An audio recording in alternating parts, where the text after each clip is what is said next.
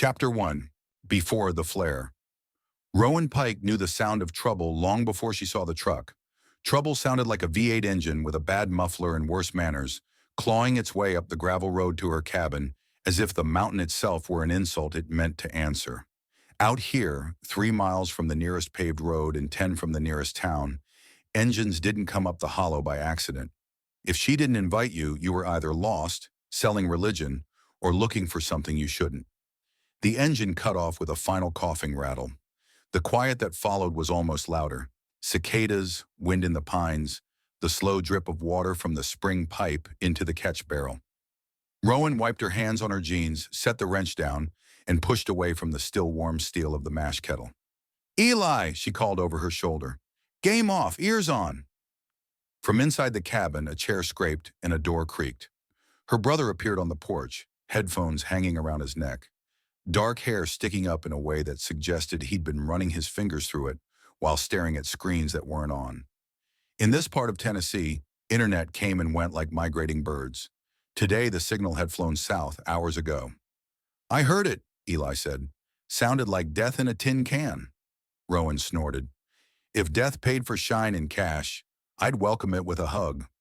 She stepped off the packed dirt workspace beside the shed and moved toward the drive, boots biting into gravel. The truck that had muscled its way up the hill was an old Ford, blue once, but now an uneven patchwork of rust, primer, and stubbornness. A plastic Jesus bobbled on the cracked dashboard. The man climbing out of the driver's seat didn't look much like the pious type. "Morning, Wes," Rowan said, keeping her voice neutral. "Rowan," Wesley Hart drawled, tugging at the brim of his ball cap. He was broad and thick in a way that came less from exercise and more from eating problems for breakfast. "Heard tell you're about to run a batch." "I might be," she said. "Why?" Wes hooked his thumbs into his belt loops, boots crunching on the gravel as he sauntered closer. "Because some folks down at the hollow are getting mighty thirsty," he said. "Pastor Jace has got 'em all hot for a celebration. Big bonfire, praise music, the whole hallelujah. They're wanting jars. Real ones. Not that vanilla imitation rot they sell at the tourist shops." Rowan hid her wince. "Jace's people don't usually drink," she said. "That was before their boys started preaching about biblical feasts," Wes said with a smirk. "Says wine's in the good book, and if the Lord meant water, he'd have said water. He's got folks thinking a little shine might be just what the Spirit ordered." "Wine and corn liquor ain't the same thing," Eli muttered from the porch. Rowan shot him a look that said hush. Chamberlain rolled his eyes but shut his mouth. "I thought New Dawn Fellowship liked to keep their halos on straight," Rowan said, turning back to Wes. "Last I heard, Jace was telling everybody beer was the devil's mouthwash." "Times change," Wes said. "So do sermons. Besides, think of the tithe. All them good Christian dollars flowing down the mountain." He jerked his chin toward the big steel kettle half hidden by the shed. "You sitting on a batch or not?" Rowan glanced at the kettle, at the fermenting barrels lined up in the shade like squat plastic soldiers. Mash bubbled in one of them, sour and yeasty with a sweetness that promised future trouble for thirsty men. She'd planned to run it through the condenser tomorrow when the air cooled and the chance of a nosy Forest Service drone was lower. "How much?" she asked. Wes's smile widened. "Now we're talking. 20 gallons, delivered to the lodge by Friday sundown. Pastor Jace pays in cash, green as spring. None of that IOU script he hands to his little flock." 20 gallons? She whistled softly. "That's near everything I've got ready. And near everything you owe the hospital, ain't it?" he said, eyes slipping toward the cabin. She stiffened. "You mind where you aim your nose?" "Just stating facts," he said, unbothered. "Word in town is Pike Sr.'s bill is coming due. Those nice folks at Maple Gap Medical are patient, but they're not saints. That old heart surgery ran to what, 60 grand after insurance?" 58, Rowan said flatly, "and there ain't no insurance anymore." Electricity had been flickering on and off for months. Insurance companies had found more and more reasons not to pay. But the hospital still wanted its cut, and debt collectors had a way of outlasting power lines. "Exactly," Wes said. "Hospital wants a payment, pastor wants his jars, and you want them all off your back. Looks like the Lord done arrange a straight line between those three wants."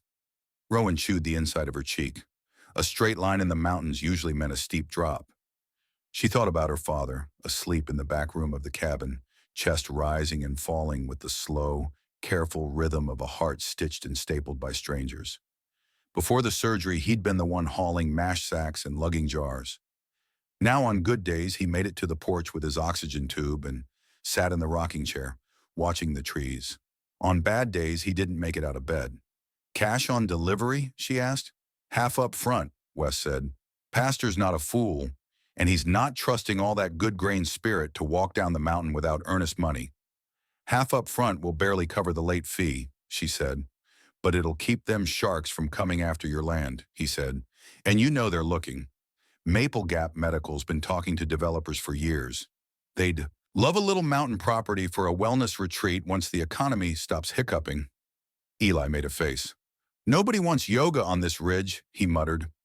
Rowan ignored him. Friday, you said? That's right. She did the math. She could run a full batch tonight and another partial tomorrow if she pushed. It would be long hours, heat, and the constant risk of a slip siphoning off money instead of alcohol. But it was doable. And if the law decides to ride up here between now and then, she asked. You gonna pay my fines too? Wes chuckled. Rowan, the law barely rides down to the hollow these days, he said. Sheriff Briggs has her hands full in town, what with the power brownouts and folks hoarding gas. She's not about to go chasing after a little unlicensed booze. Unlicensed, Eli repeated under his breath. That's one way to say illegal. Wes tipped an invisible hat toward him. Young Mr. Pike, he said, how's high school treating you? Like it's not sure it wants to exist anymore, Eli said. Internet's been out for a week. Our digital learning platform died, and nobody knows how to teach actual classes without it. Then maybe it's time you learn something more practical, Wes said. Your sister here's got a PhD in mountain economics. Rowan folded her arms. You got your answer, she said. I'll do it. 20 gallons by Friday. Half payment up front, the rest when you pick up. Wes grinned, reached into his jacket and pulled out a thick envelope. He tossed it to her. The weight of it hit her hand like a promise and a threat.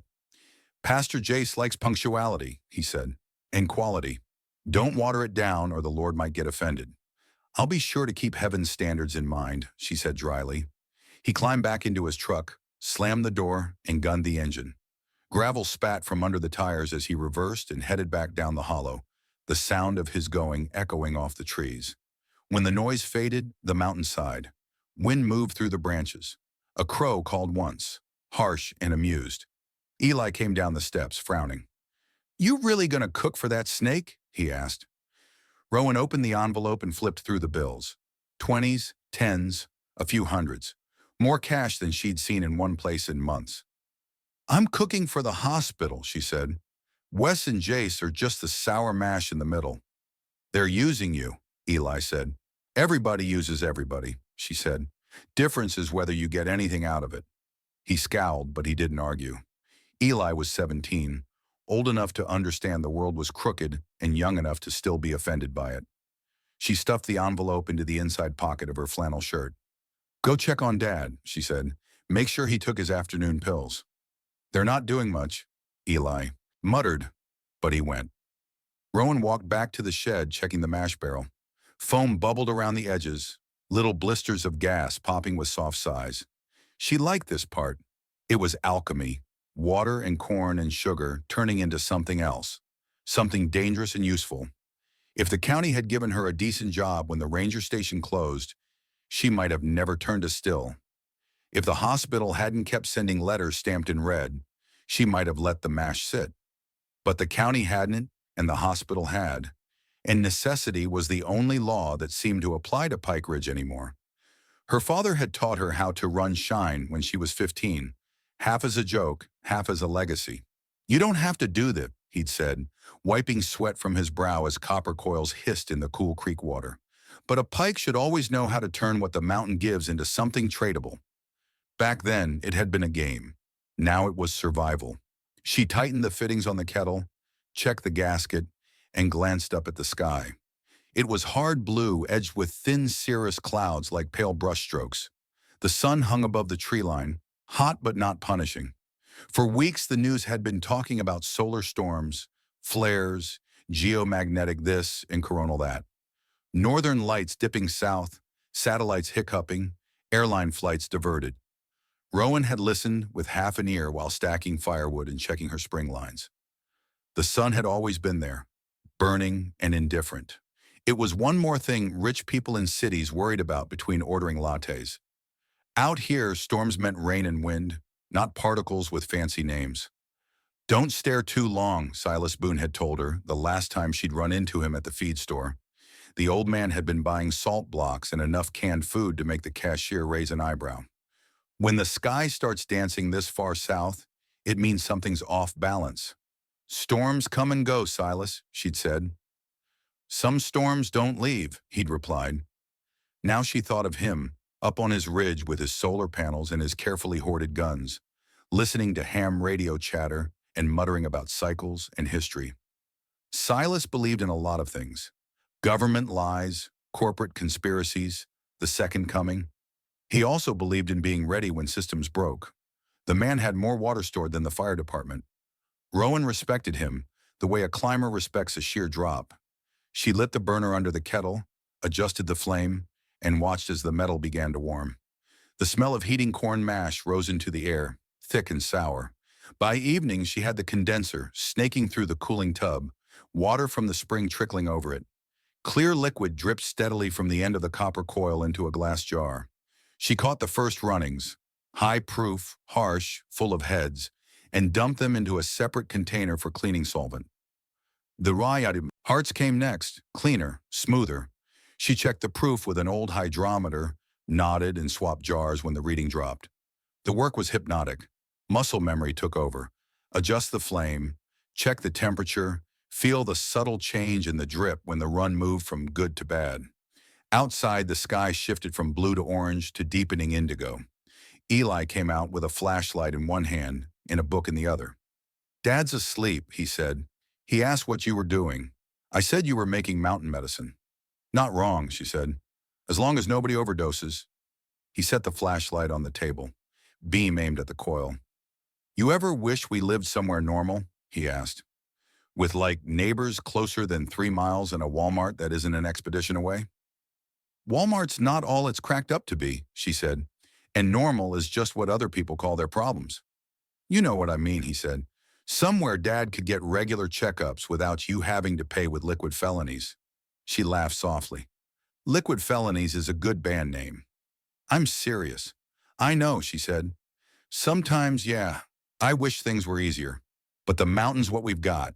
It's what I know how to work with. If we were in a city, I'd be the one who didn't know what the hell to do when the lights went out." "The lights are already going out," he said. "At school, at the station in town. The radio keeps talking about grid instability and load shedding." "The radio talks about a lot of things," she said. "Half of them are ads." Silas says the world ended in 1973 and nobody told us," she cut in. "Don't take all your cues from him." Eli made a face but didn't push it. He watched the jars filling for a while, then glanced up at the sky. "Look," he said. Rowan followed his gaze. Above the dark line of the ridge, the stars were coming out. But there was something else, too. A faint smear of green, like someone had dragged a paintbrush across the sky. It pulsed once, twice, then deepened, shot through with streaks of purple. "The hell?" she murmured. "Aurora," Eli said softly. "Northern lights." "We're not north," she said. "Guess nobody told the sun," he said. The green brightened, rippling, a silent curtain unfurling. Rowan felt the hairs on her arms stand up. The air tasted metallic, like it did before a thunderstorm, but the sky was clear. "You sure this is safe?" she asked. "Silas says—" "Don't," she warned. "Fine. The radio says it's just particles hitting the upper atmosphere," he said. "Pretty lights. Harmless." "Uh-huh." She watched the sky a moment longer, then turned back to the still. The drip had slowed. Time to cut tails. She swapped jars, adjusted the flame, and tried to ignore the way the color in the sky made her bones feel restless. By midnight, the run was done. She capped the jars, wiped sweat from her forehead, and stretched, vertebrae popping. "Go to bed," she told Eli. "We got another run tomorrow." "You got another run," he corrected. I've got school. Assuming school happens. If it doesn't, you can help me with the mash, she said. Hands-on chemistry. He snorted and headed for the cabin. Rowan banked the fire under the kettle, checked the coil one last time, and stood in the dark, listening. The night was loud and full. Tree frogs, owls, the distant rush of the creek down in the hollow. The sky's eerie glow had faded, leaving the stars sharp and clear. Everything felt normal and wrong at the same time. She closed up the shed, locked the door more out of habit than fear. Thieves didn't usually climb this high, and walked back to the cabin. The warm light from the windows spilled onto the porch. Inside, her father's oxygen concentrator hummed softly, its pump a reassuring counterpoint to his slow breathing. Rowan paused at the threshold and looked back once more at the sky. "Don't go crazy on me," she muttered to the universe. "I've got enough on my plate." The universe, as usual, did not respond. The next morning, the power went out. Not a flicker, not the rolling brownouts they'd gotten used to, where lights dimmed and appliances groaned and then staggered back to life. This was a clean, brutal cut. The fridge sighed, the oxygen concentrator coughed once and died, and the little digital clock on the counter snapped from 6:17 to blank. Rowan stared at it a heartbeat longer than necessary, waiting for the reboot that didn't come. "Eli," she called. "You trip a breaker?" "No," came his muffled voice from his room. "Router's down too." "Router's been down for a week," she said. "Yeah, but the little lights usually blink at me with judgment," he said, appearing in the hallway in rumpled jeans and a t-shirt. "Now they're just dead." Rowan moved to the kitchen window and looked out. The line from the nearest power pole ran down the ridge and disappeared into the trees. No way to tell from here if it was intact. "Probably another substation hiccup," she said. "They'll have it back by noon." "Mom used to say that," Eli said. The words slipped out before either of them could stop it. They both froze. Rowan swallowed. Their mother had been gone 4 years, taken by a car accident on a rainy night 2 counties over. Saying mom still felt like stepping on a shard of glass. "Well, your mother was wrong about a lot of things," Rowan said lightly. "We'll see who the grid likes better." Eli tried to smile and failed. "Dad's machine," he said. "What do we do? He can't stay off oxygen long." Rowan had already moved. "Grab the portable tank," she said. "We'll switch him over." They got their father upright, his lined face pale but eyes still sharp.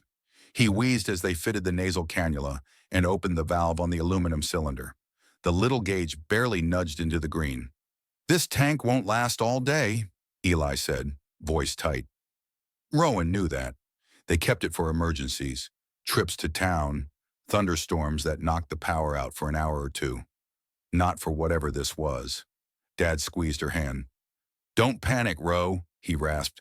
"We got through worse." "Name one time worse involved the whole county's life support system," she said. He smiled faintly. "You were born breech in a blizzard," he said. "Doctor never made it. Your ma and I figured it out anyway." "Yeah, well, you're not delivering any babies today," she said. "You're just gonna sit there and breathe like it's your job." She stepped into the front room and grabbed the small battery-powered radio from the shelf. It crackled when she turned it on, a burst of static that made her jump. She fiddled with the dial until a station came in, faint and strained. "Repeat, a massive solar event has impacted power and communications infrastructure across North America," a tense voice was saying. "Grid controllers are reporting widespread transformer failures. Cell networks are down in multiple states. Officials are urging calm." The signal cut, replaced by static. Another station came in briefly, a preacher yelling about judgment and fire. She moved past it. A country song flickered, then died. Everything felt frayed. Eli hovered at her shoulder. "Solar event," he said. "Like the aurora last night." "Looks that way," she said. "We studied this in earth science," he said slowly. "Well, kinda. My teacher had us watch a video. Big flare hits the magnetic field, induces currents in long conductors, like power lines, transformers. If it's strong enough, they fry," she finished. He nodded, face pale. "Sometimes they can shut things down in time, protect the grid. But if it was big and fast..." She looked at the dead clock, the silent fridge, the inert green LED on the oxygen machine. The world suddenly felt more fragile than the jars lined up in her shed. "How long to fix it?" she asked. He shrugged helplessly. "Days? Weeks? Months? Depends what blew and where. We don't exactly have spare transformers lying around for half the continent." Rowan swore under her breath. "Okay," she said. "We treat this like a long outage. We ration the tank, keep Dad calm, and I go into town. See what the hospital can do." "The hospital doesn't have power either," Eli said. "They've got generators," she said. "They damn well better. And they've probably got oxygen tanks to spare." "You mean the same hospital we owe 58 grand?" he asked. She met his eyes. "In a crisis, they'll treat him first and ask for money later," she said. He gave her a look that said he wanted to believe her and didn't. She grabbed her keys from the hook by the door out of habit. Then she remembered. The truck ran on gasoline, but its fuel pump and ignition were controlled by electronics. If the flare had been bad enough, she stepped onto the porch and pointed the remote at the Ford parked under the oak. Nothing happened. No beep, no flash of lights. "Old-fashioned way," she muttered, jogging down to the truck. She unlocked it manually, slid into the driver's seat, and turned the key. The starter didn't even grind. It was like turning the key in a tomb. She sat there for a second, listening to the silence under the hood, then leaned back and laughed once.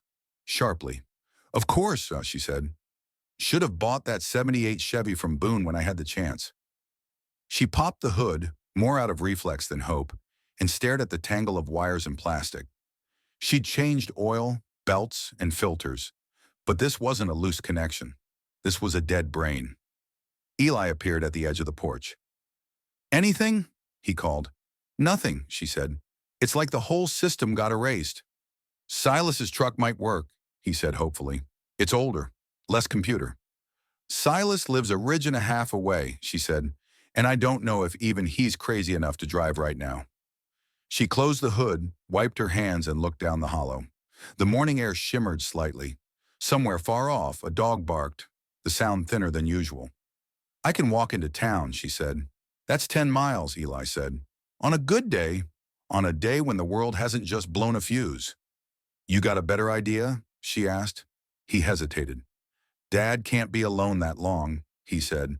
"What if his tank runs out? What if he needs something?" Rowan's jaw clenched. He was right. If she walked to Maple Gap and back, she'd be gone most of the day, maybe into night. Leaving her father with half a tank of oxygen and a brother who could carry him but not fix him was a bad gamble. She looked at the spring house. The water line was gravity-fed. That at least would keep working. The pantry was full.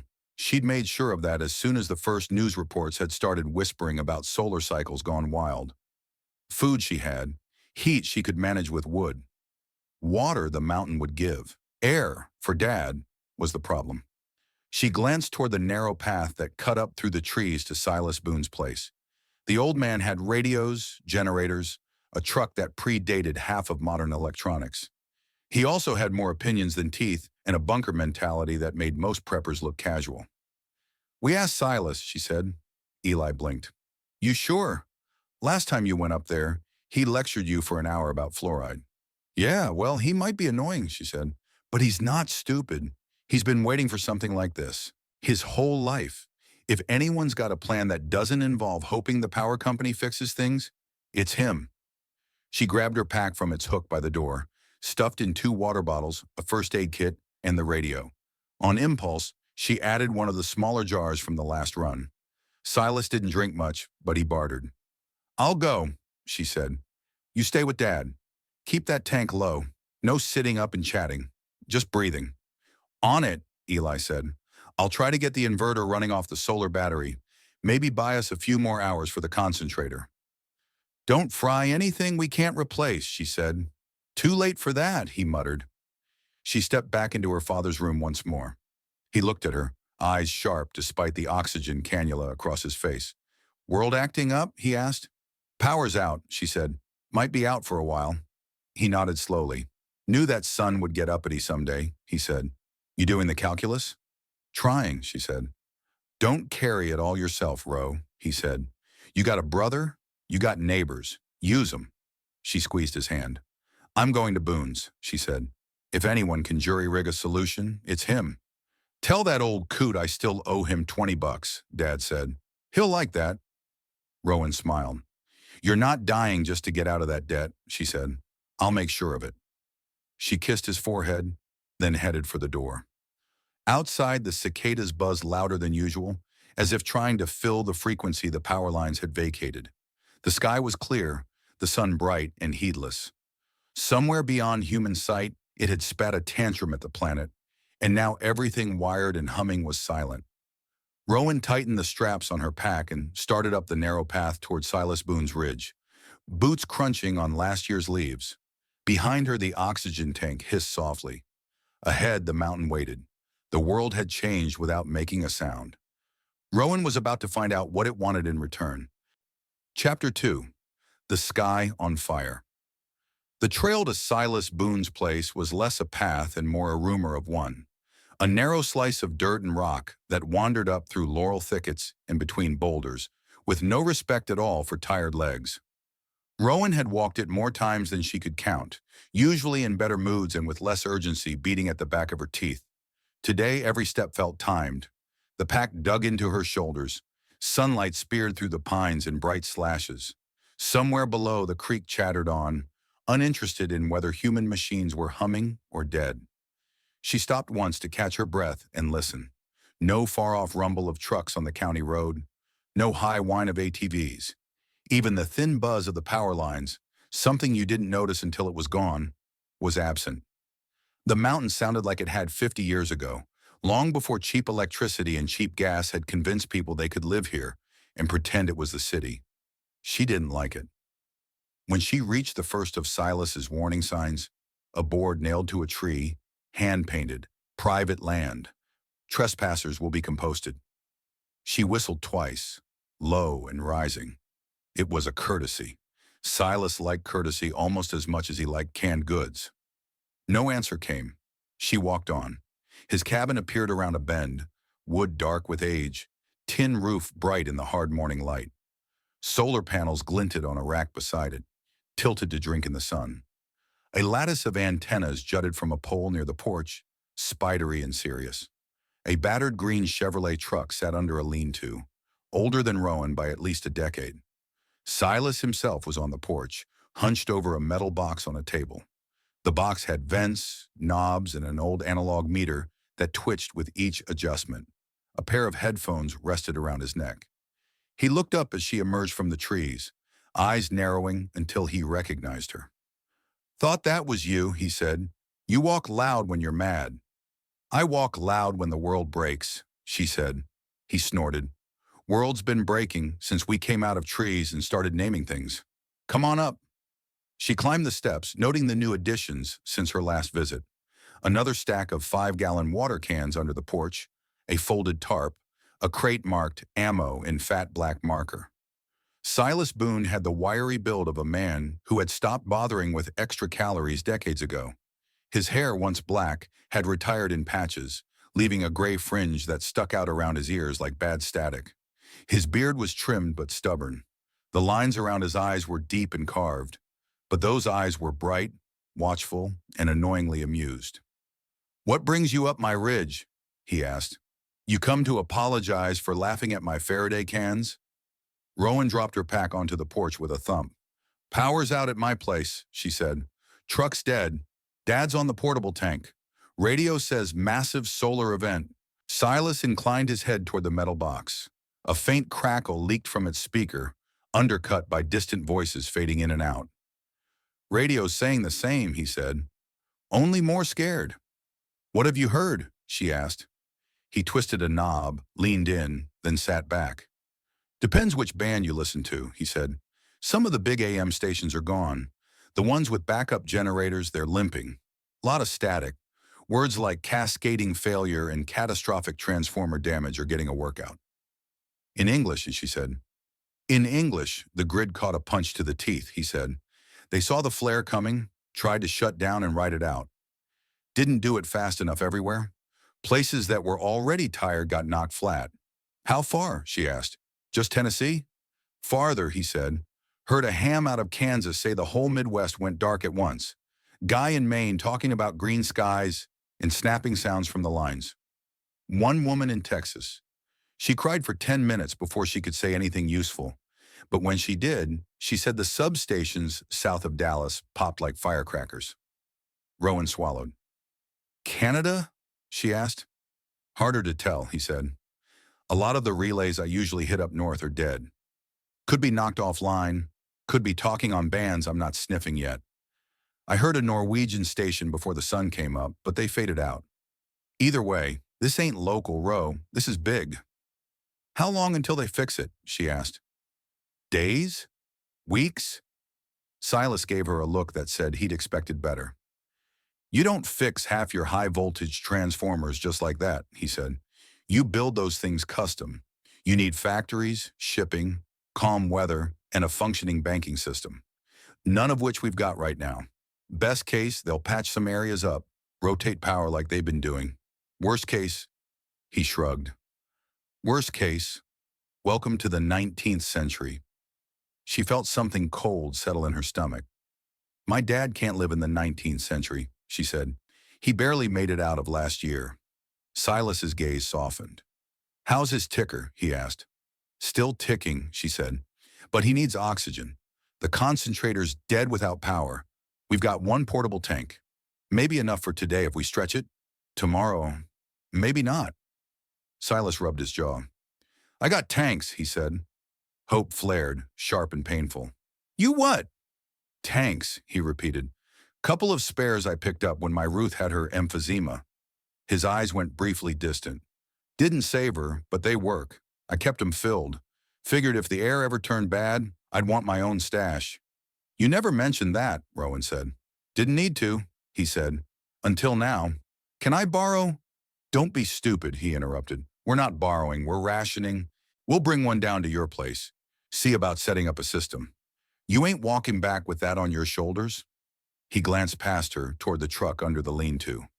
And as for your question about how long it'll take the world to get its act together, he grinned, sharp and a little feral. Come on, let's see if my old girl still remembers what gasoline smells like. Rowan followed him down the steps. The green Chevy was a square-shouldered beast from another era, paint faded but body solid. Silas popped the hood, more out of habit than necessity. Inside, the engine was a forest of metal and grease, but fewer wires than Rowan was used to seeing. 78, Silas said proudly. Carburetor, mechanical fuel pump, points ignition, no computers, nothing to fry when the sun sneezes. You sure? She asked. He reached in and patted the air filter cover. I pulled the battery cables last night when the Aurora started dancing, he said. Just in case, put 'em back on an hour ago. Turned her over once. She growled. Boone, Rowan said slowly. Did you ride out the apocalypse with a truck in a Faraday cage? He shrugged. Metal shed's close enough. I ain't fancy. Help me with this tank. They wrestled one of the tall steel cylinders from a rack in the shed and manhandled it into the truck bed, strapping it down tight. Silas dug around in a plastic tote and came up with a regulator and extra tubing. Ruth didn't like going places without backup, he said. Drove me nuts then. Might save your old man now. Rowan swallowed. Thank you, she said. Don't get mushy, he said gruffly. You still owe me for that generator I told you to buy, and you said no. You told me to buy 3 generators, she said. I barely had money for one. Excuses, excuses. He slammed the tailgate shut and gestured toward the passenger door. Get in. We're burning daylight I can't recharge. The truck's cabin smelled like old coffee and older sweat. Rowan slid onto cracked vinyl, grabbed the door handle as it sagged, and pulled it shut. Silas climbed in on his side, jammed the key into the ignition, and gave her a look. Moment of truth, he said. He turned the key. The starter whined, coughed, and then the engine caught with a roar, rattling the window glass. Rowan felt her chest loosen for the first time since the clock had gone blank. Still breathing? Silas said with satisfaction, patting the dashboard. Knew all you people laughing at my antique would eat your words sooner or later? Consider them eaten, Rowan said. Now floor it. He didn't exactly. Silas believed in engines that lasted, not ones that impressed teenagers. But he did steer the Chevy briskly down the narrow track that passed for his driveway. Stones pinged off the undercarriage. Branches brushed the sides. The truck bounced and swayed like a boat in a choppy sea. At the lower junction, where his track met the rough road that led toward Pike Ridge, he paused. "You think town's going to be worse later or now?" he asked. "Hospital's in town," she said. "If we're going to ask about more oxygen, we may as well do it before they get swallowed." Silas nodded. "We'll drop the tank at your place. Check on your old man, then head in," he said. "You want Eli to come?" Rowan hesitated. "I want him where I can see him," she said, "and I want him near anything that still works with wires. He might be the only one who can coax a little life out of it." "Then we swing by, scoop him up," Silas said. "If the world's ending, better the boy learn how it looks from the front seat." They pulled into the clearing in front of the Pike cabin 40 minutes later. The truck's arrival kicked up a cloud of dust and sent Ben, their mutt, into a frenzy of barking. Eli burst out of the cabin, relief flashing across his face when he saw Rowan step out of the passenger seat. "You got a truck," he said, like she'd conjured it. "Borrowed," she said. "Boone's." Eli's gaze shifted to Silas. "You actually had something that survived this thing," he said. "Figures." Silas harumphed.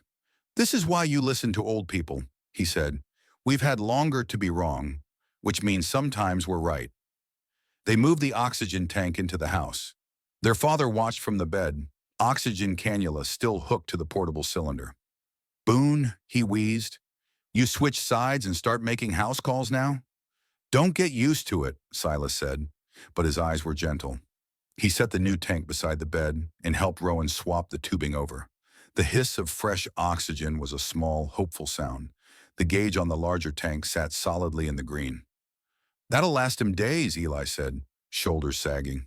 "Days if you're careful, less if he starts running laps," Silas said. "You still got some gas for that generator I told you to buy?" "We never bought," Eli started. "We have enough for a few hours," Rowan cut in quickly.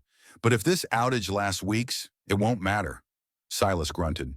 "Truth," he said. "I'd save that fuel for emergency lights or pumping water if the spring ever hiccups. Oxygen's handled for the moment. Next problem is information." "Hospital," Rowan said. "We need to know if they can spare more tanks, or if they want him moved there." "Moved into their chaos?" Silas said. "I heard enough on the radio to know they're drowning already." "Drowning with ventilators and doctors, though," Rowan said. "If his heart decides it's had enough, a spare tank on a mountain isn't going to restart it." Her father rasped a laugh. "Listen to you, girl," he said. "Talking like you get to choose my exit." "Somebody has to," she said. He whined, reached for her hand. His fingers were thinner than they'd been a year ago, skin papery over knuckles. "I ain't dying today," he said. "And if I do, I'd rather do it looking at trees than hospital tiles." Rowan blinked hard. "We're going into town anyway," she said. "See what the situation is. Maybe bring back news that doesn't sound like a doomsday podcast. Bring back aspirin," he said. "The good kind. Silas's stories gave me a headache last time he visited." "Ungrateful old cuss," Silas muttered. Rowan squeezed her father's hand once more, then stood. "Eli, grab your radio bag," she said, "and some paper. If their systems are down, they might need somebody who remembers how to write." "You sure you want him in town?" Silas asked quietly as Eli ducked into his room. "I'm not sure about anything," she said. "But if this is big, Maple Gap's going to get messy. Better he sees early what we're dealing with than hear about it secondhand." "Fair," Silas said. "I'll drive. You sit in the middle and tell me when I'm about to run over someone." They loaded up. Eli with a backpack full of wires and scavenged tools. Rowan with her jar of shine tucked into her pack, just in case bribery suddenly became the currency of the day. As they pulled away, Rowan looked back at the cabin. Her father lifted a hand in a small wave. The dog sat at his feet, ears pricked, watching them go. "Hold on," she whispered. The road toward Maple Gap was dotted with dead machines.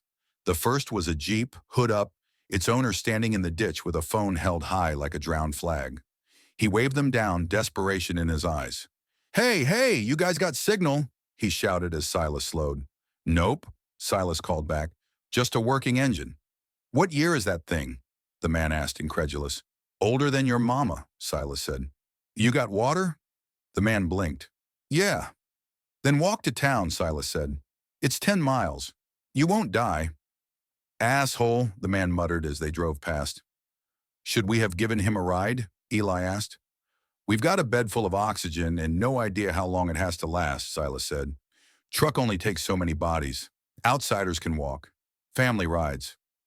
A mile later, they passed a cluster of cars, nose to tail, frozen in what had been motion an hour earlier. Some drivers were arguing, others standing stunned. One woman leaned against her minivan, arms wrapped around herself, eyes unfocused. Rowan glimpsed two kids sitting on the verge, plucking blades of grass as if it were recess. It hit her then. School buses, kids in wheelchairs, people mid-surgery when the power flicked off. How many people need machines right now? She asked quietly. More than we can carry, Silas said. Nobody talked much after that. As they crested the last hill before Maple Gap, the town spread out below. Them like it always had, a cluster of low buildings, a water tower painted with a badly drawn maple leaf, the squat shape of the hospital on the far edge. Smoke curls rose from a few chimneys. More worrying, they also rose in one thick column from somewhere near the grocery store. Fire? Eli asked. Or somebody's burning trash with enthusiasm, Silas said, though his knuckles tightened on the wheel. The traffic lights at the main intersection hung dead, dark rectangles against the sky. Cars were backed up in all directions, some angled weirdly as their drivers had tried to maneuver around stalled neighbors. People milled in the street, shouting, gesturing, waving arms. Silas eased the truck to a stop at the edge of the mess. We go any farther, we'll get stuck, he said. Rowan scanned the scene. Sheriff Lorna Briggs stood on the hood of her cruiser in the middle of the intersection, hands cupped around her mouth as she tried to direct drivers.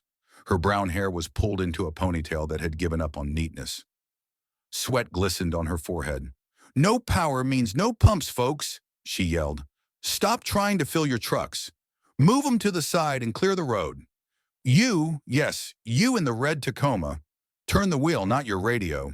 The damn thing's dead. Her deputy, a lanky kid, barely in his 20s, looked overwhelmed, trying to jot down something on a notepad while also preventing two men from coming to blows over a gas pump. On the sidewalk, a small knot of people stood near the steps of New Dawn Fellowship's church. Pastor Jace Hollow was in the middle, as always, tall and polished, his dark hair neat despite the heat. He wore his usual pressed shirt, sleeves rolled up just enough to look hard-working without risking a sweat stain. He was already talking, voice amplified by a battery-powered megaphone. Told you this day would come, he was saying. The Lord has thrown down the towers of man's pride. The idols of electricity and screens lie shattered. But do not fear, brothers and sisters. New Dawn Fellowship is ready. We have food, we have water, we have a plan.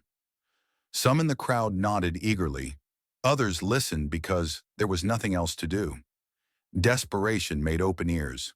Look at him, Eli muttered. He's been waiting his whole life for something like this.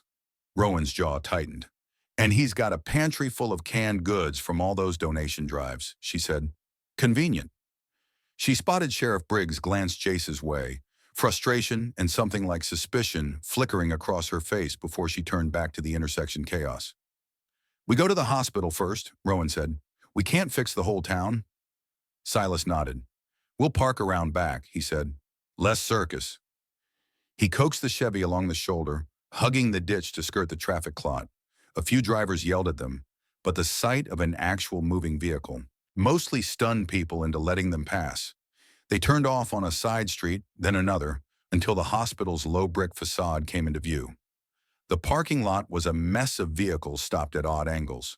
Some hoods were up, others had doors open, their owners rummaging frantically. The hospital itself had power. Sort of. Light glowed in some windows, dim and flickering, and a faint mechanical rumble came from the back where the generator sat. Air conditioners weren't running. People inside leaned out open windows, fanning themselves with folders. Generator's on life support, Silas said. She's working, but she ain't happy. They parked near the emergency entrance. Rowan's stomach clenched at the sight of the waiting room through the glass doors. Packed, bodies in chairs and on the floor, some on stretchers, some breathing hard. A nurse barked orders. A crying toddler added a high constant wail to the soundscape. The automatic doors weren't automatic anymore. Somebody had propped them open with a folded wheelchair. Rowan grabbed her pack and jumped out of the truck. Eli followed, eyes widening. Silas stayed a step behind, scanning the lot with the wary habit of someone who had been in more than one bad crowd. Inside, the air was hot and thick. The usual smell of antiseptic was overridden by sweat and fear. A woman at the reception desk looked up, face drawn. "If you're here for something that can wait," she said without preamble, "go home. We're on disaster protocol.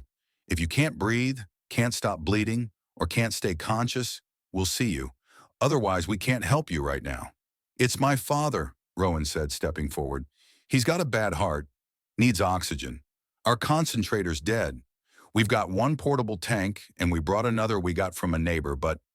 The woman, whose name tag read Torres M., held up a hand. "Maddie," she said, "I know your dad.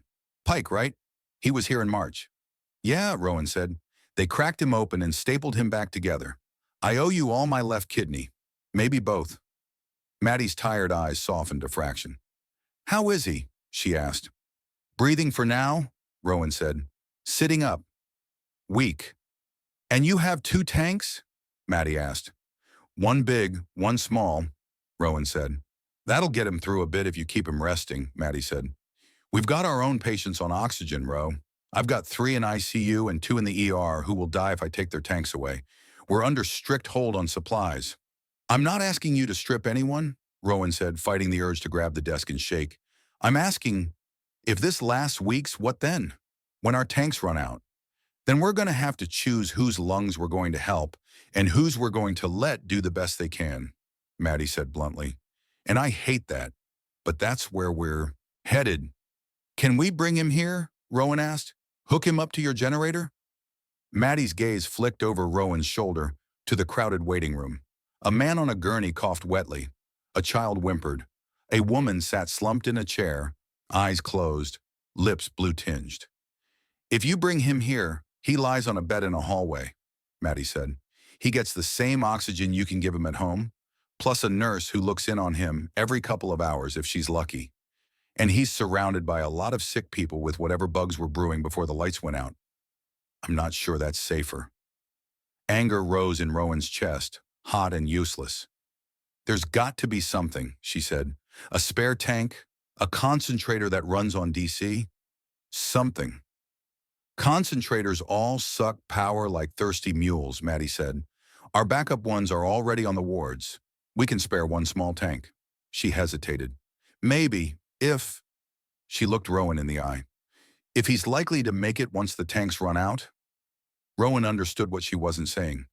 "If your dad is dying anyway, we can't spend our last oxygen on postponing it a week." "He's stronger than he looks," Rowan said, jaw tight. "He weathered the surgery. He can still walk on a good day." Maddie studied her for a moment, then nodded. "Okay," she said. "I'll put you on the list. That doesn't mean you get one. It means when we do an inventory, I'll fight for you." "You always did like a fight," Rowan said, trying for a smile. Maddie snorted. "Yeah, well, now I want hazard pay," she said. "Look, I know this isn't what you want to hear, but the hospital is not magic. We run on power, supplies, and tired people. 2 of those are running low. Go home. Keep him calm. Keep him cool. Bring him in if he gets worse, if his lips go blue, if he can't finish a sentence without gasping. Otherwise, your ridge is as good as this waiting room." Rowan exhaled, a shaky sound. "Got it," she said. "Thanks for being honest." "Honest is all I've got left," Maddie said. "That and duct tape." Someone shouted from down the hall. Maddie flinched, already turning. "I gotta go," she said. "Write your dad's name on that list." She jerked her head toward a clipboard on the counter. "And Ro, yeah? If anyone in town tells you they've got a line on extra medical oxygen for a price, don't buy it," Maddie said.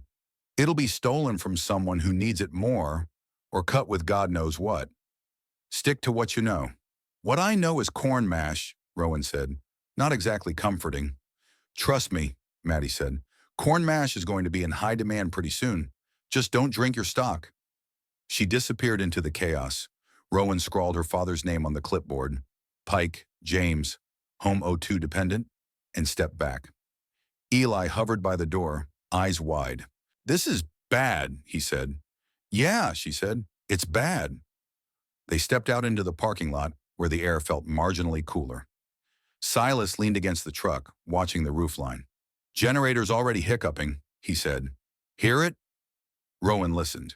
The low rumble had a hitch in it, a stutter. How long can it run? Eli asked. Depends how much fuel they've got, Silas said, and whether the fuel trucks can get here, which depends on whether their engines survived, which depends on how old they are.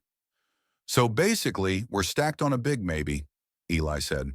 Welcome to civilization, Silas said. A shout from the street drew their attention.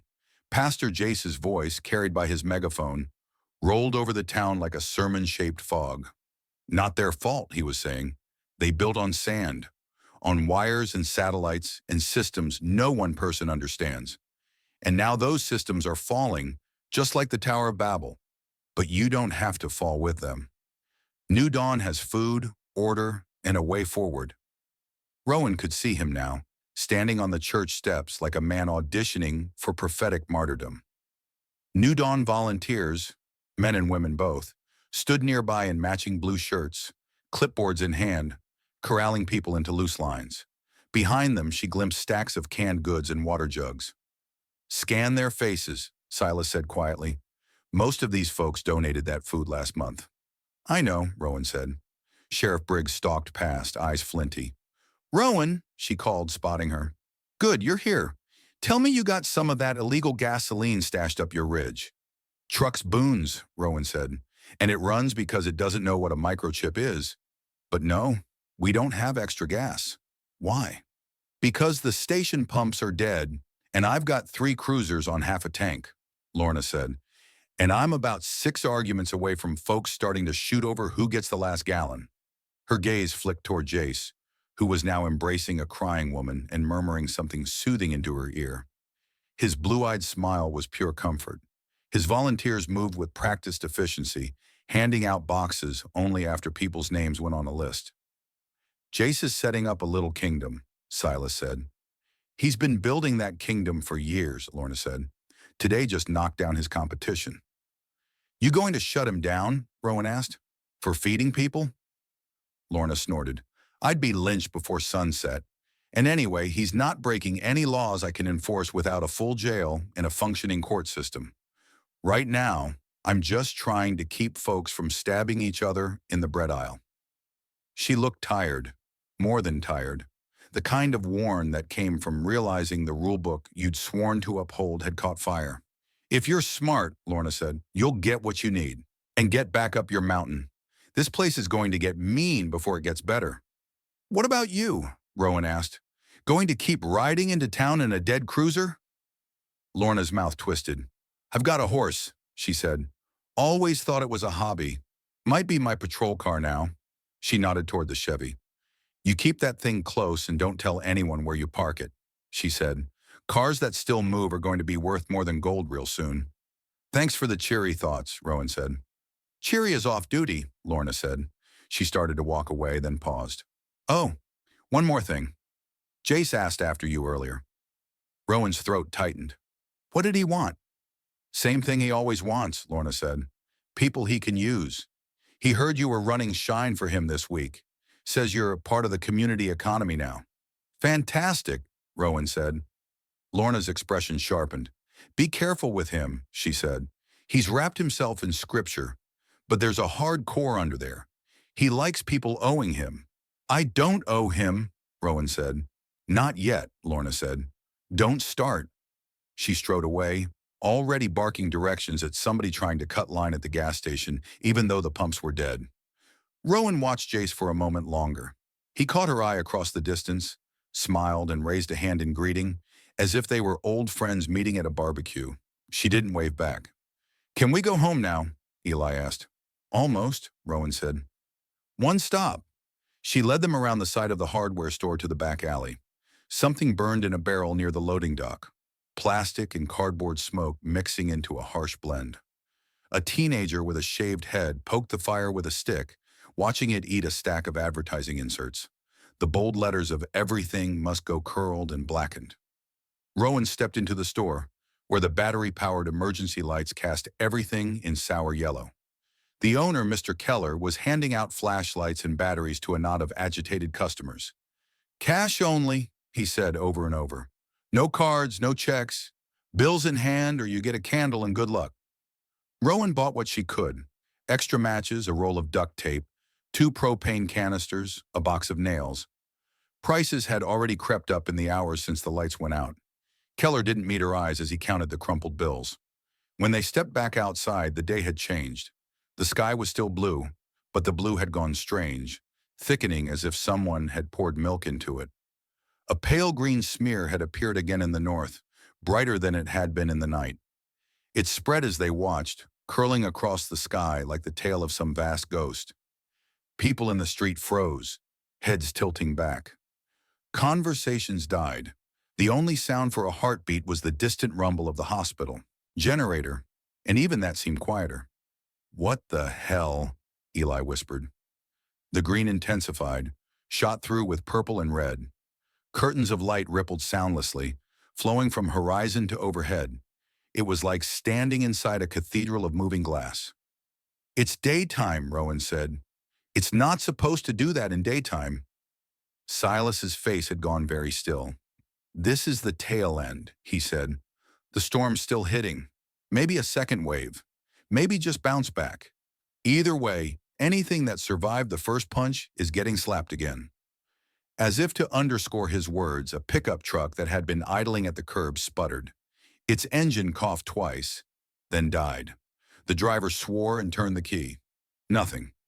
Around the corner, the last working traffic light, one Rowan hadn't even noticed still functioning, flickered once and went dark.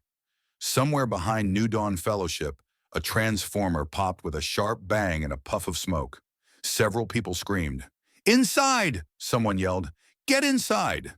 People scrambled, crowding doorways, jamming into shops. Jace stood on the church steps, arms raised, eyes closed, face wrapped as if he'd been waiting for this exact effect. "Do not fear," he called. "The heavens declare his power. This is our sign." "Damn fool," Silas muttered. "Rowan, truck, now." They jogged toward the Chevy. Rowan kept glancing up despite herself. The lights were hypnotic, terrifying and beautiful. It felt like the sky was alive and reaching down, brushing static fingers across everything man had built.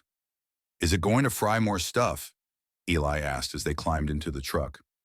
"If it's got wires laid out long, yeah," Silas said. "Cars maybe, train lines, transmission towers, house wiring. But my girl here's mostly metal and gasoline." He turned the key. The engine caught, coughed, then steadied. Rowan let out the breath she hadn't realized she was holding. "See," Silas said. "Old stubborn beats new smart any day." He threaded the truck through the loosening crowd. People stared as they passed, envy and fear and calculation all mixed in their faces. "Eyes forward," Rowan murmured. "No eye contact. We're just smoke." They got caught once at a cross street where a group of men argued about whether to start directing traffic themselves. One of them stepped in front of the truck, palm out. "Hey," he yelled, "you can't just—" Silas leaned out his window, face suddenly ancient and sharp.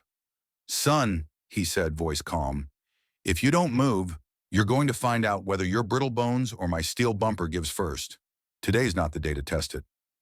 The man hesitated, looked into Silas's eyes and stepped aside. They left Maple Gap behind them, the town shrinking in the rearview mirror. The aurora still waved overhead, but less fiercely now, like a fever breaking. For a long stretch of road, none of them spoke. Finally, Eli said, "They're not going to fix us, are they?" "They'll try," Silas said. "There's still smart folks down in cities who like getting paid and not starving. They'll patch what they can, but the big machine took a hit it wasn't built for. Things are going to be different." "Different how?" Eli asked. Silas glanced at Rowan, then back at the road. "People who prepared will have breathing room," he said. "People who didn't will panic. Some will get organized, some will get mean. Some will listen to folks like Jace because he sounds confident and has cans to hand out." "And us?" Rowan asked. "What do we do?"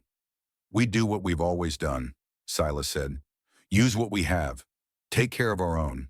Choose carefully who we trade with in who we say no to.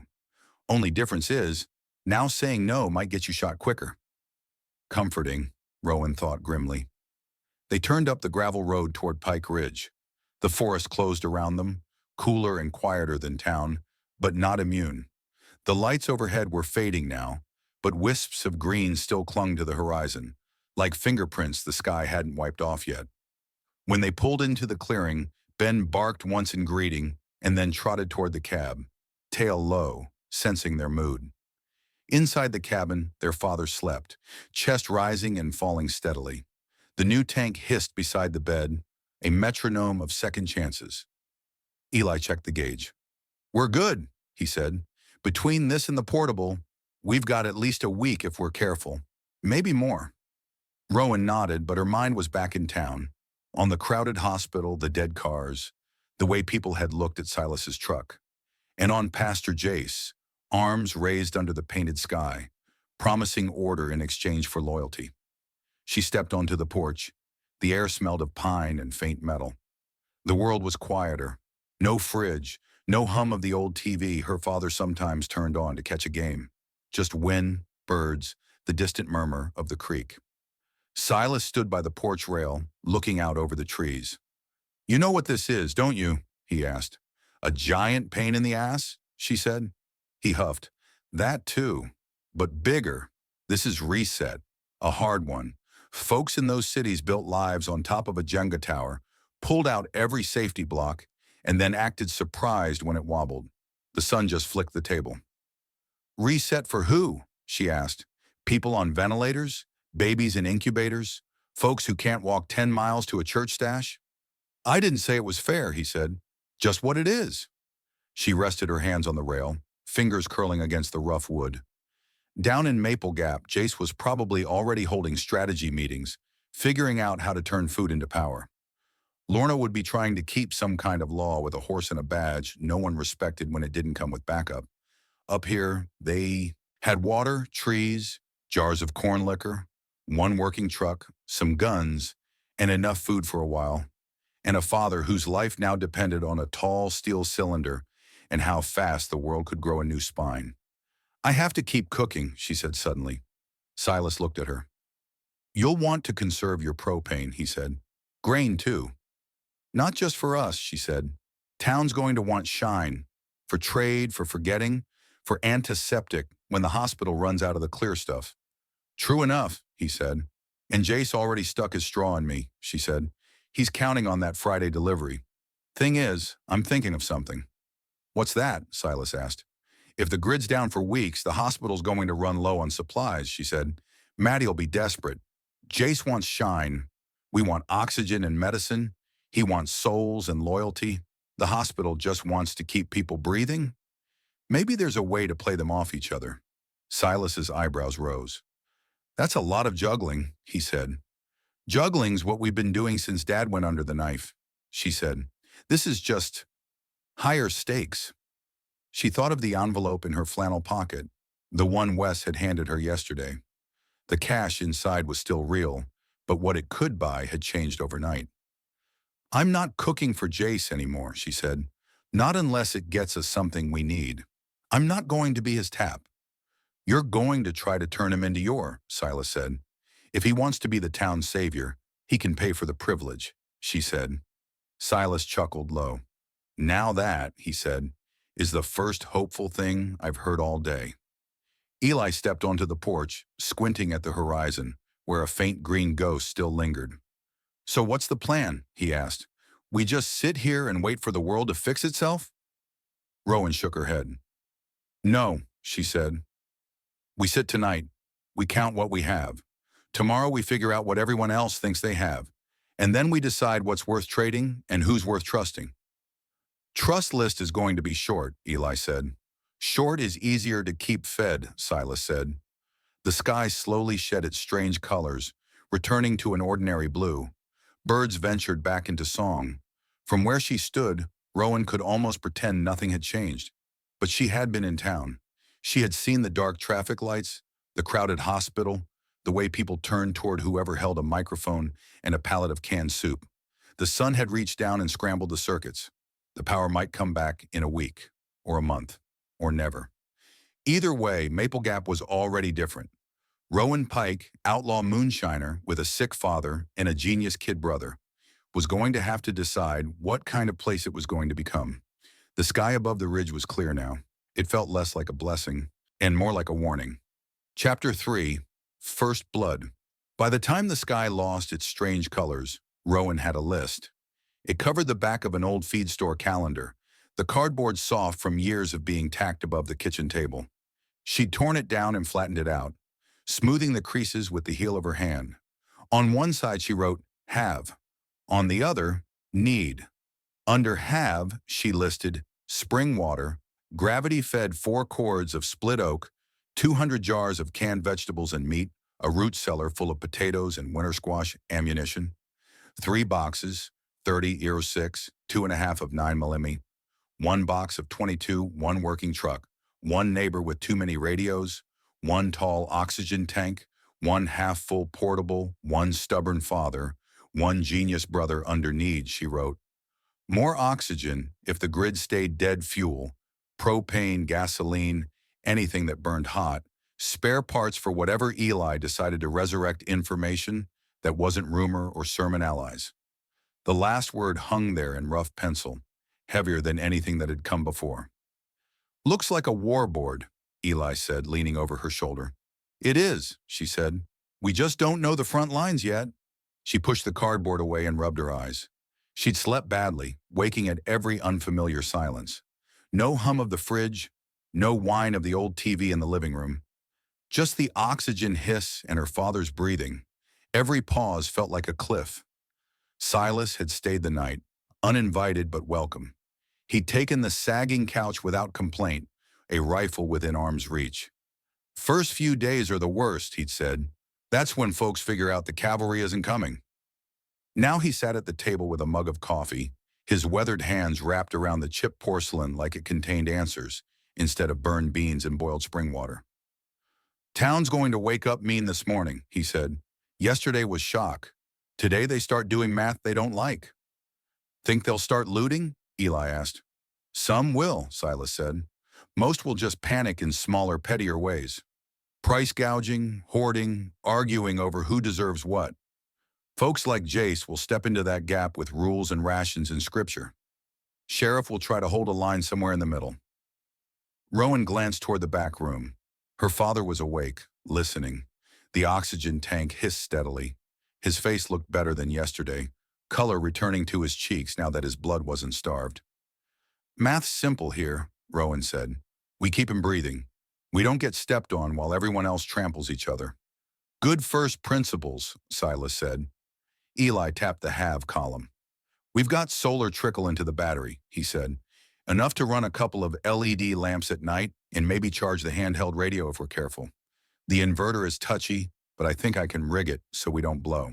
Anything. Last thing I need is you frying yourself because you got clever with wires, Rowan said. I'll be careful, he said, and I'll teach you and Dad how to run it too. No point having systems only one person understands. That's my line, Silas said. About government. Eli smiled almost. Guess I've been listening, he said. Rowan looked at the board again. Allies. That one she couldn't box or can. Allies meant people, and people were the problem. A knock rattled the front door. 3 sharp raps. Pause, 2 more. Not a neighbor's hesitant tap. Not Sheriff Briggs's firm courtesy. Rowan's stomach sank even before she heard the voice. Rowan Pike! Wesley Hart called, muffled through wood. Open up.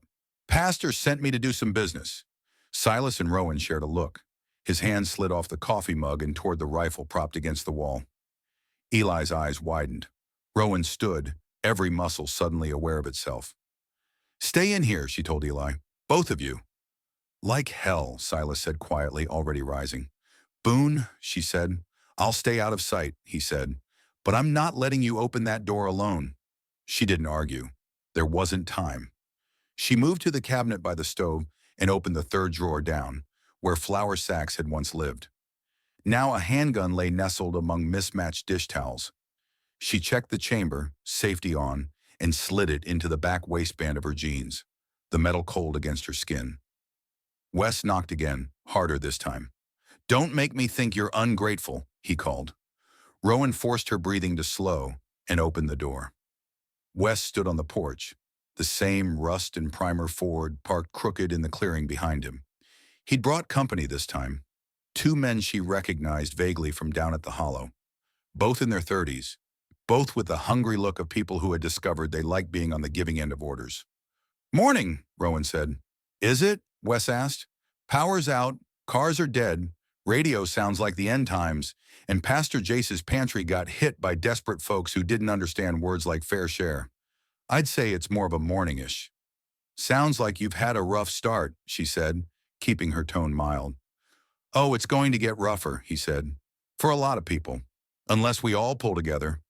He smiled, shark bright. "Speaking of which," he glanced past her, into the cabin.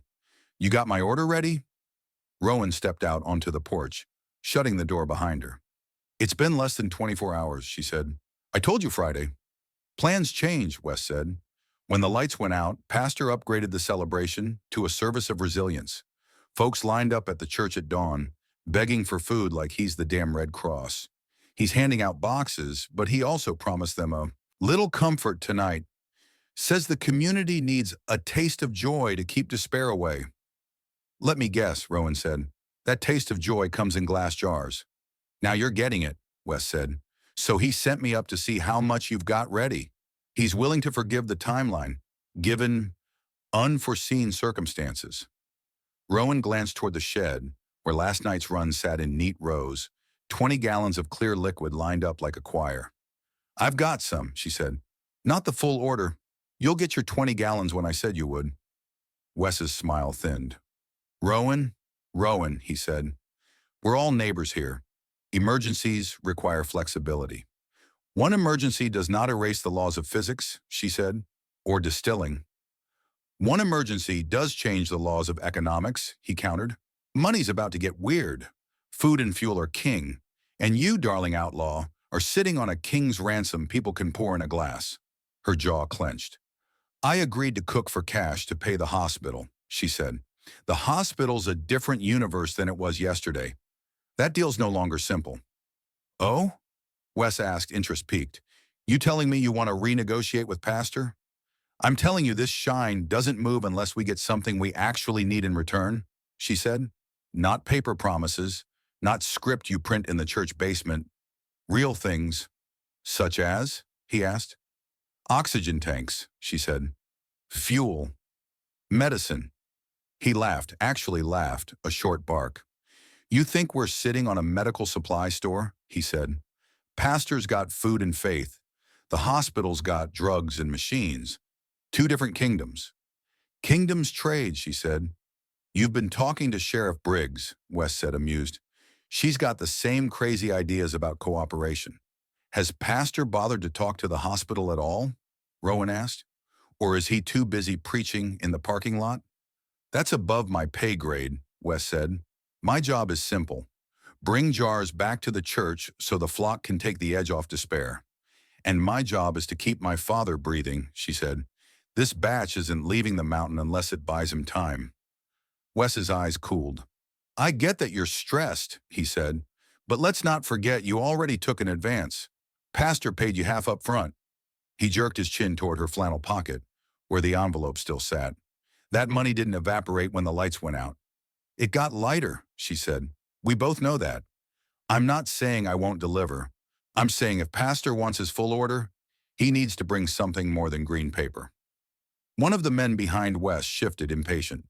He wore a faded camo jacket, a ball cap with a fish logo, and a sidearm in a cheap holster. The other, taller and heavier, had a shotgun slung over his shoulder. Both had the restless energy of men who had just discovered the thrill of enforcement. "We don't have time for haggling," Camo muttered. "Pastor said jars. We get jars." "Easy, Merle," Wes said, not taking his eyes off Rowan. "We're just talking." Merle. That was his name, Rowan remembered now. The bigger man was Travis, if memory from a 4th of July barbecue served. Both had spent plenty of weekends drunk at the river. Now they were wearing purpose like a new jacket that didn't quite fit yet. Rowan felt the shape of the gun against her back, digging into her spine. "We're done talking," she said. "I'll run as much as I can. When it's ready, you can come back. We'll see what the world looks like then." "You think we're going back down the mountain empty?" Wes asked. "Pastor wants something to show. He's got people lined up with cups in their hands and nothing to pour." "That's not my problem," she said. "It becomes your problem when you sign on as supplier," he said, voice hardening. "You're part of the community economy now, remember? That's what Pastor says. Everyone brings what they have. Those with more share with those with less." "Funny," she said. "I don't see him sharing his big house on the hill." His lips tightened. "Careful," he said. "Blasphemy's not a good look when you need charity." "I'm not asking for charity," she said. "I'm offering a trade."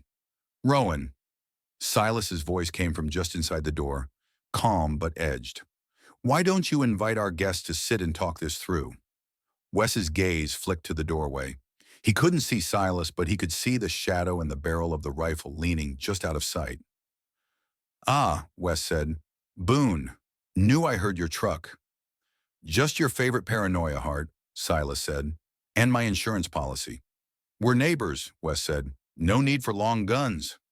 "Then stop acting like repo men," Silas said. Tension thickened the air. Merle's hand drifted closer to his pistol. Travis adjusted the shotgun strap. Rowan felt something in her chest flip from fear to anger. These men had come up her ridge, onto her porch, on the day the world faltered, and they wanted to play creditor. "Here's what's going to happen," she said. "You're going to go back to Pastor and tell him I'll have his full order by the end of the week. If he can get us one more oxygen tank and a small box of basic meds, antibiotics, painkillers, I'll throw in extra. If he can't, he still gets what he paid for. But I'm not clearing out my stock today so he can sprinkle it like holy water on his congregation while my dad wheezes himself into a grave." Silence. Wes's jaw worked. "You don't talk about Pastor's flock like that," he said quietly. "He's holding this town together. Then he can hold it together without drinking my father's breath," she shot back. Something ugly flickered in his eyes. "You always thought you were better than the rest of us, living up here like mountain royalty," he said. "Too good for Sunday services, too good for potlucks, but not too good to take money when it suited you."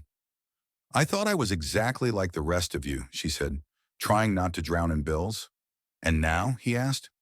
"Now I'm trying not to bury my father," she said. Merle took a step forward, boots thudding on the porch boards. "We didn't come here to listen to sob stories," he said. "We came for jars. We seen the shed. We know you got them."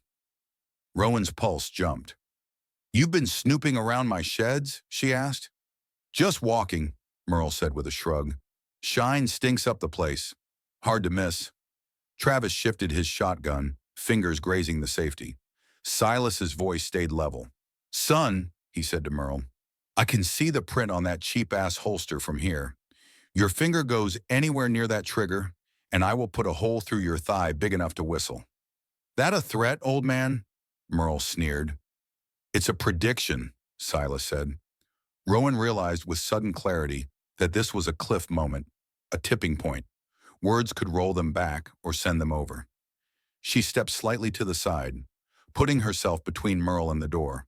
Her hand rested casually near her hip, inches from the hidden pistol.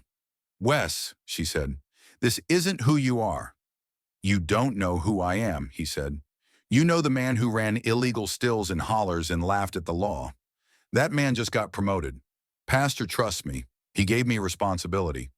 So he gave you goons, and now you think that makes you important," she said. Travis bristled. "We're volunteers," he said, "doing the Lord's work." "The Lord needs better hiring practices," Silas muttered. Wes's nostrils flared. "Enough," he said. "This isn't productive." He took a breath, tried for reason. "Look, let's be practical. You need the church, Pike. When the gas cans run dry up here, you're going to come looking for food and medicine. When your brother gets hurt, you'll want help. Better to be on the good list when that happens. People who cooperate now will be remembered." "And those who don't?" she asked. His eyes were flint. "They'll be remembered too," he said. That was it. The soft, reasonable approach was over. The threat lay naked between them. Merle reached for the door handle. Maybe we should just take a look around, he said. Inventory your contributions to the cause. Rowan moved without thinking. She stepped into his space, grabbed his wrist, and shoved the door closed with her shoulder. Get your hand off my house, she said. He yanked his arm back, anger flashing. Bitch! He snapped, and his other hand went for his pistol. Rowan's gun was out before she consciously decided to draw it. The metal felt heavier than it ever had on the range.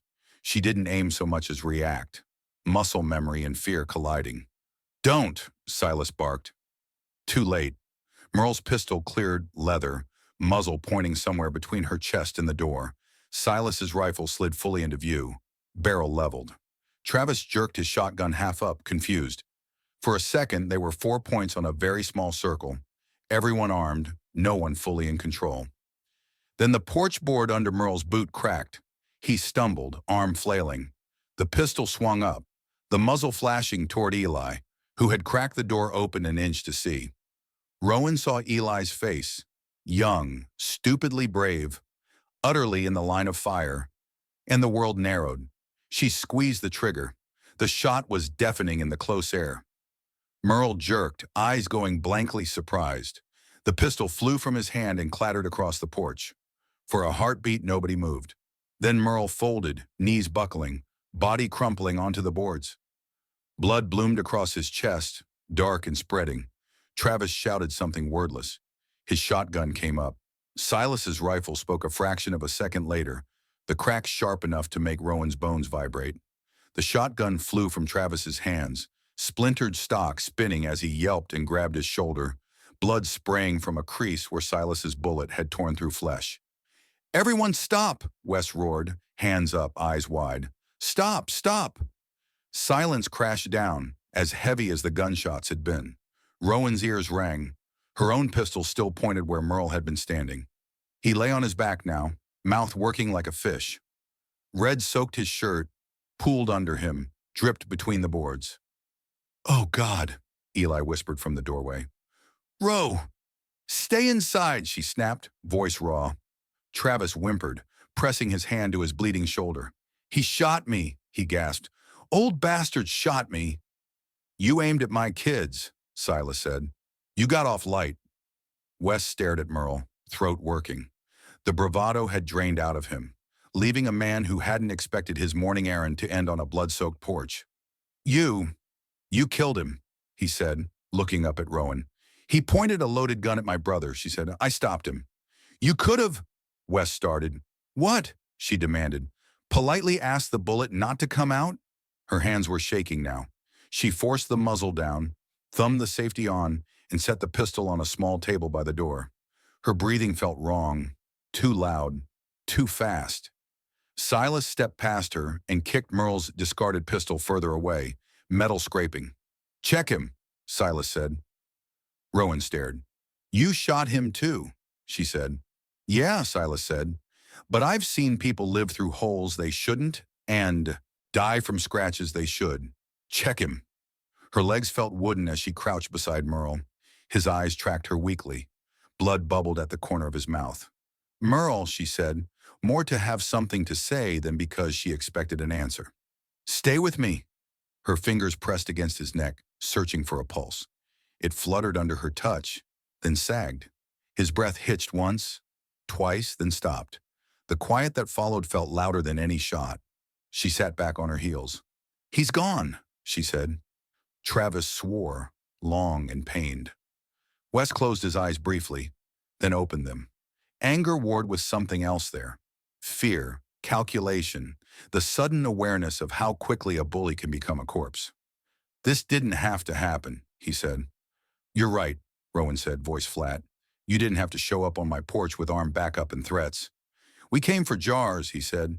You came to take them, she said. There's a difference. Silas kept the rifle level, not quite aimed, but very much present. Wes, he said, you need to get your boy to a doctor before he leaks out. Then you need to decide whether you're going to tell the truth about how this went down or start a war you can't finish. Wes looked at Travis's bleeding shoulder, at Merle's still body, at the gun on the table. You think Pastor's going to see it your way? He asked. I think Pastor wasn't here, Silas said, which means all he'll have is what we tell him. You want to go back and say you tried to bully a sick man's daughter and got your friend killed for it? Be my guest. Or you can say there was a misunderstanding, things got heated, you're sorry, and you'd like to avoid future misunderstandings. You're asking me to lie, Wes said. I'm asking you to choose which truth serves you better, Silas said. One where you look incompetent and reckless, or one where you look like a man who diffused a bad situation and kept it from spilling down the mountain. Rowan stared at Merle's blank face. Blood had soaked into the wood, creeping toward the threshold. Her stomach churned, but nothing came up. The world felt slightly off kilter, like the mountain had shifted a fraction to the side. I'll call Sheriff Briggs, she said dully. She needs to know. She should be the one to file whatever passes for a report now. Sheriff's already drowning, Wes said. That doesn't mean we hide a body, she snapped. Silas nodded. He's right about one thing. We don't pretend this didn't happen, he said. Law's thin, but it's not gone yet. We keep her in the loop. She's less likely to get blindsided when Jace starts spinning this from the pulpit. You think he will? Eli asked from the doorway, pale. Pastor doesn't let a narrative go to waste, Silas said. Wes flinched as if Silas had slapped him. Help me get him to the truck, Rowan said. Wes looked at her, then at Merle again. When he finally moved, it was like he'd aged 10 years in 5 minutes. He and Travis, grunting and swearing through his own pain, lifted Merle's body, awkward and heavy, and carried him down the porch steps. Blood dripped onto the dirt, leaving dark coins in the dust. Rowan watched, hands clenched, until the tailgate slammed. This isn't over, Wes said, hand pressed to the truck, breathing hard. You know that. I know nothing's over anymore, she said. But I also know I'm not apologizing for keeping my family alive. He stared at her for a long moment, then climbed into the truck. Travis slid in beside him, jaw clenched against the throb of his wound. The engine roared to life, and they rolled down the drive, leaving a muddy arc of tire tracks and the sharp copper smell of blood in the air. The silence after they left was worse than the noise had been. Eli sank onto the porch steps, head in his hands. You shot him, he said, voice thin. Ro, you killed him. She swallowed. I know, she said. I thought you were just going to scare him, he said. So did I, she said. Her hands, when she looked at them, were speckled with blood. It had dried in a few places already, tacky and brown. Silas closed the door gently behind them, then leaned his rifle in the corner and sat on the other side of the steps, giving them space but not leaving. You did what you had to, he said. Don't, she said. Don't say that like it changes anything. It changes everything, he said, because now Pastor's going to have a body and a story, and every story needs a villain. And you think I'm it, she said. I think he'll try to make you it, Silas said. An armed sinner on the ridge who refuses to share. Dangerous, unrepentant, a convenient target. Her mind flashed to Jace on the church steps, arms raised under the shimmering sky. If he told his flock that Rowan Pike was a threat to their survival, how many would believe him? How many would pick up guns and feel righteous doing it? We didn't call him, Eli said. We called Wes. And that's what we'll tell Lorna, Silas said. And anyone else who asks. Rowan stood abruptly. The movement made her dizzy. I need to wash this off, she said. In the kitchen, the pump still worked when she turned the handle. Water splashed into the basin, cold and clear. She scrubbed her hands until the skin turned red, until the faint rust tint swirled down the drain. The smell stayed, lodged in her nose. Her father sat in the doorway to his room, oxygen cannula still in place, watching her. I heard the shots, he said quietly. So did half the mountain, she said.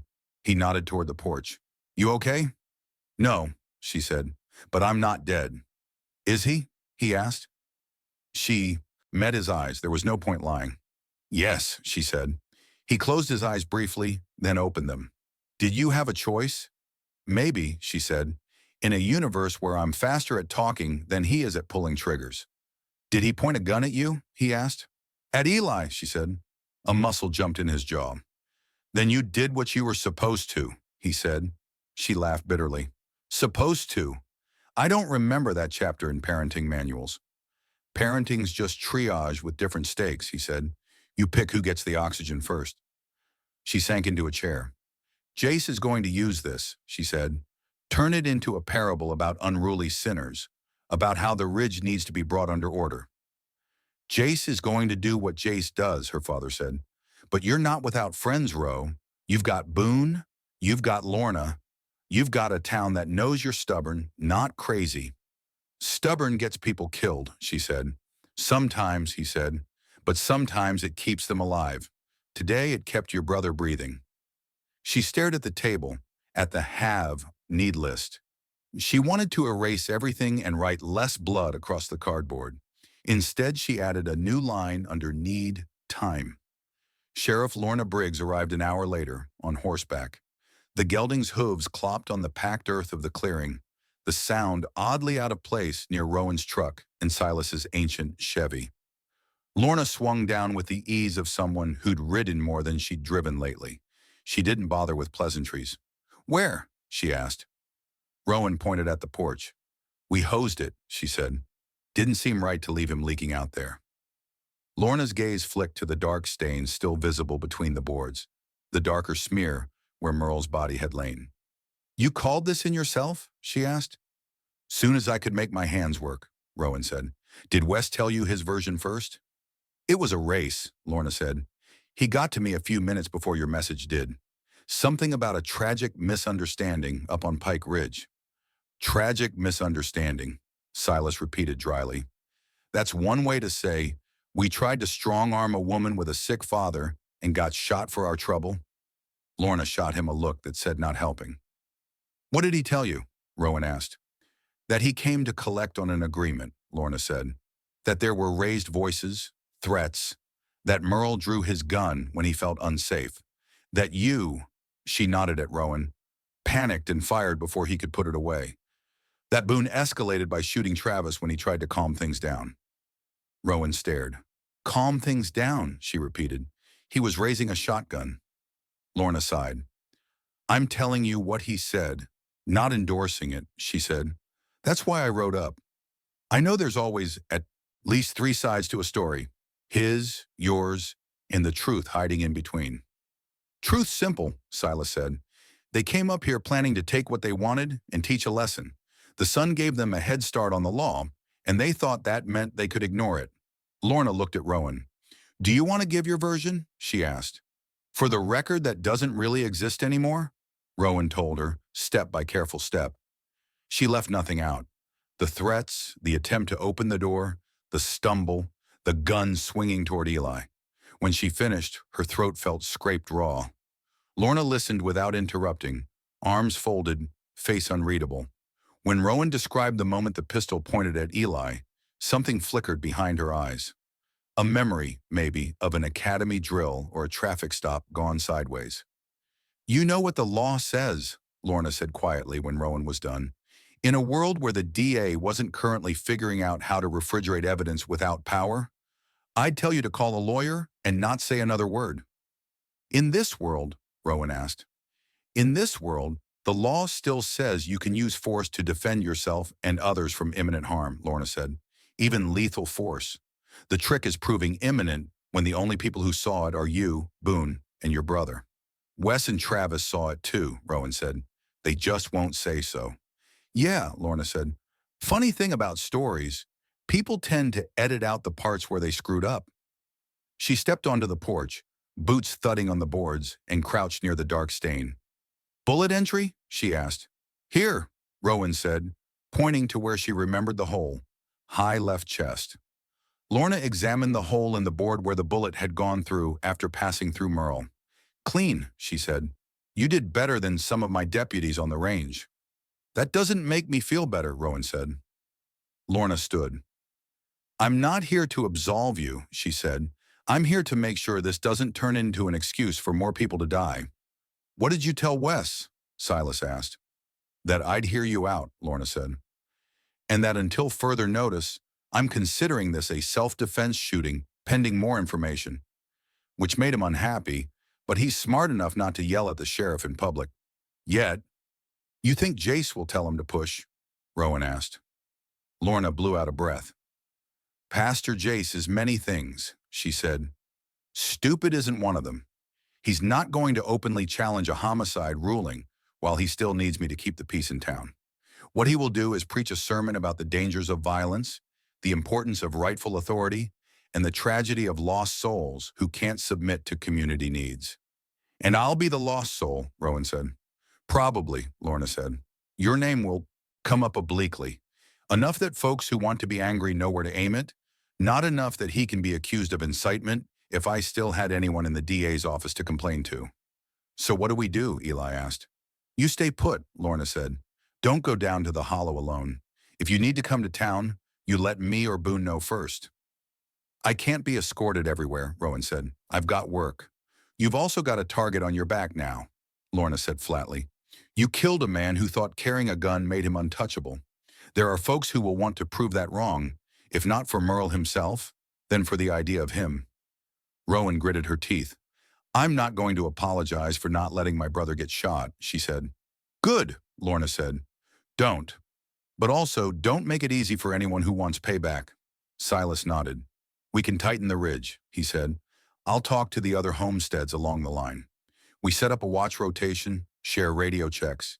If anyone sees New Dawn vehicles coming up with more enthusiasm than sense, they call it in.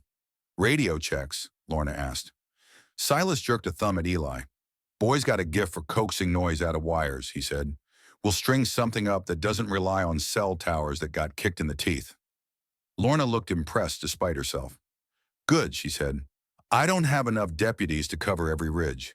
If you all can keep your own eyes open, it makes my job easier.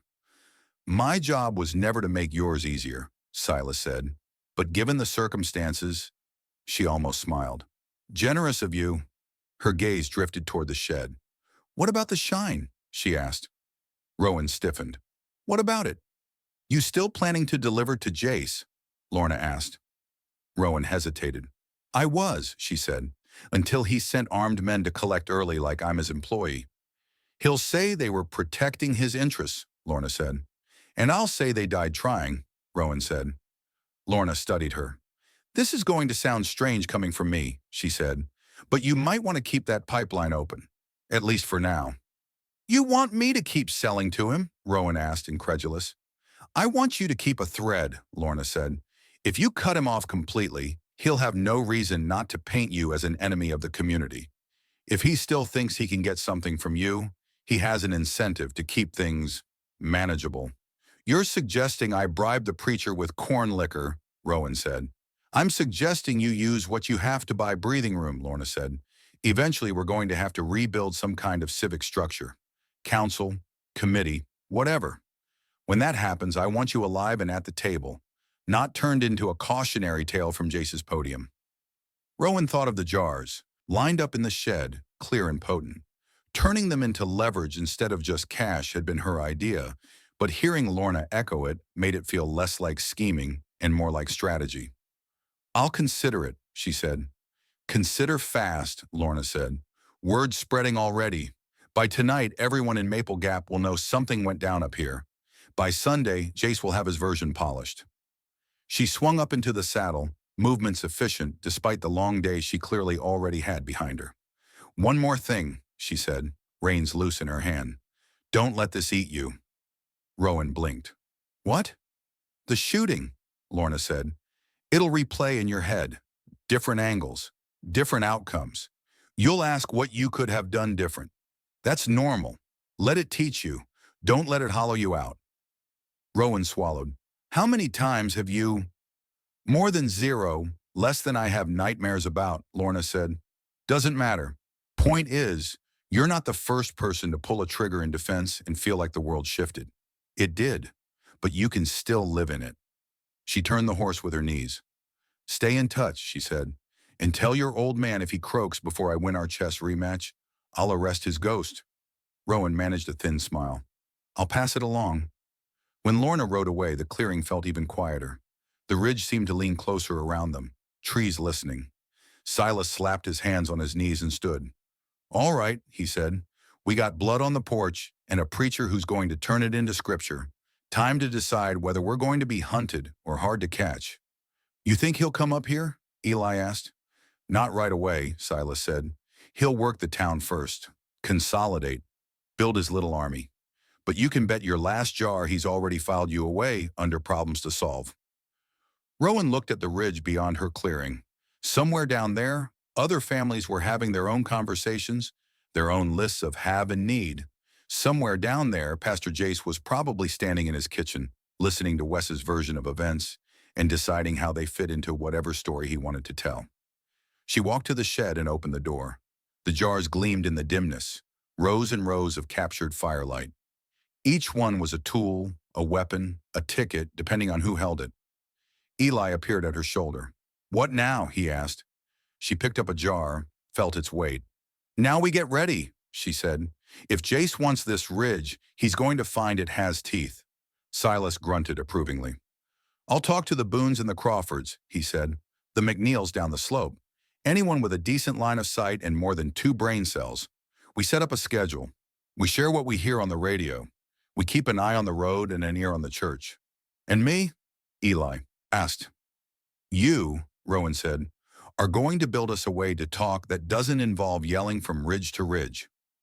He brightened despite everything. "Mesh network," he said. "Low-power nodes, maybe scavenge from old rotors.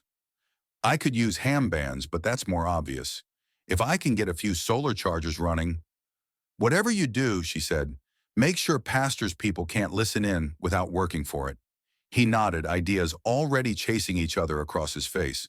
"And me?" her father called from the doorway, one hand on the frame for balance. "You," Rowan said, "are going to sit your ass down, breathe the expensive air, and not die. That's your whole job." He smiled faintly. "I've had worse gigs," he said. Rowan looked at her family, her fragile, stubborn, ridiculous family, and felt the weight of the pistol at her back, the list on the table, the blood between the boards. "Boone's right," she said softly. "This ridge isn't going to be easy prey." Eli nodded. "We'll make it a bad investment," he said. "Exactly," Silas said. "If Jace is smart, he'll decide it's cheaper to buy what he wants from you than take it, at least for a while." "And when he stops being smart?" Rowan asked. "Then," Silas said, "we'll be ready." The sun slid a little lower. Somewhere down the mountain, a bell rang, faint, carried on the wind from New Dawn's steeple. It sounded less like a call to worship and more like a clock ticking. Rowan picked up another jar. "Okay," she said. "Let's cook." Chapter 4. New Dawn. Rising. On Sunday morning, the town of Maple Gap woke up to the sound of bells. They weren't the clean electronic chimes that used to drift from phones and smart speakers, nor the half-hearted ringtone that passed for a church bell app.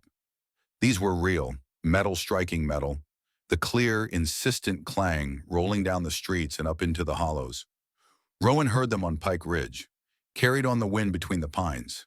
The sound didn't belong here, this far up, but the mountain had stopped carrying what belonged where days ago. Eli stood on the porch, squinting toward town as if he could see through the trees. "That's New Dawn's bell," he said. "Jace is calling a service." "Of course he is," Rowan said. "The world hiccups? He turns it into a sermon." Silas sat on the porch rail, a chipped mug in his hands. "Never waste a crisis," he said. "That man's read as Machiavelli, even if he calls it Corinthians." The bell kept ringing. Not frantic, not panicked. Steady, confident. Rowan's father shifted in his chair beside the door. Oxygen tubing curled like clear vines around his ears. "Folk need something to gather around," he rasped. "He's giving them a circle. Question is what he puts in the middle." "Scripture, canned goods, and himself," Silas said. Rowan's gaze drifted to the shed where the jars sat in their neat rows. She had already made her decision. She was going down the mountain today. "You okay with watching Dad for a few hours?" she asked Eli. Eli nodded, jaw set. "We'll be fine," he said. "Tank's still in the green. I'll run radio checks with Boone every half hour." Silas snorted. "As if I've got anything better to do," he said. "Fine. I'll babysit your air hog." James Pike raised a middle finger in his direction, weak but precise. "You going alone?" Eli asked Rowan. "Sheriff said to let her know if we went to town," Rowan said. "We'll swing by her office. With any luck, folks will be too busy worshiping or hoarding to bother us." "With any luck," Silas echoed. Rowan grabbed her pack and stepped into the shed. the smell of corn liquor and metal wrapped around her like an old, dangerous blanket. She pulled 6 jars from the shelf, enough to matter, but not enough to cripple her stash, and packed them into a crate padded with rags. 6 gallons of 80-proof leverage. She slid the crate into the bed of Silas's truck, beside a coil of rope and a battered toolbox. From a distance, it just looked like junk. When she climbed into the passenger seat, Silas gave her a sideways look. "You sure about bringing tribute to the king?" he asked. "It's not tribute," she said. "It's bait." "Bait usually ends up on hooks," he said. She set her jaw. "So do fish," she said. "Today we find out which one he thinks we are." The road into Maple Gap was busier than it had been 2 days before, but in a different way. Fewer dead cars, more people on foot. Families walked in clusters, some dressed in their Sunday best, others in whatever they'd been working in when the bell started. The air smelled of dust, sweat, and wood smoke. Silas drove slowly, not wanting to clip anyone. The sight of the moving truck drew stares. People nudged each other, pointed, whispered. Working engines were rare enough now to be minor miracles. Near the town line, a makeshift checkpoint had appeared. A pair of sawhorses dragged into the road, a cardboard sign propped against them. "No gas." Walker turned back. Sheriff Lorna Briggs stood nearby, hands on her hips, directing what little vehicular traffic still existed. She waved them through, then hurried over as Silas pulled to the side. "Didn't expect to see you in today," she said. "Service is on," Silas said, nodding toward the direction of the church. The bell was still tolling, underscored now by faint strains of guitar. "Figured we'd see what the high priest is up to." Lorna's mouth twitched. "You and half the county," she said. "Folks are treating New Dawn like a FEMA shelter, except FEMA never made you pray first." "You gonna be there?" Rowan asked. "I'll swing by," Lorna said. "Make sure nobody starts speaking in tongues with a sidearm." Most of my attentions on the grocery and the hospital were already seeing fights over canned soup and prescription refills. She glanced at the truck bed. "What's in the crate?" "Emergency plumbing supplies," Silas said blandly. Lorna's eyes narrowed. "Sure," she said. "And I'm the Queen of England. Just be careful who sees you carrying that much liquid currency around." "Planning on, Sheriff," Rowan said. "She's going to talk to Jace," Silas added. "Strategic-like." Lorna's gaze sharpened. "About the shooting?" "About oxygen and cooperation," Rowan said. "Shooting will be the shadow in the room." Lorna considered that. "Don't let him pin you," she said finally. "He's good with words. He'll make guilt sound like charity." "I'll keep my tab open," Rowan said. Lorna stepped back, patting the truck's hood. "Try not to get this thing stolen," she said. "I'm pretty sure half the town dreams about hijacking it at night." "They can dream," Silas said. "Ain't no way they're prying me out of this seat without a crowbar and a very good argument." New Dawn Fellowship had once been a modest church with a white steeple and a parking lot big enough for a handful of SUVs. Now the parking lot was full of people instead of cars, bodies pressed shoulder to shoulder. The doors stood open, every window flung wide. Some folks sat on folding chairs dragged outside. Others leaned against trucks that didn't run anymore, or perched on coolers. On a makeshift stage in front of the church, 2 pallets and a plywood sheet, Pastor Jace Hollow stood with a microphone in hand, the battery pack taped to a car battery at his feet. Despite the heat, his shirt was crisp, sleeves rolled to just the right height to show tan forearms. His hair was combed, his Bible polished from use. "We have been shaken," he was saying as Rowan and Silas found a spot at the edge of the crowd. "We have been reminded that the foundations of man, power lines, cell towers, bank accounts, are nothing compared to the power of the Lord." "Amen," someone shouted. Jace smiled. "But hear me, brothers and sisters. This is not a punishment." He paused, letting that land. "This is a test." Murmurs ran through the crowd. "A test of what?" he asked, then answered himself. "A test of whether we will tear each other apart for what's left, or whether we will stand together as a true community." He gestured toward a row of tables along the side of the building, where volunteers in matching blue shirts handed out boxes, canned vegetables, rice, beans, oatmeal. Each box got a name checked off on a clipboard. "No one goes hungry while New Dawn has food," Jace said. No child goes without water while we have jugs to share. We are not hoarders. We are stewards. People nodded, faces drawn but grateful. A woman with 3 kids clutched her box as if it were gold. An elderly man wiped at his eyes. Rowan saw Wes standing near the tables, arm in a sling, Travis beside him with his shoulder bandaged. Both men watched the crowd, their expressions sharp. Merle's absence hung between them like a missing tooth. As we share, we also remember those we've lost, Jace said, tone turning somber. In this week alone, we have seen accidents, panic, and violence. Rowan felt every muscle tighten. Some of that violence came from fear, Jace continued. Some from selfishness. Some from people who believe that because they live on a hill, they answer to no one. People who stock their shelves and slam their doors, who wave guns instead of open hands. Eyes flicked around. Nobody said her name, but she felt the weight of the glances like pebbles thrown against her ribs. Silas leaned in, voice low. He's good, he murmured. Doesn't say your name once, but every person here can picture your ridge. Rowan kept her face neutral. We cannot let anger consume us, Jace said. We grieve for those lost in foolishness. We pray for those whose hearts are hard, and we who choose community must stand firm together. Because out there, he pointed toward the distant hills, there are people who will take without giving, who will hoard medicine, fuel, and, yes, even spirits. A few chuckles rippled through the crowd. Even now, people needed humor. Jace smiled faintly. And I don't mean only the Holy Spirit, he said, though we could all use more of him. Laughter real this time. But here's the good news, he said. We are not powerless. We are organizing. Many of you have signed up to help your neighbors, to watch the streets, check on the elderly, guard the food stores. You are my New Dawn guardians. He gestured to a group near the stage. Men and women, some in work boots, some in sneakers, all wearing blue armbands. Among them, Rowan saw Wes, Travis, and a half-dozen others who looked like they'd been handpicked from the most likely to enjoy feeling important list. These volunteers, Jace said, are not a militia. They are not here to intimidate. They are here to protect, to ensure that no one takes more than their share, to keep an eye out for strangers who might wish to harm our little town. Like who? Someone called. Like desperate people from elsewhere, Jace said. Or those closer to home who think their stills and their rifles make them above the law. There it was, the arrow loosed with a smile. Rowan's jaw clenched.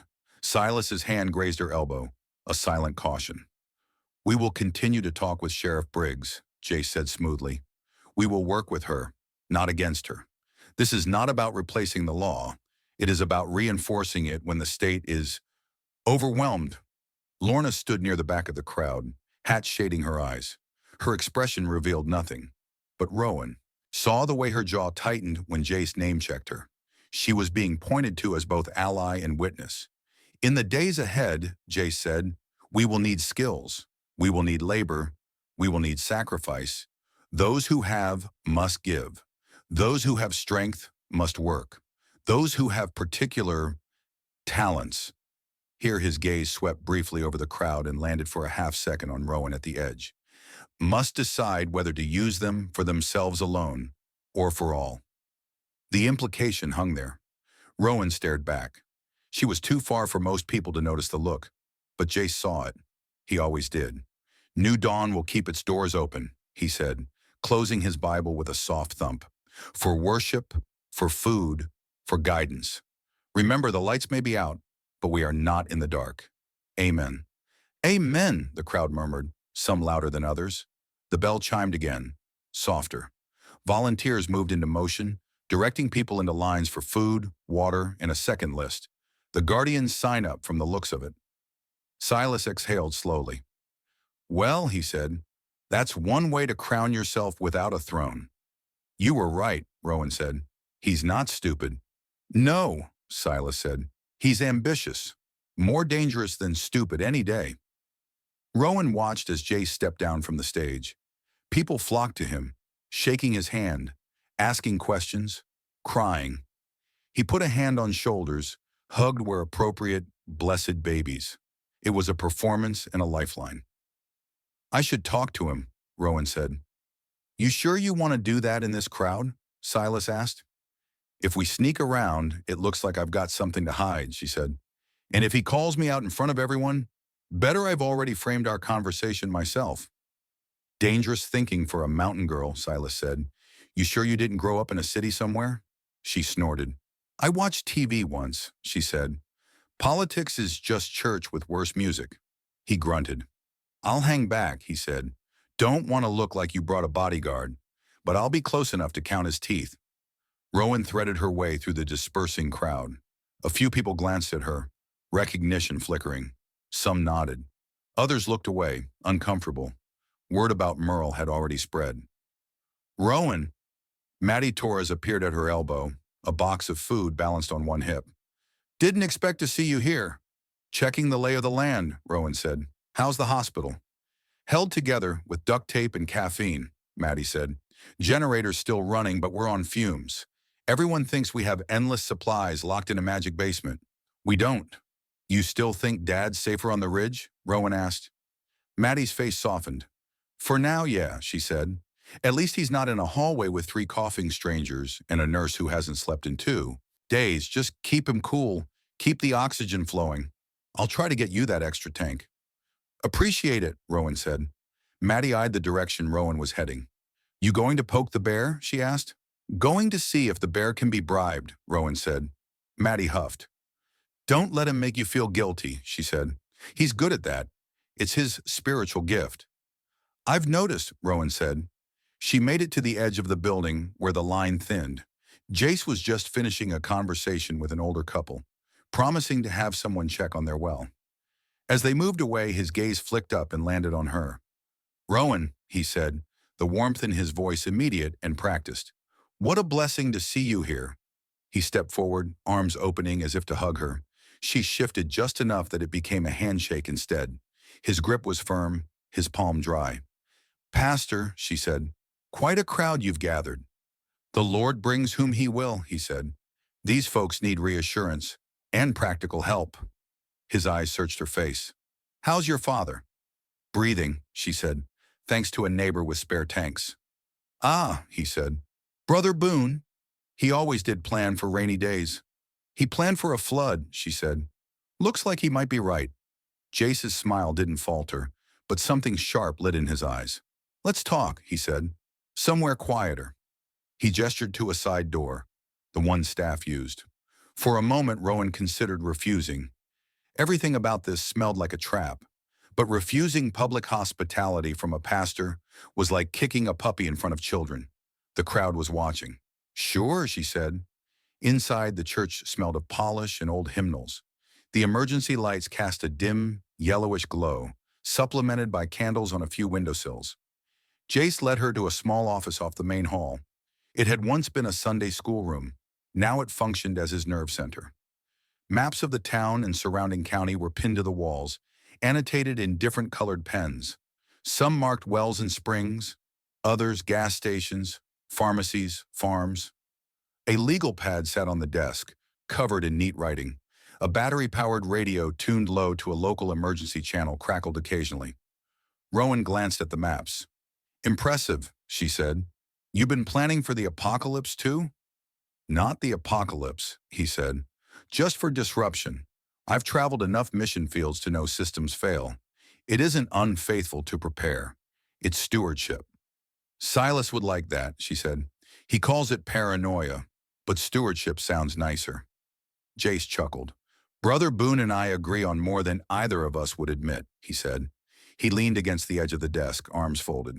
Now, I imagine you didn't come here just to listen to my homily. I heard it anyway. She said, nice touch, by the way. The part about selfish hillfolk with rifles and stills. He spread his hands, feigning innocence. Did I mention any names? He asked. You didn't have to, she said. Everyone knows who you meant. I spoke of behavior, not individual, he said. If you felt convicted, perhaps that's the spirit. Or maybe it's the part where your men came to my porch with guns and one of them died, she said. His expression sobered. That was a tragedy, he said. A senseless one. He pointed a pistol at my brother, she said. Sense or not, I'm not letting that stand. He nodded slowly. Wes told me his version, he said. It differed. I'm sure it minimized his mistakes, she said. Jace studied her. What did Sheriff Briggs say? He asked. That she considers it self-defense, Rowan said, pending more information, that she'd rather not have to arrest anyone when the jail's generator is stealing fuel from the hospitals. A smile ghosted across his mouth. Lorna is practical, he said, sometimes to a fault. Unlike you, she said. He tilted his head. What do you think my fault is? He asked. Rhetoric, she said. You're very good at saying things without saying them, at not mentioning any names, at telling people they're generous when what you mean is obedient. He didn't bristle. If anything, he seemed pleased. Words matter, he said, especially now. Stories are how we keep people from tearing each other apart. As long as you're the one telling them, she said. His gaze sharpened. You came here to accuse me, he said, yet you also came with a crate in the back of Boone's truck. He nodded toward the window where his angle gave him a clear view of the parking lot. Rowan suppressed a curse. Of course he'd noticed. I came to talk about trade, she said. Ah, he said. Now we're on ground, you understand. He moved to the small bookshelf, pulled down 2 mugs and poured water from a pitcher. He offered one to her. She considered, then accepted. If he wanted her poisoned, he had easier ways. You make a good product, he said. Wes was very enthusiastic about your last batch. That's Wes's default setting, she said. Jace smiled. Fair, he said. Either way, your spirits lifted more than spirits last month. They brought cash into this community. You, the hospital, the gas station, the feed store, we all benefited. You're saying I'm part of the community economy? She said. I'm saying you're a supplier, he said. A valuable one. And in this new reality, value must be aligned with the greater good. There it is, she said. Greater good. Which one of us defines it? He didn't flinch. If you do, the ridge prospers and the town starves, he said. If I do alone, the church prospers and the ridge resents.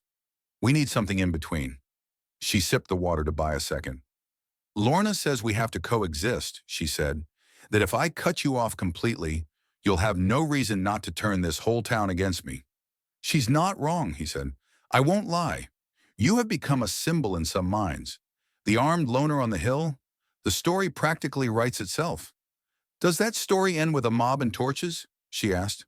Not if I can help it, he said. I don't want violence up there, Rowan. Chaos near you is chaos here. We're connected, whether you like it or not. Then why send armed men to my door? She asked. He sighed, genuine annoyance flickering. Because Wes is impulsive and Merle was an idiot, he said. I told them to check on the order, not to strong-arm you. I should have been more specific.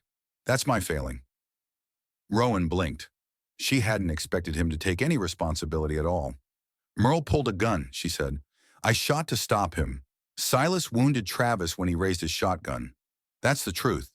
I believe you, Jace said. The words surprised her more than an accusation would have. You do? She asked. I've known Merle since he was a teenager, Jace said. Put a gun in his hand and a sense of importance in his chest, and he was always going to overreact. I hoped age had worn that off. It seems I was wrong. Still didn't stop you using the story in your sermon, she said. I used the outline, he said. Not the details. People need to be reminded that selfishness has consequences. They don't need your name to know the type. You realize I can hear you, she said. You're not selfish, he said. You're protective. There's a difference. But from down in town, it all looks the same. Goods up there, needs down here. My job is to make sure resentment doesn't boil over. And my job is to make sure my family doesn't become collateral damage in your parables, she said. He inclined his head. Which brings us to trade. She set the mug down. You want shine, she said. I want oxygen tanks and medicine. The hospital is tight. They won't trade with me directly, but they might listen to you. You want me to negotiate on your behalf, he said. You want my product, she said. Hospitals need donors and volunteers. You're the one with the clipboard armies. He chuckled. You're asking me to become a middleman in vice and virtue, he said. Interesting. I'm asking you to use your influence for something other than sermon illustrations, she said. He walked to the map of Maple Gap on the wall, fingers tracing a line from the church to the hospital. Maddie and I have talked, he said. She's overwhelmed but not unreasonable. They're short on hands more than anything. Power, yes. Oxygen, very much. But also people to clean, to cook, to calm. Your guardians? She asked. They can do more than stand in front of food lines, he said. Some already have. We've sent volunteers each day to take shifts there. In exchange, the hospital has agreed to prioritize certain community members for refills. Community members meaning your flock, she said. He didn't deny it. If someone is willing to help, they should reap some benefit, he said. Meaningful incentives. And what about those of us who aren't in your pews every Sunday? She asked. You're here now, aren't you? He said. She exhaled through her nose. So what's your offer? She asked. Let's stop dancing. He turned back to face her. You continue supplying New Dawn with a reasonable quantity of spirits, he said. Not enough to encourage drowning sorrows every night, but enough to maintain morale, to use as barter when necessary, to sanitize when the hospital runs short. In return, I will ensure your father's name stays near the top of Maddie's oxygen list, not at the bottom. He held up a hand before she could speak. And I'll encourage my people to think of Pike Ridge as part of the community. Stubborn, prickly, but ours. Not other. And if I say no, she asked. He spread his hands, expression almost sad. Then I still preach this morning's sermon, he said. But next week, perhaps the parable becomes more specific. People will draw their own conclusions. Guardians will be less inclined to go out of their way to protect the routes up to your place.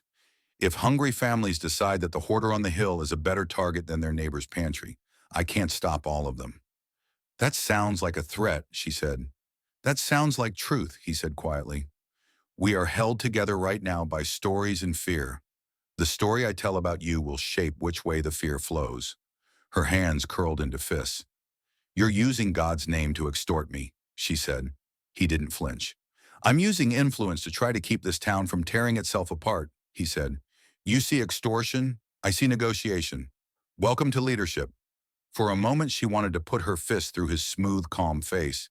Instead, she took a breath. Here's my counter, she said. I'll supply you with a limited amount. 6 gallons this week, more as I can without draining my own stores.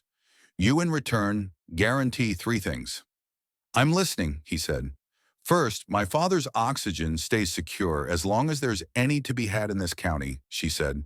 If someone has to move to a smaller tank, it's not him. If you get extra, they pass through my door before they pass through your pulpit. Reasonable, he said.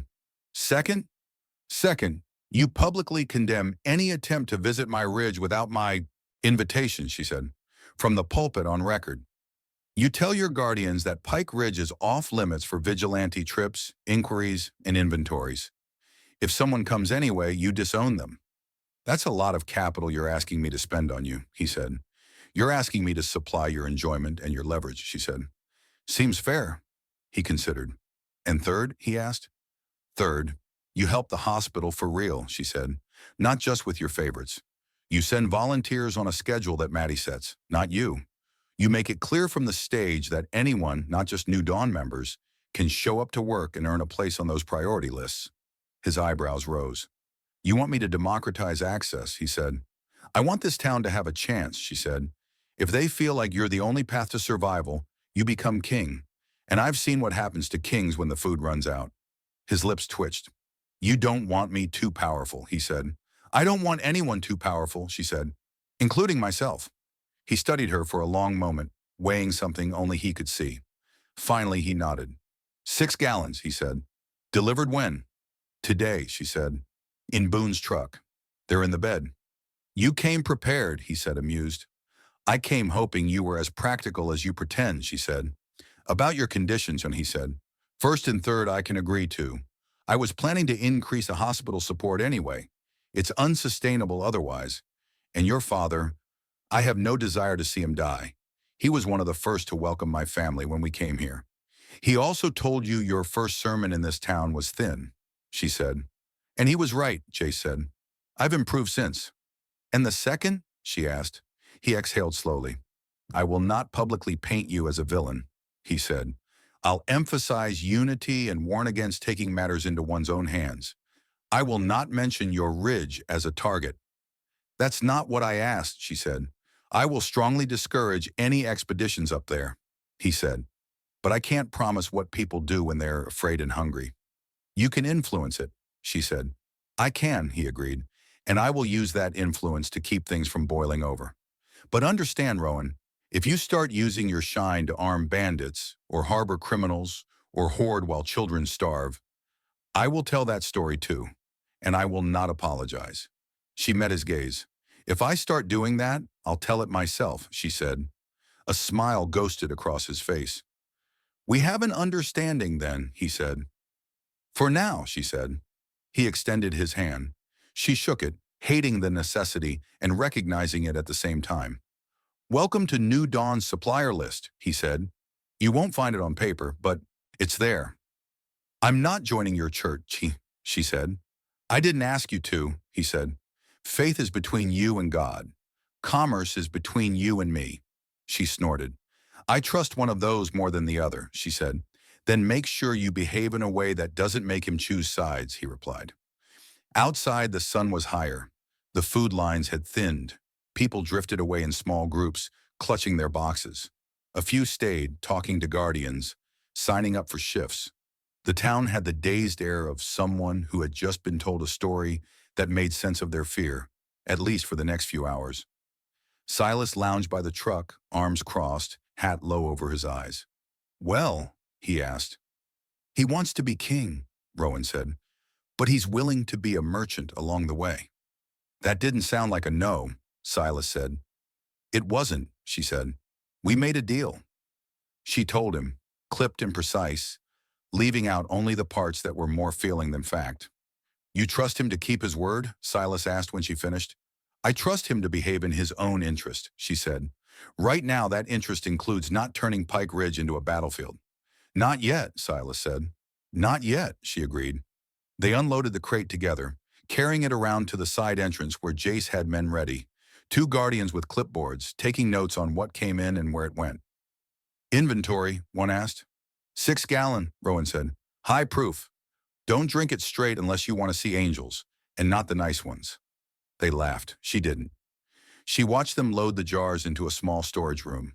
Shelves of food, blankets, plastic bins labeled with black marker.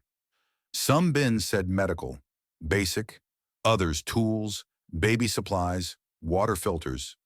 Jace wasn't just stockpiling for himself. He was stockpiling for the story of himself. Back at the truck, Silas leaned against the bed. You see what he's doing, right? He asked. Building a state, she said, with better branding. Exactly, Silas said. He's got food, guns, men who will follow orders, and now a pipeline to comfort in a jar. Sheriff's got a horse and a badge and a half-dead radio. Guess which one looks more appealing to scared folks? She's still the law, Rowan said. For now, he said. But if enough people believe Jace is the real authority, that badge turns into jewelry. Rowan watched Lorna across the lot, talking to a small knot of people. She looked like someone trying to build a dam with bare hands, while someone else redirected the river behind her. I'm not letting him write the whole story, Rowan said. How you going to stop him? Silas asked. You got some secret printing press up your ridge? Eli's building us a network, she said. Radio, mesh, whatever he can cobble together. We can share what's actually happening, not just Jace's version. Who's we? Silas asked. Us, she said. The Ridge families, Maddie at the hospital, Lorna, anyone who doesn't want to live in a theocracy with better canned beans. Silas chuckled. You're talking like a resistance cell, he said. Maybe that's what we are, she said. Or maybe we're just neighbors with radios. Either way, I'm not going to sit on the hill waiting for someone else to decide who we are in their story. As they climbed into the truck, Eli's voice crackled through the handheld radio on the dash. Tinny, distorted, but there. One, this is Ridge Nest. You copy? Silas grabbed the mic. This is Old Man 1, he said. We copy. You break my radio, boy, and I'll make you fix it with a spoon. Rowan smiled despite herself. Hey, Eli, she said, leaning toward the mic. Everything okay? Dad's fine, Eli said. Tank's still good. I just wanted to test range. You're fuzzy but readable. How's town? Complicated, she said. We'll tell you when we get back. Copy, he said. Ridge nest out. The radio clicked off. Silas grunted approval. Kids moving fast, he said. That's good. As they pulled away from New Dawn, Rowan looked back once. Jace stood on the church steps again, talking with Wes and the Guardians. He turned just enough that their eyes met across the distance. He raised a hand in a gesture that could be a blessing or a warning. She didn't wave back. The bell rang one more time as they turned onto the main road. It sounded less like a call to worship and more like a starting gun. Back on Pike Ridge, the air felt cooler. Rowan hadn't realized how thick the town's atmosphere had been until she stepped into the shade of the trees and could breathe again. Eli met them in the yard, excitement battling with worry on his face. The radio worked, he said. I boosted the antenna and... He broke off when he saw Rowan's expression. What happened? Jace happened, she said. He's got half the town eating out of his hand and the other half signing up to wear blue armbands. And us? Eli asked. We're on his unofficial supplier list, she said, and his official list of people to keep a close eye on. Eli made a face. Great, he said. We're trending. She ruffled his hair automatically. How's Dad? She asked. In the chair, pretending he's not eavesdropping on the radio, Eli said. You should hear the things he mutters about politicians. He's going to have an aneurysm before the oxygen runs out. They found James where Eli had said, oxygen tubing in place, transistor radio on his lap. He turned the volume down as they approached. Well, he asked. Town's adjusting, Rowan said. Jace is handing out food and rules. Lorna's trying to keep the peace. We're now in a very strange partnership with a man who quotes Revelation and thinks greater good is a personality trait. James huffed. That boy always did like hearing himself, he said. You read him right? As right as I can, she said. He studied her face. You shot a man, he said quietly, and now you've made a deal with another one. Not much of a choice, she said. There's always a choice, he said. Sometimes both options just suck. She sank onto the porch step, suddenly tired. I don't want to be a piece on his board, she said. Then don't be, James said. Be the board. She snorted. That's not how chess works, she said. I taught you 3 things, he said. How to shoot, how to run a still, and how to think 3 moves ahead. Use the last one. You don't have to fight him on his level. Find your own. She tilted her head back, looking up at the clear sky. It was deceptively peaceful, the sun shining on a world whose circuits had been fried. I don't know what my level is yet, she said. Then figure it out, he said. Preferably before he does. Silas came out of the house with a coil of rope and a hammer. We're going to need a bell, he said. Rowan blinked. What? A bell, he repeated. Town's got one. Jace rings it, people come. We need our own signal system, something everyone on the ridge can hear. If trouble comes up the road, if somebody needs help, if guardians start getting ideas. You think a bell's going to stop them? She asked. No, he said, but it'll give us time. Time to get guns, to hide, to decide. Time's the only currency worth more than jars right now. Eli perked up. We could rig something with tripwires too, he said. Cans on strings, solar lights that blink when someone crosses certain points. Do it, Rowan said. All of it. Make this ridge loud when we need it and invisible when we don't. She stood. I'm done letting other people be the only ones telling stories, she said. We've got our own to write. Eli grinned. The Chronicles of Pike Ridge, he said, featuring 1 outlaw, 1 conspiracy grandpa, 1 grumpy invalid, and 1 genius. Don't forget the dog, James said. Right, Eli said. And Ben, hero of the age. The dog thumped his tail in agreement. Rowan looked at them, this ridiculous, fragile, stubborn little group, and felt something settle inside her. The world had changed. Jace had risen. New Dawn's bell was ringing over Maple Gap, calling people to a story where he was the shepherd and everyone else was a lamb or a wolf. On Pike Ridge, the story was different. They weren't lambs. They weren't wolves either. They were something else entirely. Still figuring out what that meant was the work ahead. Chapter 5 deals with devils. 3 days after the bell, Rang the air on Pike Ridge tasted like rain that never quite arrived. Clouds piled over the distant peaks, bruised purple and heavy, but the wind kept shredding them before they could decide whether to fall. The weather couldn't commit to a storm any more than anyone else could commit to a plan. Rowan stood at the edge of the clearing, looking down the faint track that led toward town. The ruts from Silas's truck were already softening under dust and pine needles, as if the mountain wanted to erase any proof it was connected to the world below. Behind her, the cabin hummed with low, careful activity. Eli was on the porch roof, adjusting the makeshift antenna he'd bolted onto the chimney. Silas sat at the table inside, radio guts spread before him like a dissected metal creature. James Pike dozed in his chair, oxygen tubing looping across his chest, one hand resting on a dog-eared chessbook. Rowan listened. No engines. No faraway whine of transformers. Just the murmur of the creek, the occasional crack of a branch, the faint metallic fizz of Eli's soldering iron when the wind carried it just right. Then from inside, the radio crackled. "Ridge Nest, this is Maple Base. Do you copy? Over." The voice was distorted but familiar. Maddie. Rowan was already moving before Silas called her name. She ducked into the cabin. The radio, a battered VHF set with a new whip antenna, sat in the center of the table. Silas adjusted the dial with careful fingers. "We copy, Maple Base," he said into the mic. "You're clearer than a preacher's conscience. Over." "Boone, if I had the energy, I'd argue theology with you," Maddie's voice replied, tired and wry. "Is Rowan there? Over." "I'm here," Rowan said, taking the mic. "Go ahead. Over." In the background of Maddie's transmission, Rowan could hear noise. Voices, metal carts, a baby crying.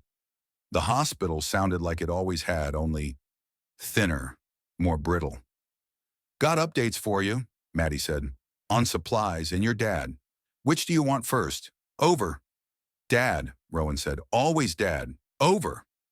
"Thought you'd say that," Maddie said. "We refilled his portable this morning. Logged him for another refill in 3 days. His file is flagged priority. If the truck from Knoxville shows up with more tanks, he gets one of the first. Over." Relief slid through Rowan like cool water. She hadn't realized how tight she'd been wound until something loosened. "Thank you," she said. "You don't know." "Over." "Actually, I do," Maddie cut in gently, "because I see the ones who didn't get on that list. Look, Ro, I'm not doing this out of charity. Jace's volunteers are mopping floors, hauling bodies, scrubbing supplies. That saves my nurses' backs. And someone whose name I can't speculate about may or may not have dropped off some very strong hand sanitizer yesterday." There was a smile in her voice on the last part. "You're paying your way. Over." Rowan shot Silas a quick look. He lifted one shoulder in a shrug that said, "Told you so." "What about overall supplies?" Rowan asked. "How bad is it really?" "Over." Maddie hesitated. A metallic clang rang in the background, followed by a muffled curse. "Short answer?" she said. "The oxygen situation sucks. We're rationing hard. Anyone who can be weaned off is being weaned off, whether they like it or not. We've already had 2 families take their people home because they didn't want them dying on a gurney in a hallway. That may happen more." She exhaled audibly. "We've got maybe a week of generator fuel if we stretch, 2 if the brownouts keep up and we only power critical wards. After that, we start choosing which machines keep running." "Over." Rowan's grip on the mic tightened. "So the truck from Knoxville is a wish, not a promise." "Over." "Bingo," Maddie said. "We've sent out calls, but far as I can tell, the rest of the state is just as fried. Some places worse. We're not a priority. Over." "Hell," Rowan muttered. "You said it, not me," Maddie replied. "One more thing before my shift eats me. Jace asked for a list of Home O2 patients. Says he wants to make sure church volunteers are checking on them. I gave him the list but left off addresses for the Ridge folks. Figured if you want him up there, you'll invite him yourself. Over." Rowan let out a breath she hadn't realized she'd been holding. "You're a saint. Over." "Blasphemy and flattery in one call," Maddie said. "I should charge extra. Look, just keep your dad resting. Don't waste oxygen on arguments. I'll radio when I know more. Maple Base out." The line went dead with a soft click. Rowan set the mic down and rubbed her eyes. The cabin suddenly felt smaller. Good news, bad news, Silas said. That about covers it, she said. James cleared his throat from the chair. So I'm on the list, he said. The alive a little longer list. You are, Rowan said. Don't get excited. He smiled faintly. I'll try not to dance, he said. You heard Maddie, Silas said. You're priority because you're hooked into more than just that tank. You're hooked into the deals your girl's making. Rowan bristled. I didn't do this just for him, she said. Town needs a lot of things, Silas said. But you made sure your father wasn't at the back of the line. That's not selfish. That's triage. Eli dropped down through the open porch window, landing lightly. Antenna's stable, he said, brushing dust off his hands. We can probably talk to Maddie from the next ridge over if we had to. Let's hope we don't have to, Rowan said. Town is about as much fun as a trip to the dentist with no numbing. Speaking of town, Silas said, when's the next delivery to our favorite man of God? Rowan glanced through the window toward the shed. End of the week, she said.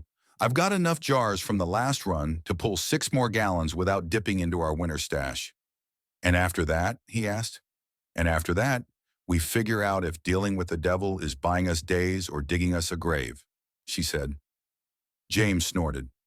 Most deals do both, he said. In town, Wes Hart was learning what it meant to fall from grace when the only net beneath you belonged to a preacher. He stood in Jace's office, hat twisting in his hands. The maps on the walls, the lists, the pin notes. Rowan had noticed them with wary interest. To Wes, they looked like a report card.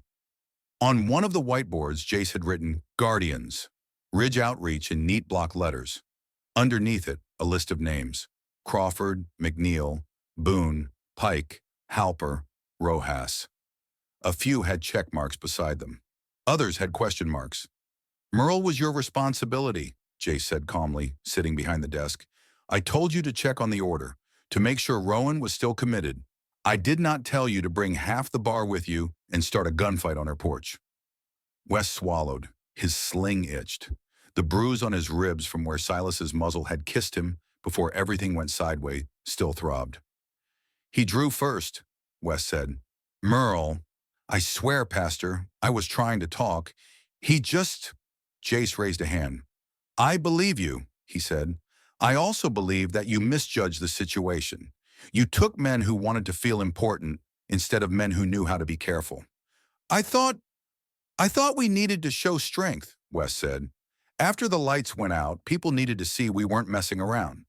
There is a difference between strength and stupidity, Jace said.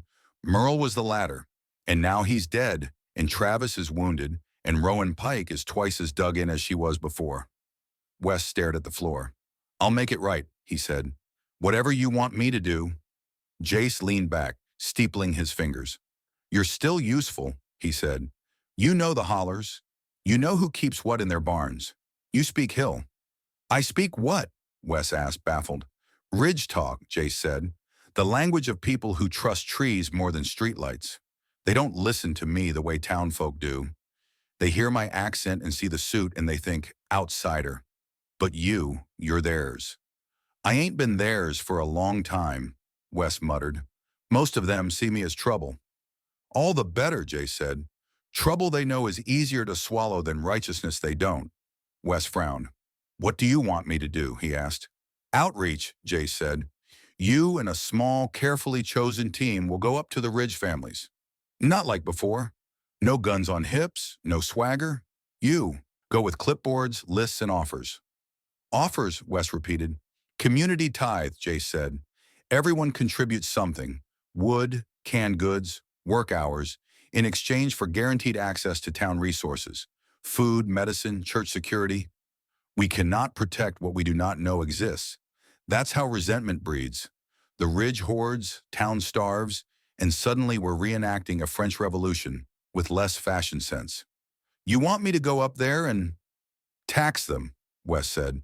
I want you to go up there and invite them, Jace said. Tell them they can choose. Be part of the New Dawn plan or be outside it, but make sure they understand what outside means. Rowan's not going to like that, Wes said. Rowan already doesn't like a lot of things, Jace said. She and I have an arrangement. As long as she keeps her end, I won't force the issue. She's protected for now. The others aren't. And if they say no? Wes asked. Jace's gaze cooled. Then we mark their names appropriately, he said. And when supplies run tight, we prioritize those who have invested in the community. That's only fair. Wes's stomach twisted. You're asking me to knock on doors and tell people if they don't tithe, their kids might not get medicine, he said. I'm asking you to explain reality, Jace said. This town doesn't have enough to save everyone. We need order. We need contribution. And yes, we need leverage. I'm not going to sugarcoat this, Wesley. The age of everyone doing whatever they want and trusting Walmart to fill the gaps is over. Wes swallowed hard. When do I start? Today, Jace said. Take 3 guardians you trust not to shoot their own feet. Not Travis. He's benched until his shoulder heals. And for the love of God, keep your hands visible and your voice calm. He paused, then added, and don't go to Pike Ridge yet. Wes blinked. Why not? I'll handle Rowan personally next time, Jace said. I'd like our partnership to last more than one gunfight. Silas's version of diplomacy involved coffee, bad jokes, and a lot of listening. He started with the Crawfords, partly because their cabin was closest, and partly because Mrs. Crawford made the best biscuits on the ridge. The smell hit him before he reached the clearing, flour and fat and wood smoke. Boone, Mary Crawford said when she opened the door, flour on her hands, hair pulled back in a kerchief. If you're here to trade for biscuits, you're already in my debt. I come in peace and hunger, Silas said, doffing his hat. Can I trouble you and your better half for a talk? Her eyes narrowed. Trouble's been coming up this hill uninvited all week, she said. What kind are you bringing? The kind that might keep the other kind at bay, he said. She studied him for a long heartbeat, then stepped aside. Then come in, she said. But if this ends with Jace Hollow on my porch, I'll feed you to the chickens. Inside, the Crawfords' cabin was warm and cluttered with the comfortable chaos of a large family. Toys under chairs, boots by the door, a shotgun propped in the corner. Tom Crawford sat at the table whittling. 4 of their 6 kids were visible, 2 playing cards on the floor, 1 reading a torn comic book, 1 sleeping in a basket that had once been a laundry tub. Silas accepted a biscuit, let the butter soften on top, and laid out the situation. He didn't call it a Ridge Alliance at first. That sounded too organized, too much like the kind of thing people imagined required bylaws and dues. He called it neighbors not getting picked off one by one. Jace has food and men in blue armbands, he said. He's handing out boxes with one hand and rules with the other. Right now, those rules are mostly about not stabbing each other in line. But that's going to change.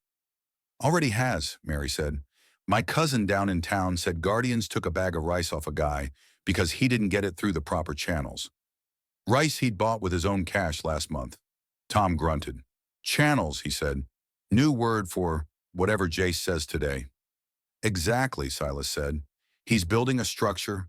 Someone needs to build one up here too, or we're going to end up as squares on his map. What are you proposing? Mary asked. Simple things at first, Silas said. Shared watch schedule.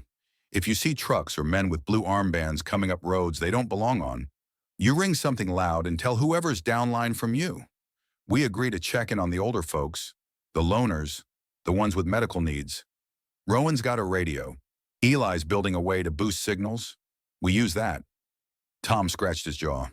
You trying to start a second church? He asked. Silas snorted. I left organized religion the day a deacon told me God approved of his new bass boat, he said. No sermons here. Just common sense and the occasional bullet, if we have to. Mary looked at her sleeping toddler. You think it's going to come to that? She asked quietly. I think hungry people with a leader who talks about hoarders make bad decisions, Silas said. And I think we're better off making sure those decisions look difficult, not easy. If Jace ever thinks, I could send a group up there and take what I want his next thought to be, and half of them won't come back.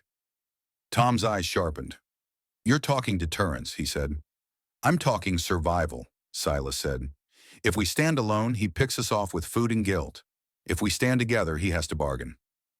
Mary sighed. You already talked to Rowan, she said. Yep, Silas said. She's reluctantly on board. She made a devil's deal so her daddy, Can breathe. That buys us time. I'm trying to make sure we use it. Tom nodded slowly. What do you need from us? He asked. Eyes, ears, and willingness to show up if someone lights the signal, Silas said. And maybe a pot of that coffee when we have to hold meetings. Mary cracked a small smile. You bring biscuits next time and we'll call it even, she said. He left with their provisional yes and 2 extra biscuits wrapped in a cloth. It went similarly at the McNeils. More suspicion, more questions about starting trouble, but the same underlying fear. By the time he made it to his cousin, Darlene Boone's place, the pattern had become familiar. They all asked the same thing in different words. Do you really think it's going to get that bad? And Silas every time said, worse if we don't start acting like we live in the same story. Eli's story lived in wires. He sat cross-legged on the cabin floor, laptop open, battery pack plugged into one of the small solar panels he'd salvaged from Silas's homestead. The laptop was old, but not as old as Silas's truck. It had just enough brains to run a stripped-down mesh network program he'd found years ago on a tech forum, back when prepper internet had sounded like a joke. It's not real internet, he'd explained to Rowan when she'd asked. More like walkie-talkies that can pass notes. So gossip, but with code, she'd said. Exactly, he'd said, grinning. He'd set up 3 nodes so far, one at their own cabin, one at the Crawfords', one at Silas's. Each was a cheap Wi-Fi router gutted and repurposed, antennas extended with wire, power supplied by small panels and scavenged batteries. The range was limited by hills and trees, but the signals hopped from node to node like birds. That morning he was testing range. The laptop showed 3 green dots: Pike Nest, Boone Roost, Crow Crawford. Packets pinged back and forth, carrying small bits of text, check-ins, timestamps, silly jokes. Boone Roost.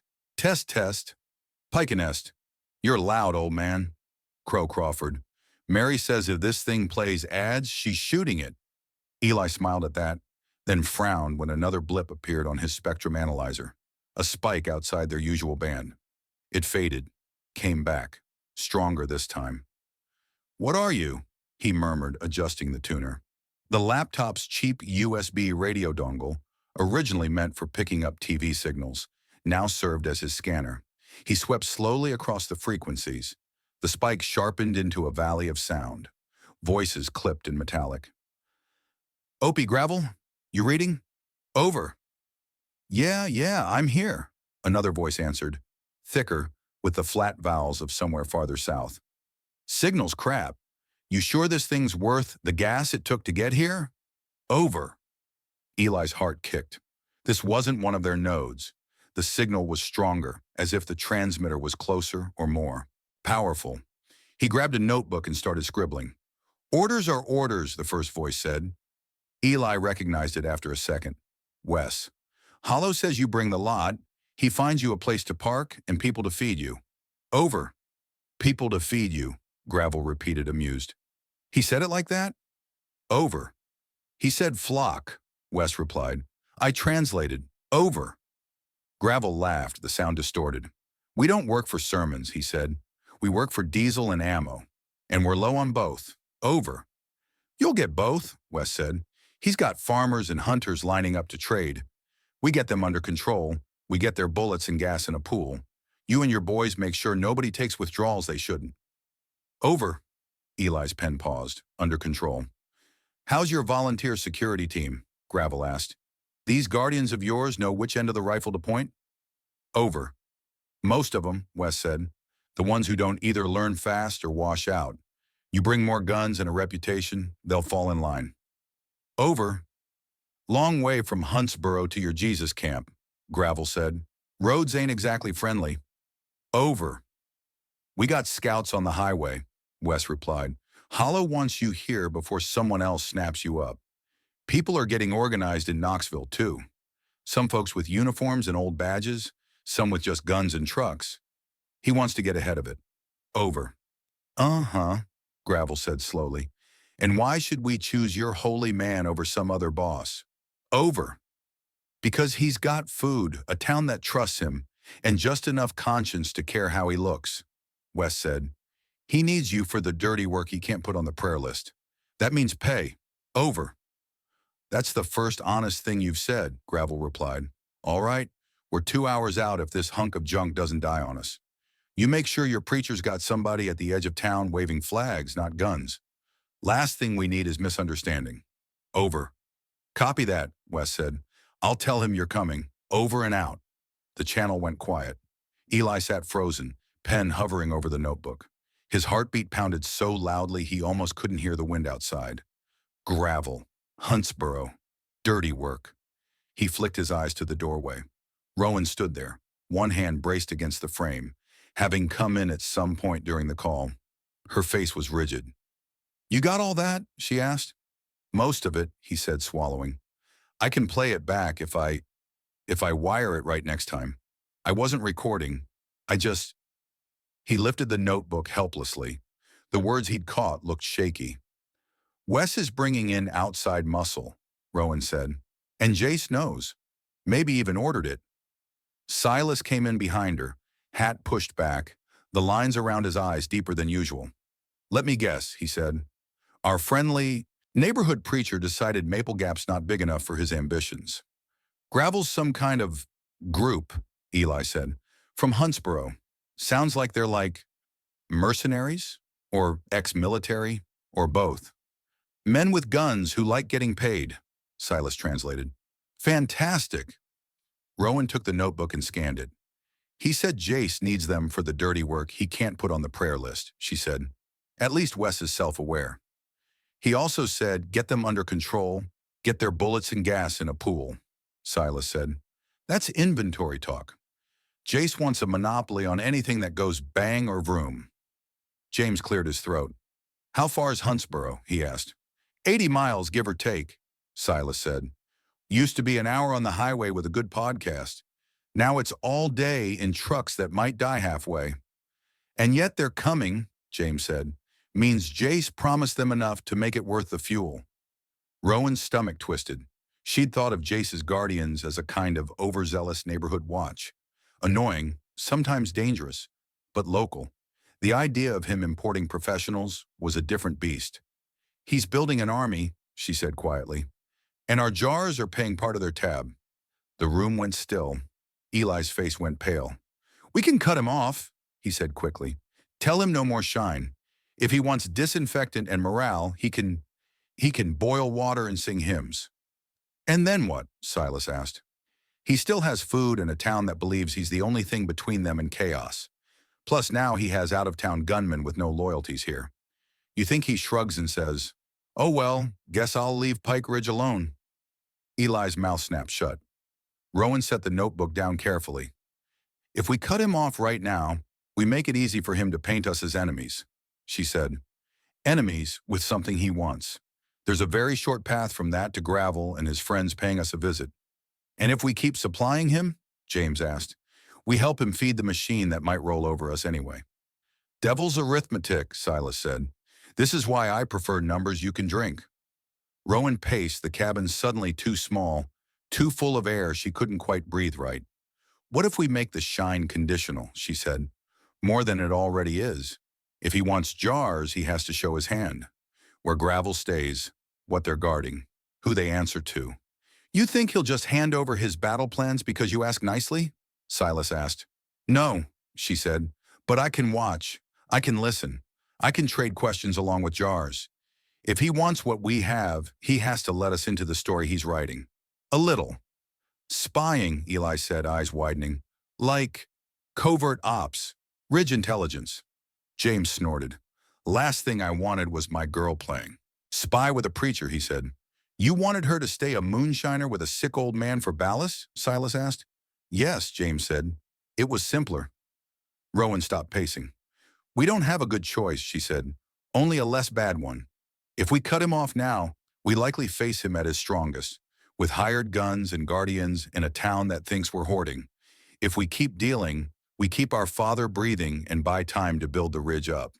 Time for Eli's network, for your alliance, for us to maybe find a weakness in whatever Jace is building. And if there is no weakness, Eli asked. There's always a weakness, Silas said. Even gods get killed in stories. Rowan met each of their eyes in turn. I'm not asking for a vote, she said. This is my mess, my deal. I'll carry it. But if any of you think we should cut and run, move deeper into the hills, disappear, I need to know now. Silas shook his head. This ridge is my home, he said. I'm not going to let some imported thug in a truck decide whether I get to keep it. Eli hesitated, then squared his shoulders. I'm not leaving my antennas, he said. Besides, if we run now, they'll just chase someone else. Maybe the Crawfords, maybe the McNeils. I'd rather they come for someone who's expecting them. James wheezed a laugh. Pike Ridge, come for the view, stay because we shot your tires out, he said. Rowan exhaled. Okay, she said.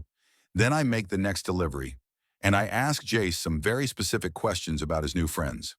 And if he lies, Silas asked, then I mark that down, she said, and we start planning for the day the deal breaks. Gravel's convoy rolled into Maple Gap just before dusk. Rowan watched from a distance, parked on a ridge road that looked down on the town like a balcony. Silas had insisted on coming. He leaned against a tree, binoculars pressed to his eyes. The truck sat hidden behind brush, its green paint blending into the shadows. How many? She asked quietly. 3 trucks, 1 SUV that's seen better centuries, Silas said. Lifted suspensions, big tires, more LED bars than sense. They look like a Bass Pro Shop catalog had a baby with a war movie.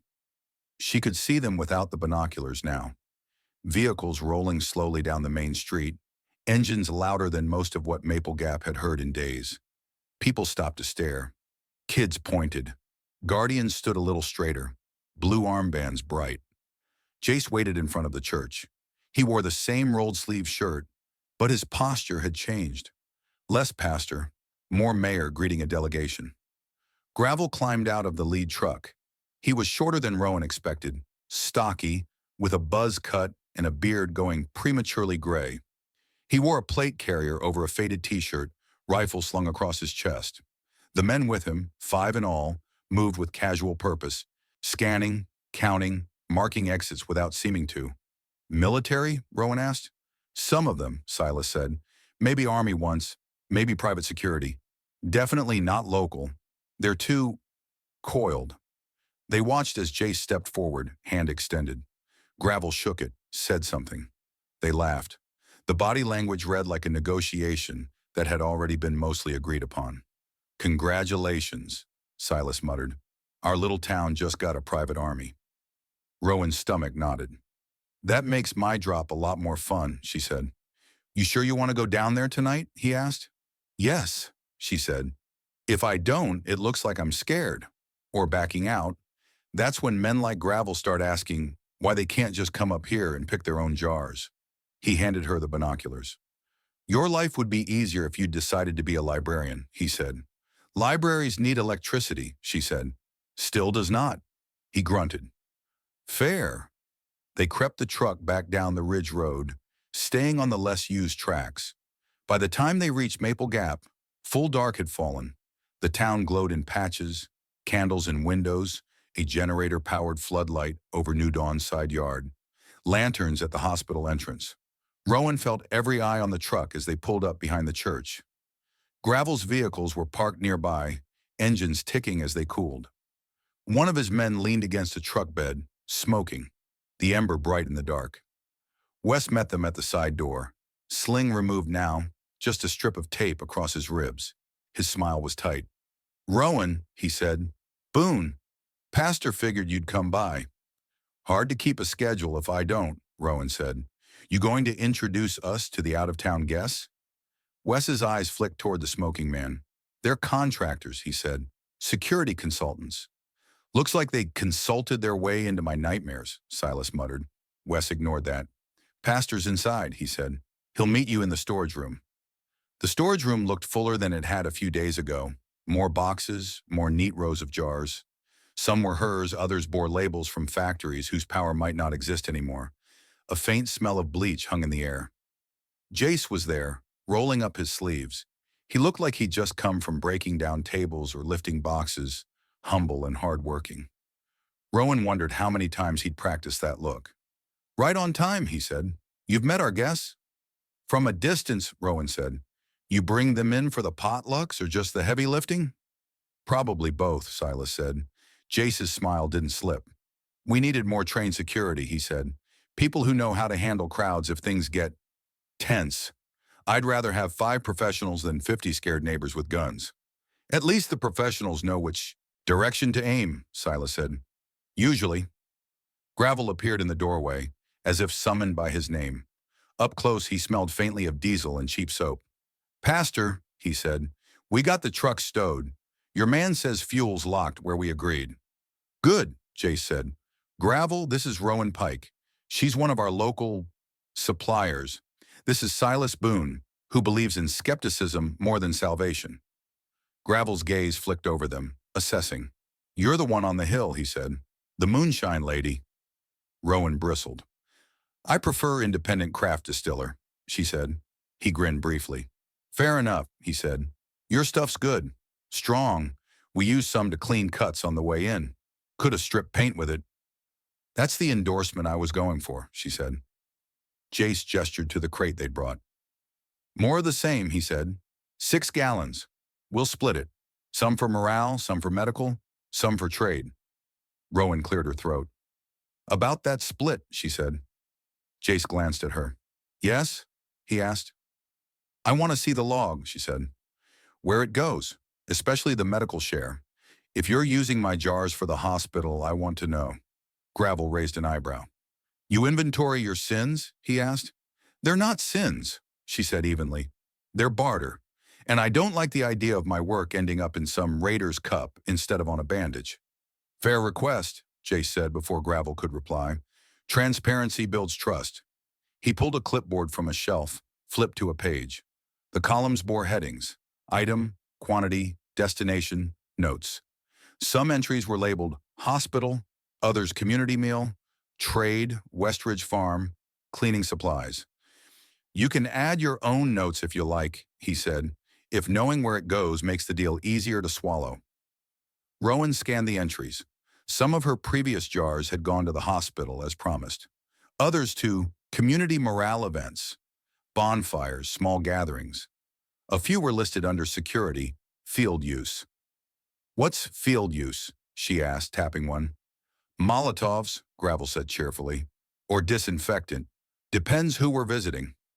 Jace shot him a warning look. Mostly disinfectant, he said.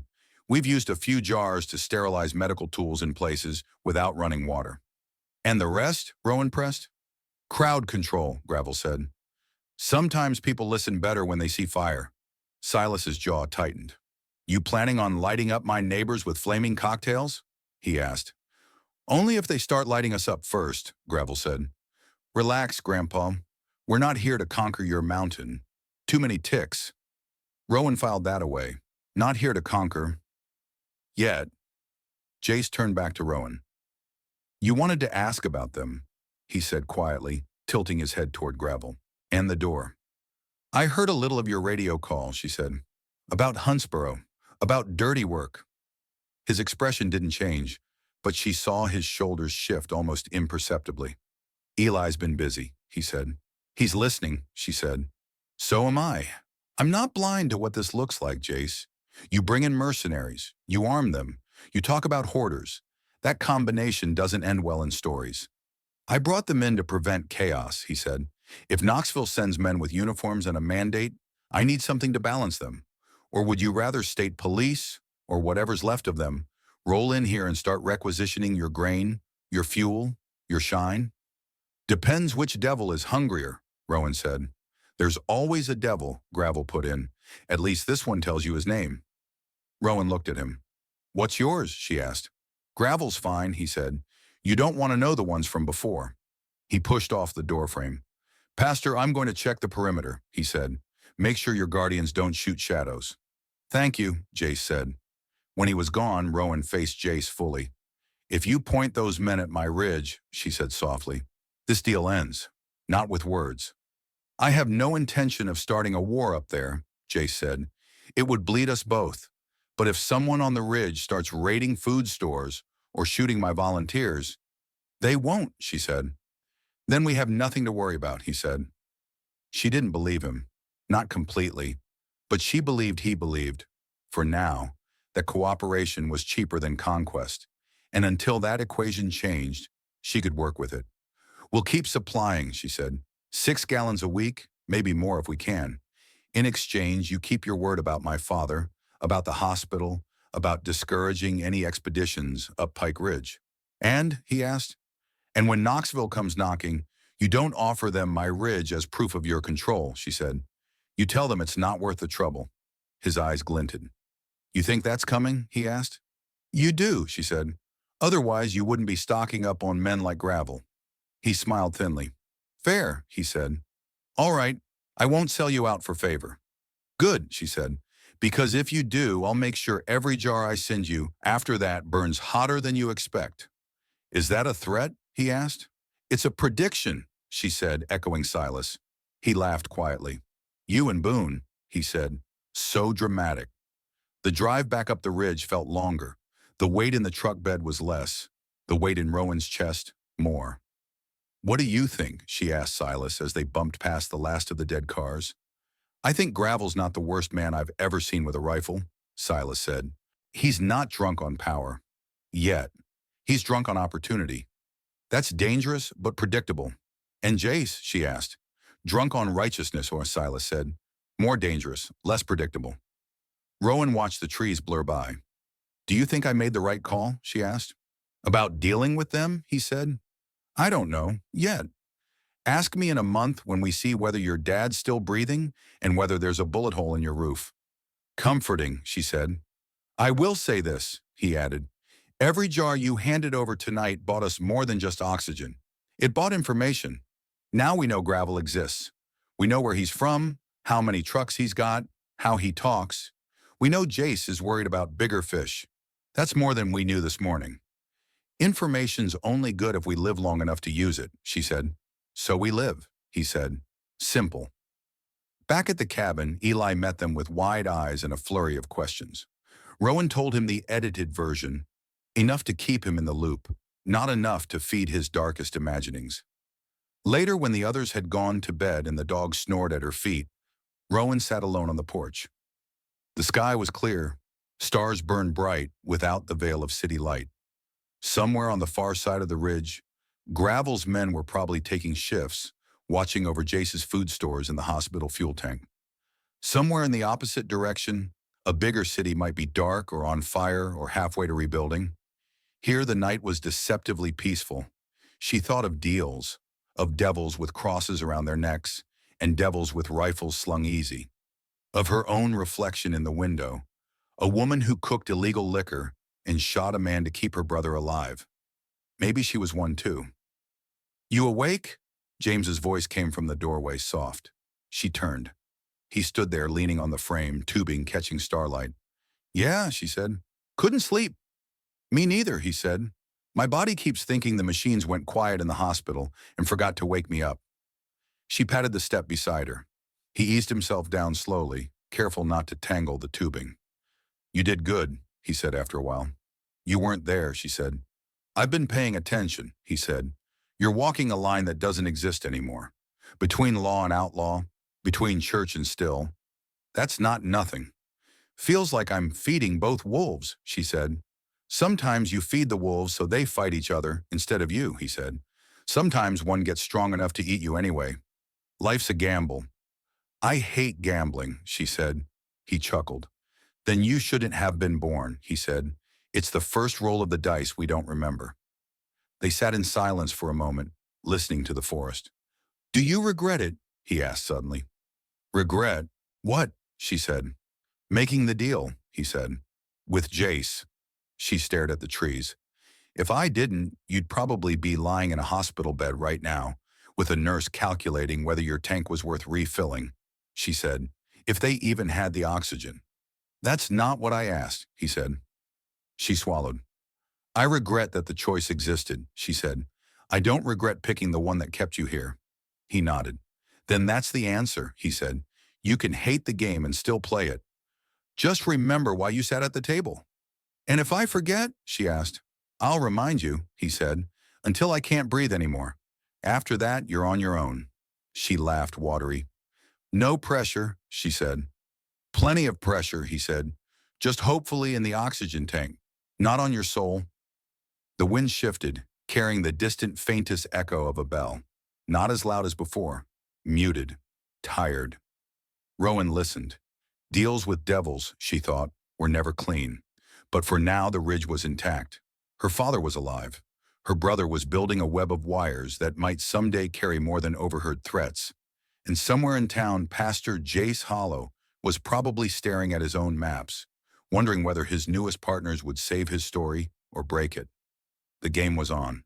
She intended with everything she had not to be anyone's pawn. Chapter 6, Fault Lines. The old gas station on Route 12 had been dying for years before the lights went out. Its sign still bragged lowest prices in the county in sun-faded red, even though the pumps hadn't really been competitive since before Eli was born. The canopy sagged. One of the fluorescent tubes overhead had been flickering for so long that locals used it as a joke about the owner's stubbornness. Now the fluorescent tubes were dark. The pumps were dead metal. The only light came from the dirty windows of the convenience store in the gray morning sky. 3 men stood at the front door, arguing with the padlock. "It's just sitting there," one said, voice rough with frustration. "Sam ain't gonna use it. He's probably halfway to Florida or dead in a ditch." "You don't know that," another replied, but his tone lacked conviction. The third man, tall, shoulders too broad for his ratty jacket, jammed a crowbar against the frame and leaned his weight into it. The door groaned. "Look around you," he said. "You see cars moving? Semis rolling in? No, that means no deliveries. No cops filling up on free coffee. No nothing. This is food and water going stale on a shelf while my kids eat beans straight out the can." Inside the store, a shape moved. Sam Kelleher, the owner, appeared behind the smudged glass, his own crowbar in hand. He'd lost weight in the last week, the kind that came off fast and left skin gray-green. His eyes were bloodshot. "Get the hell off my door," he snapped, voice muffled through glass. "This is private property." The tall man, Darren from a junkyard out toward Huntsboro, snorted. "Private property," he echoed. "What are you going to do with your private property, Sam? Sit in there and eat every last Twinkie while the rest of us starve?" "It's my stock," Sam said. "I paid for it." "With money that don't mean squat right now," Darren shot back. "We offered to pay you. You said no. You wanted to pay with a busted carburetor and a promise to watch the place," and Sam said, "That's not payment. That's daylight robbery." "Better than what you're doing," Darren said, levering the crowbar again. The wood creaked. "You think anybody from the co-op's coming to bail you out? You think the companies are sending trucks because they love this little shithole town? We're on our own." "Then go be on your own somewhere else," Sam snapped. Behind Darren, the other 2 men glanced nervously up the road. The town was close enough that if anyone wanted to interfere, they'd have no more than a few minutes' walk. They didn't notice the dust cloud until it was almost on top of them. The truck came in fast, engine growling. It wasn't local. Too clean, too lifted, too many LED light bars and aftermarket parts. It skidded to a stop in a half circle of gravel, spraying dust and pebbles toward the pumps. Gravel himself climbed out of the driver's seat, rifle slung across his chest, plate carrier scuffed, but solid. 2 of his men hopped out of the back, boots hitting the ground in near unison. Darren stiffened. "Shit," he muttered. Gravel took in the scene in a single, sweeping glance. Sam inside, crowbar up. 3 men outside, one prying at the lock, the others lingering like conscience couldn't decide. "Morning, gentlemen," he said pleasantly. "What seems to be the problem?" "This is none of your damn business," Darren snapped, though the way his hands shook on the crowbar undercut the bravado. "This is between us and Sam." "Oh, I think it might be my business," Gravel said. He nodded toward the new dawn patch somebody had pinned crookedly to his vest. "Pastor Hollow asked us to help keep the peace around town. This is, technically around town." "We're not in town limits," the second man said quickly. "This is Sam's place. Country rules. He can handle it." Gravel's gaze flicked to him. "Can he?" he asked mildly. Sam banged the inside of the glass. "I said, get off my property," he shouted. Gravel sighed and walked closer, boots crunching on gravel. The other 2 men with him flanked out, one drifting toward the pumps, the other toward the side of the building. Let's start with names, Gravel said. You. He jerked his chin at Darren. Why? Darren asked. So I know what to yell when I need you to stop being stupid, Gravel said. Humor me. Darren. Wallace, Darren muttered.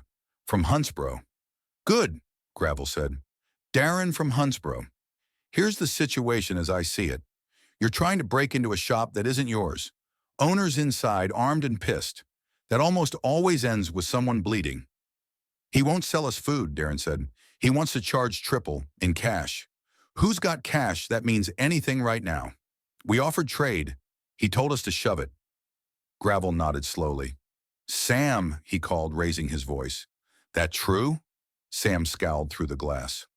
I've got inventory, he said. I'm not a charity. They wanted to take half my stock for some busted parts and whatever they could scavenge. Like I said, trade, Darren muttered.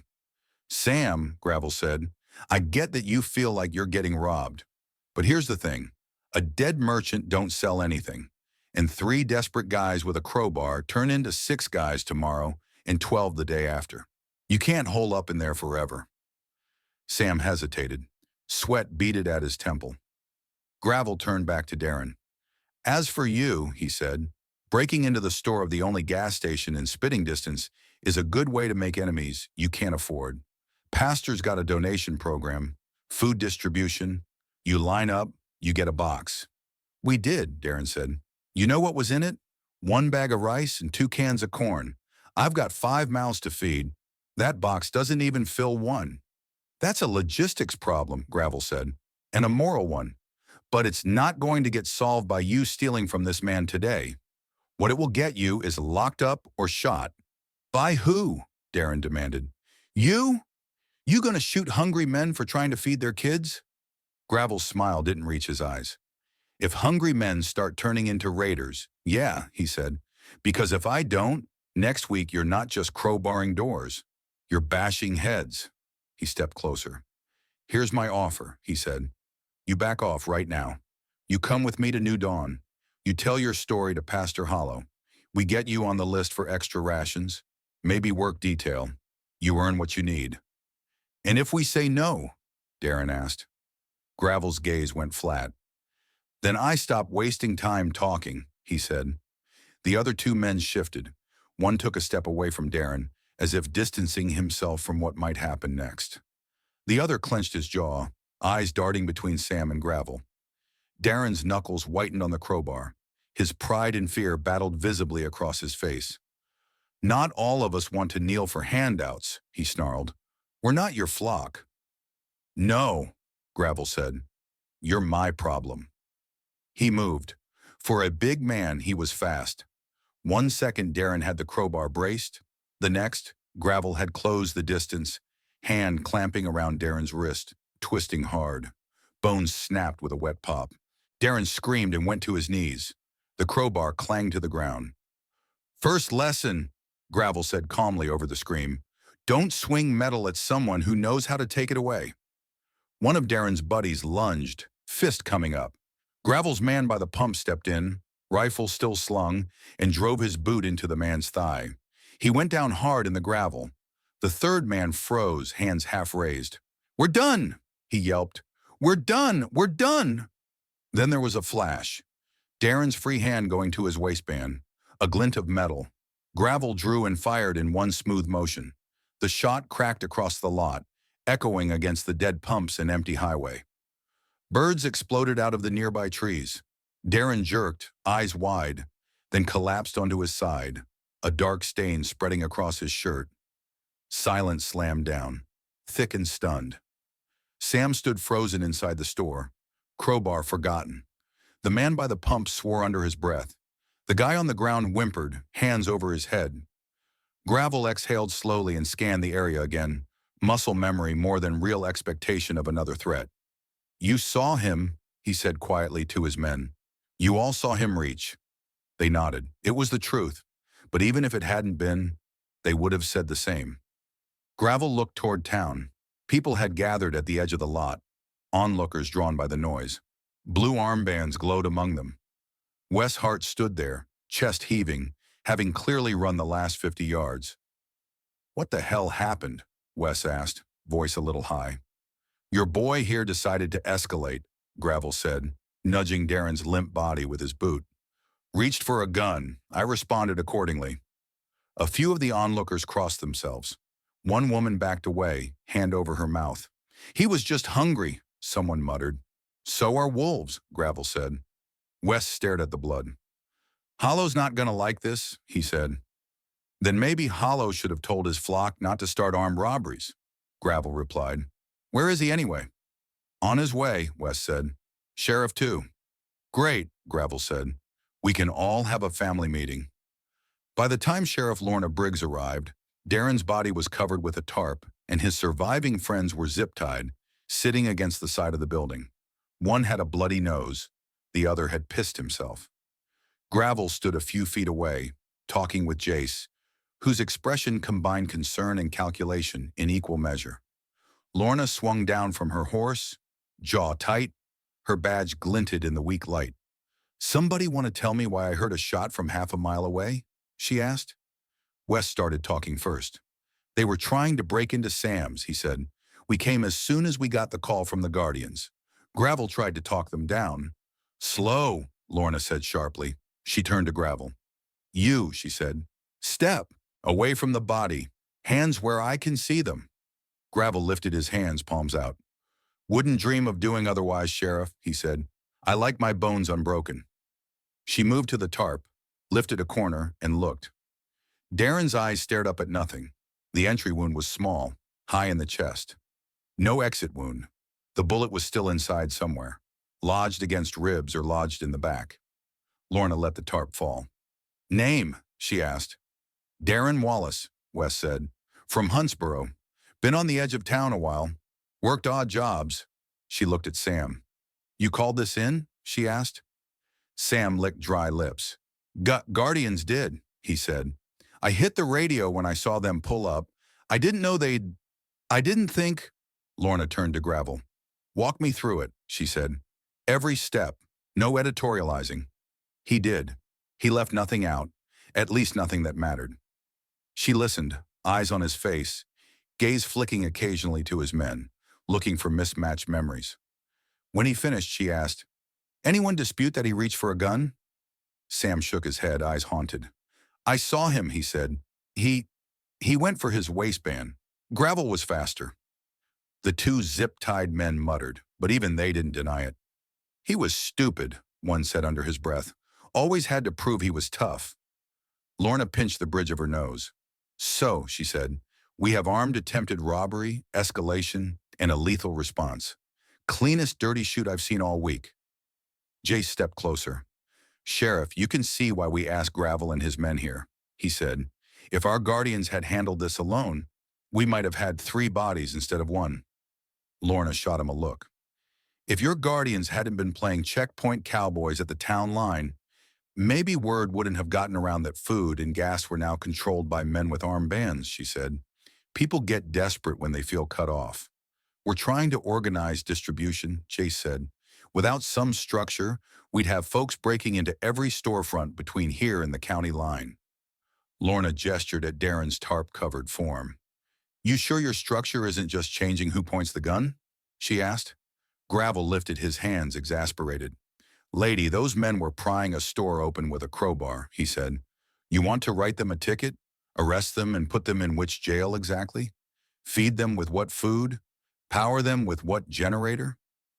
My name is Sheriff Briggs, she said coldly. Not lady.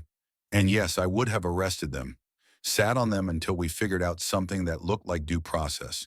You don't get to decide alone who lives and dies in this town just because the pastor hired you. He didn't hire me to stand around, Gravel said. He hired me to stop things like this before they spiral. I gave them a chance. They took a shot at it. Literally. Jace stepped between them slightly, palms out, mediator posture engaged. We're on the same side, he said. We all want Maple Gap to survive. We might disagree on methods, Lorna said. And same side feels a little crowded right now. Jace lowered his voice. Lorna, he said softly, you know as well as I do, we don't have the infrastructure for formal trials. We barely have light in the hallways. Until the state reasserts itself, I am the law here, she snapped. Not you, not your church, not your imported gunman. The watching crowd shifted, uncomfortably attentive. Some nodded with Lorna. Others looked to Jace, waiting for his answer. He chose his words carefully.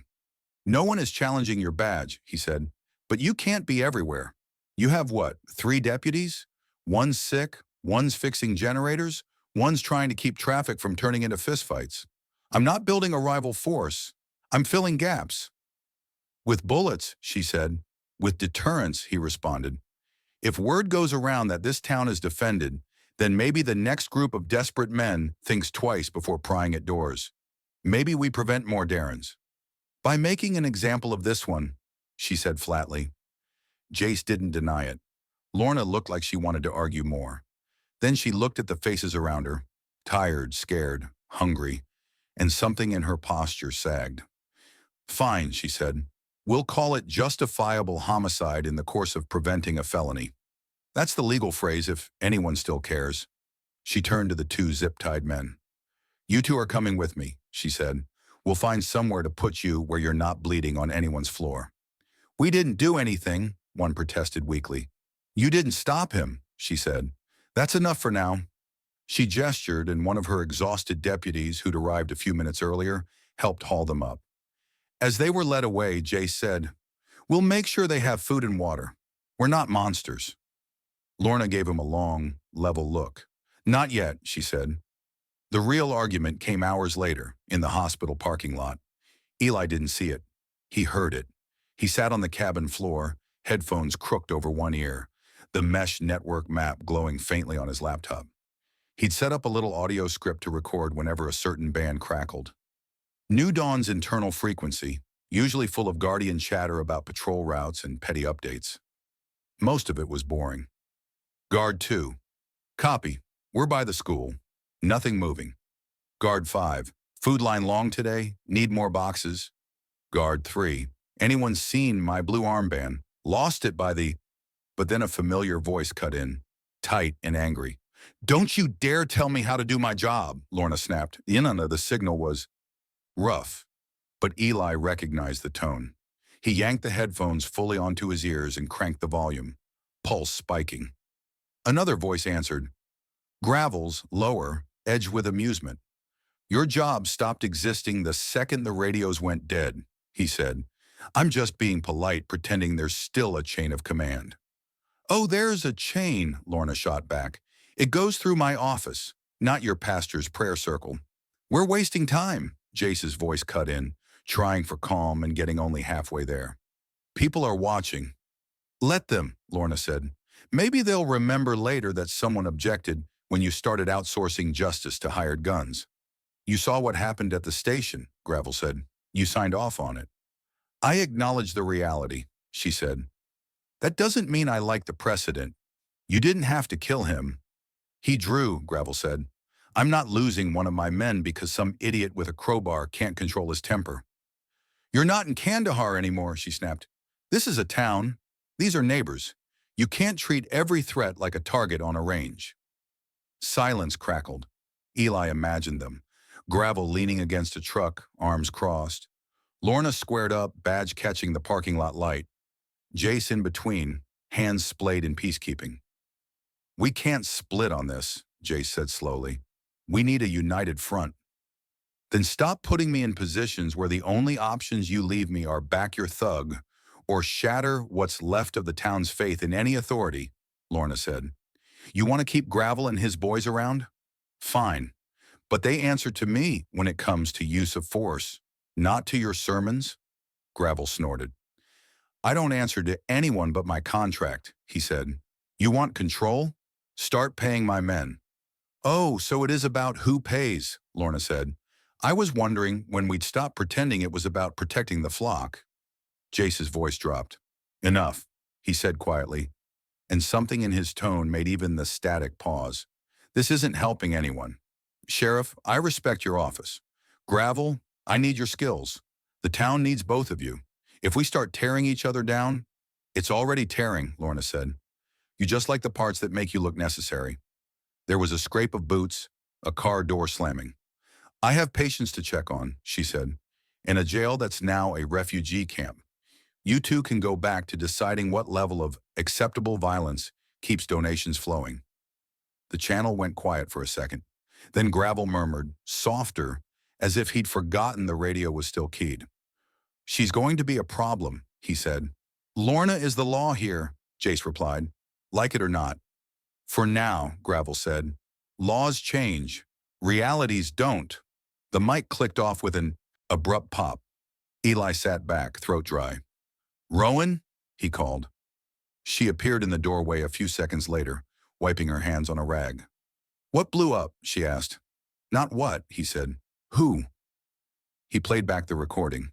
She listened, face tightening with each exchange. By the end, her jaw was clenched so hard that a muscle jumped in her cheek. "So now Jace is wedged between the badge and the mercenary," Silas said from his chair, having drifted in halfway through. "Could have told you that would happen. He's juggling knives and we're standing under him." "If Lorna gets pushed out completely," Rowan began, "then you have a preacher with no break and a man with a gun who thinks rules are a suggestion," Silas finished. "Lovely." James shifted in his chair. "So the town's breaking in half," he said, "between law as we knew it and order as Jace wants it." "And we're on the third line," Rowan said. "The ridge." "The crack," Silas said. "Fault line." The first official meeting of what Eli, privately, had begun calling the Ridge Alliance was held at the Crawfords' big kitchen table. They crammed a lot of bodies into that kitchen. Tom and Mary Crawford anchored one end, Mary with a notepad, Tom with his arms folded. Silas occupied a corner chair like it was a throne of splintered oak. Rowan sat near the window where she could see the road. Darlene Boone leaned against the counter, coffee mug in hand. Old man McNeil, wiry as a fence post and twice as prickly, sat hunched with his hat in his lap. A few others came too. Young couples, a widower from the far side of the ridge, one of the Rojas boys who'd married into a local family. Not everyone had made it. Some were too sick, too wary, or too stubborn. But it was a start. Mary set a pot of stew in the middle of the table. "We eat first," she said. "We don't make plans on empty stomachs. That's how people vote for idiots." There were a few chuckles at that. They ate, the silence more comfortable than tense. When bowls were scraped clean and mugs refilled, Silas cleared his throat. "All right," he said. "We all know why we're here. Because you told us if we didn't come, we were stupid," McNeil said sourly. Silas grinned. "That, and because we got a preacher in town, building himself a little kingdom with guns and canned beans," he said. "And we all live on the hills around that kingdom like castles without walls." "Castles?" Darlene snorted. "Speak for yourself. My roof leaks and the outhouse froze last winter. That ain't a castle." "You got land," Silas said. "You got wells and wood and fields. That's worth more than gold right now. Town knows it. Jace knows it. Gravel's going to know it soon, if he doesn't already. We can't pretend we're invisible while driving past his hired muscle in trucks he thinks he owns." Tom nodded. "Boone says Jace is going to start asking for tithe," he said. "From Ridge folks. Food, wood, labor, in exchange for food lines and protection." "He already sent that Hart boy up to talk," Mary added. "Said we could sign up for community contribution and get on a priority list." "What did you tell him?" Rowan asked. "That I'll decide when to share and with who, not when a man with a microphone tells me," Mary said. "And that if he wanted our firewood so bad, he could come chop it himself." McNeil grunted. "I told him to piss off," he said. "Told him my grandpappy fought in Korea for property rights, and I wasn't about to give him up to some preacher in a pressed shirt." "Sure," Darlene said dryly. "Korea was fought over your chicken coop." The room chuckled. McNeil scowled, but his eyes softened. Rowan leaned forward. "I'm not here to tell you to pay Jace or not," she said. "You all know your situations better than I do. What I'm saying is this. Whatever we choose, we're safer if we choose it together." Mary tapped her pen. "So what exactly are we proposing?" she asked. "We can't just say we're an alliance and call it a day." "We start small," Silas said. "First, information. We set times for radio check-ins. Mornings, evenings. If you see anything odd, new dawn trucks on roads they don't use, Gravel's men wandering out of town, Strangers asking questions. You share it over the mesh Eli's building. That way, one man's weird doesn't turn into everyone else's surprise. Half of us don't have radios, McNeil pointed out, or know how to use them. That's where Eli comes in, Rowan said. He set up nodes at my place, Boone's, and here. We can get small sets to the others, rigged simple. One channel, one button. You don't need to decode codes, just talk. Mary looked at Eli, who was perched on a stool near the wood stove, notebook in hand. You can do all that? She asked. He shrugged, a little shy under the attention.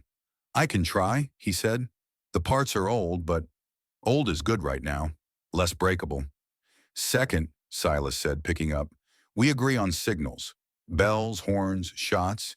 If trouble starts at any one place, we don't wait for phone calls that ain't coming. We ring. Mary nodded. We've got the big bell from the schoolhouse in our barn, she said. Thought we'd use it for decoration someday. Guess it's getting its job back. Rowan glanced at McNeil. You got anything loud? She asked. Shotgun, he said. Loud that doesn't include ammunition, Silas clarified. We might need the shells for more than church bells. McNeil thought. Got an old propane tank, he said slowly. Empty. Hang it up, hit it with a wrench. You can hear it half a mile on a still night. Perfect, Silas said. We'll help you rig it. What about vulnerable folks? And Darlene asked. Old Mrs. Halper, she's still living way up on that goat path? She's got nobody but her cats. We check on them, Rowan said. Rotate. Nobody up here gets left alone long enough to become a story somebody tells in town about tragedy on the hill. And if Jace's boys start coming up more often? One of the younger men asked. What then? We can't shoot every blue armband that steps past the tree line. No, Rowan said. We don't shoot first. We make it clear we're organized, that we talk, that if they try to pick on one house, the rest will know. Bullies like easy targets. We make ourselves difficult. And if that doesn't work, McNeil asked. Silas smiled without humor. Then we remember we've been hunting in these trees longer than any of them have been alive, he said. We know the hollers, the choke points, the places where truck tires spin. If it comes to war, we make sure they walk into our ground, not the other way around. The room quieted at that word, war. It felt too big, too dramatic, but nobody objected. Mary scribbled on her pad. Okay, she said. So, radio net, bells, check-ins, check on elders. Anything else? Rowan hesitated, then said, we should think about consolidating, at least temporarily, if things get worse. Darlene frowned. What do you mean? She asked. I mean moving some people, Rowan said. Not everyone, not all at once. But if we know trouble's brewing, if Lorna gets pushed out, if Jace starts talking harder about hoarders, we should have a plan for where the most vulnerable go. Kids, sick folks, anyone who can't run. To my place, Mary said without hesitation. We've got the biggest flat patch and the most beds, plus that bell. If we have to turn this into a little fort for a while, we can. Tom looked at her, then nodded. She's right, he said. We can't turn away neighbors if things go sideways. Might as well plan for it instead of pretending it'll never happen. McNeil's can't move easy, McNeil said, voice tight. This land's been ours since my granddaddy got back from the war. Nobody's asking you to walk away from it forever, Rowan said. But if somebody decides your pantry is community property, I'd rather you be behind Crawford's stew pot than behind your old truck by yourself with your shotgun. He grumbled, then sighed. We'll see, he said, which from McNeil was as close to a yes as anyone expected. By the end of the night, they had a rough plan. Eli drew a map marking each homestead, drawing little arrows where bell sounds would carry. He added icons for radio nodes. Mary wrote times for daily check-ins on her pad and tore off copies for anyone who wanted them. As they filed out into the cool night, Rowan stood with Silas on the porch. So that's it, she said. We're officially a problem. We were a problem the day we drilled our own wells instead of hooking into the city water, Silas said. We're just more organized now. She looked up at the stars. Somewhere down in town, Gravel's truck sat under New Dawn security lights. Jace was probably writing his next sermon, picking verses to fit the shape of his growing army. On the ridge, they had bells and radios and stubbornness. It didn't feel like enough. The warning came from Maddie, as so many did. Maple Base to Ridge Nest, her voice crackled. You up? Over. Rowan grabbed the mic. This is Ridge Nest, she said. I'm here. Over. It's late, Maddie said. Figured you'd still be awake. Over. Sleep's optional these days, Rowan replied. What's up? Over. Guardians had a meeting at New Dawn tonight, Maddie said. One of the nurses is dating a guy on the security team. She heard things. Over. Rowan's grip tightened. What kind of things? Over.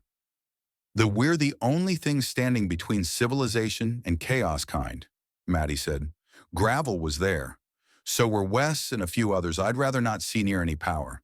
They talked about what happened at the station, how it proved the need for stronger measures. She paused. And then somebody brought up the ridge. Over. Cold slid down Rowan's spine. What did they say? Over. Words like unsustainable and hoarding, Maddie said.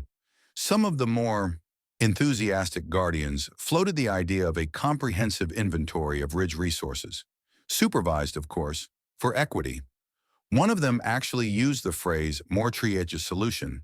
Final solution, like this is a math problem, not people. Over. Rowan forced herself to breathe. Did Jace agree? Over. He shut down the language, Maddie said. Told them not to say things like that it wasn't helpful. But he didn't say the idea was wrong. He said it wasn't time for that. Over. Not time yet, Rowan muttered. Exactly, Maddie said. Look, Ro, I can't tell you what to do up there. But if I were you, I'd assume some of the more gung-ho blue armbands are thinking of taking initiative. Maybe visit a homestead or two to show they mean business, with or without orders. Over. Copy, Rowan said. We've got bells and radios. We'll use them. Over. And Rowan, Maddie added, for what it's worth, not everyone down here buys their narrative. There are plenty of us who remember you pulling us out of that ditch last winter or delivering half a hog when the Taurus freezer broke. You're not just the hoarder on the hill. Over. Rowan swallowed the lump in her throat. Thanks, she said. Tell your nurse friend I said she has excellent taste in gossip. Ridge Nest out. She set the mic down and exhaled hard. Silas looked up from the stove, where he'd been warming leftover coffee. That sounded ominous, he said. Guardians are talking about solutions for us, she said, and not the kind that solve anything. He grunted. Knew that word would show up sooner or later, he said. Men in uniforms love solutions. Gives them something to shout while they're breaking things. She moved to the door. The night outside felt less friendly than it had at the Crawfords. Wake-up call goes out tomorrow, she said. Everybody on the ridge needs to be ready for a visit. They didn't have to wait long. It started with a truck no one recognized on McNeil's Drive. The sun was barely over the trees when little Tommy Crawford, skipping rocks near the fork in the road, heard the engine. He ducked behind a stump, heart thudding. The truck that rolled by was newer than most around here. Dark blue with a hastily painted New Dawn cross on the door and blue cloth tied around the side mirrors. 4 men were crammed into the cab. 2 wore Guardian armbands. The third had a bandana over his bald head. The 4th was Travis, his arm still stiff but usable. They were laughing about something, shoulders loose. They turned up the narrow track toward McNeil's place. Tommy didn't wait. He dropped his rock and ran, lungs burning. At the Crawfords, he burst into the kitchen, nearly slamming into Mary. Truck, he panted. Blue one. New Dawn. Went up McNeil's Road. Mary didn't ask for details. Tom, she shouted. Bell. Tom Crawford was already moving. He darted to the barn, grabbed the rope, and yanked. The old schoolhouse bell, hanging from a makeshift frame, clanged into life. Its sound rolled across the ridge, clear, urgent, impossible to ignore.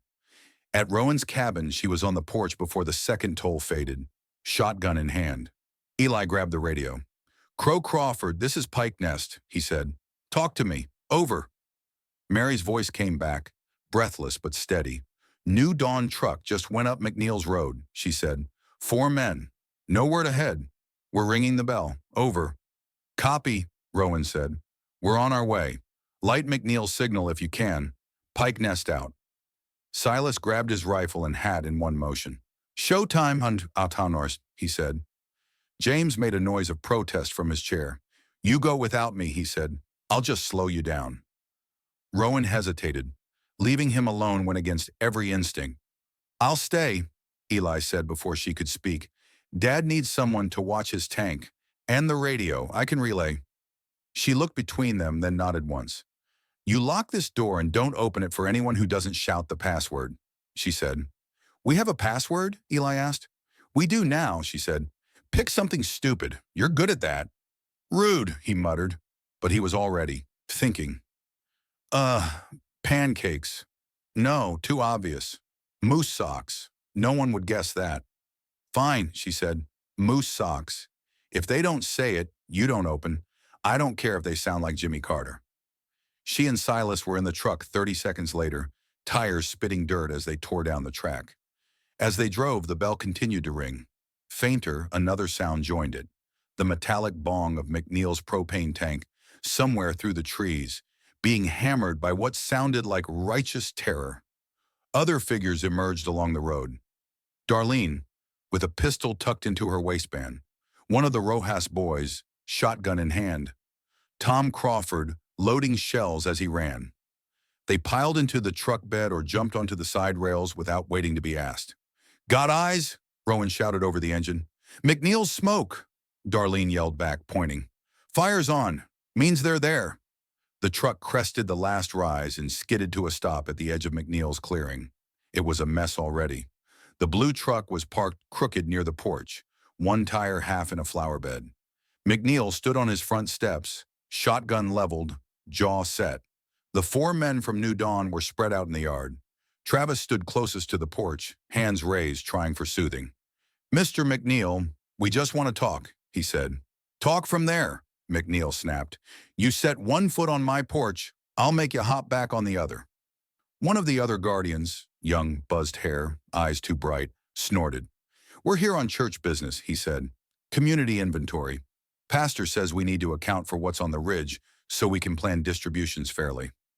Distribution my ass, McNeil said. You mean take what you want and leave us scraps. We mean making sure nobody's hoarding while kids go hungry, the young man said. You got more jars in that cellar than you can drink in 3 lifetimes. That's my business, McNeil said. My land, my work. It's everybody's business now, the man snapped. Maple Gap stands or falls together. That means no little kings on hills. Rowan slid out of the truck, shotgun in hand, Silas at her shoulder. The others fanned out, weapons visible but not raised. That's enough, she called. All 4 guardians turned. Travis's eyes widened when he saw her.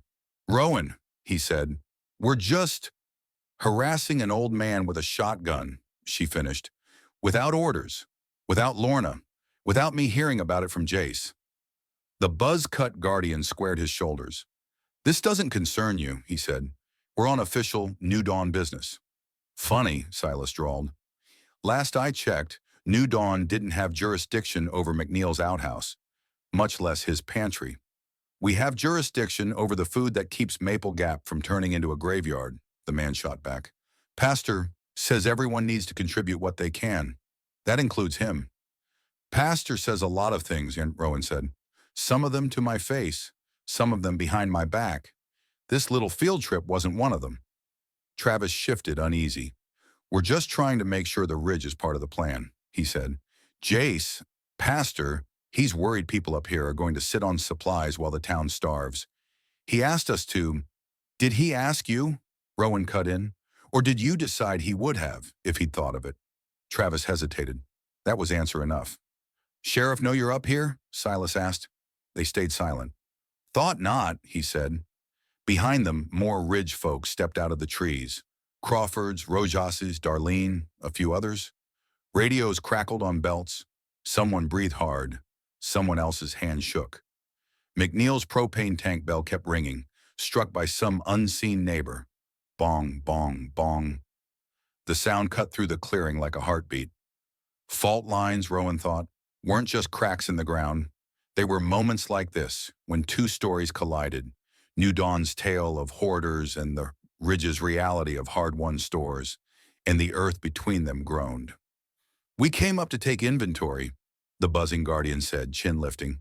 That's all. You come up with a clipboard and Pastor Hollow at your side, and we might talk, Rowan said. You come up with 4 men and a truck and talk about taking inventory. That's not a conversation. That's a raid. Big word for 4 guys with 2 guns, Silas said. But boy, is it the right one. Travis looked around, suddenly very aware of how many barrels were pointed in their vague direction. Not aimed, not yet, but close. Rowan, he said, voice tight, let's be reasonable. We don't want this to what? She asked softly. To become the thing Jace keeps warning about in his sermons? Violence on the ridge? Lost souls who need to be brought to heel? She shook her head. No, here's what's going to happen. You're going to get back in that truck. You're going to drive down this hill. You're going to tell Pastor Hollow that if he wants to talk about community inventory, he can haul his holy backside up here and do it properly, with Sheriff Briggs and a very clear understanding of what's his and what's ours. And if we don't? The young guardian asked. Rowan's smile didn't reach her eyes. Then the next sound you hear won't be McNeil's bell, she said. It'll be the snap of your tires going flat, followed by the paramedic in town telling you how lucky you were it was rubber and not your kneecaps. Silas chuckled. She's being polite, he said. I would have started with the kneecaps. The clearing crackled with tension. A bird chattered nervously in a nearby tree, disturbed by all the loud, stupid mammals below. For a long moment, no one moved. Then Travis lowered his hand slightly. Let's go, he said quietly to his companions. Buzzcut spun on him. What? He said. They can't talk to us like this.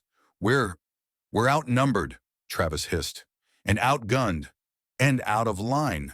Jace didn't sanction this. You don't know that, Buzzcut said stubbornly. Yeah, Travis said. I do. 'Cause if he had, he'd be right here, preaching while you poked through pantries. The younger man looked like he wanted to argue more. Then his gaze swept the ring of faces, hard, set, not just frightened, but angry. The sound of the bell went on, relentless. He swallowed. Fine, he muttered. They backed toward the truck. No one on the ridge lowered their guns until the doors shut and the engine turned over.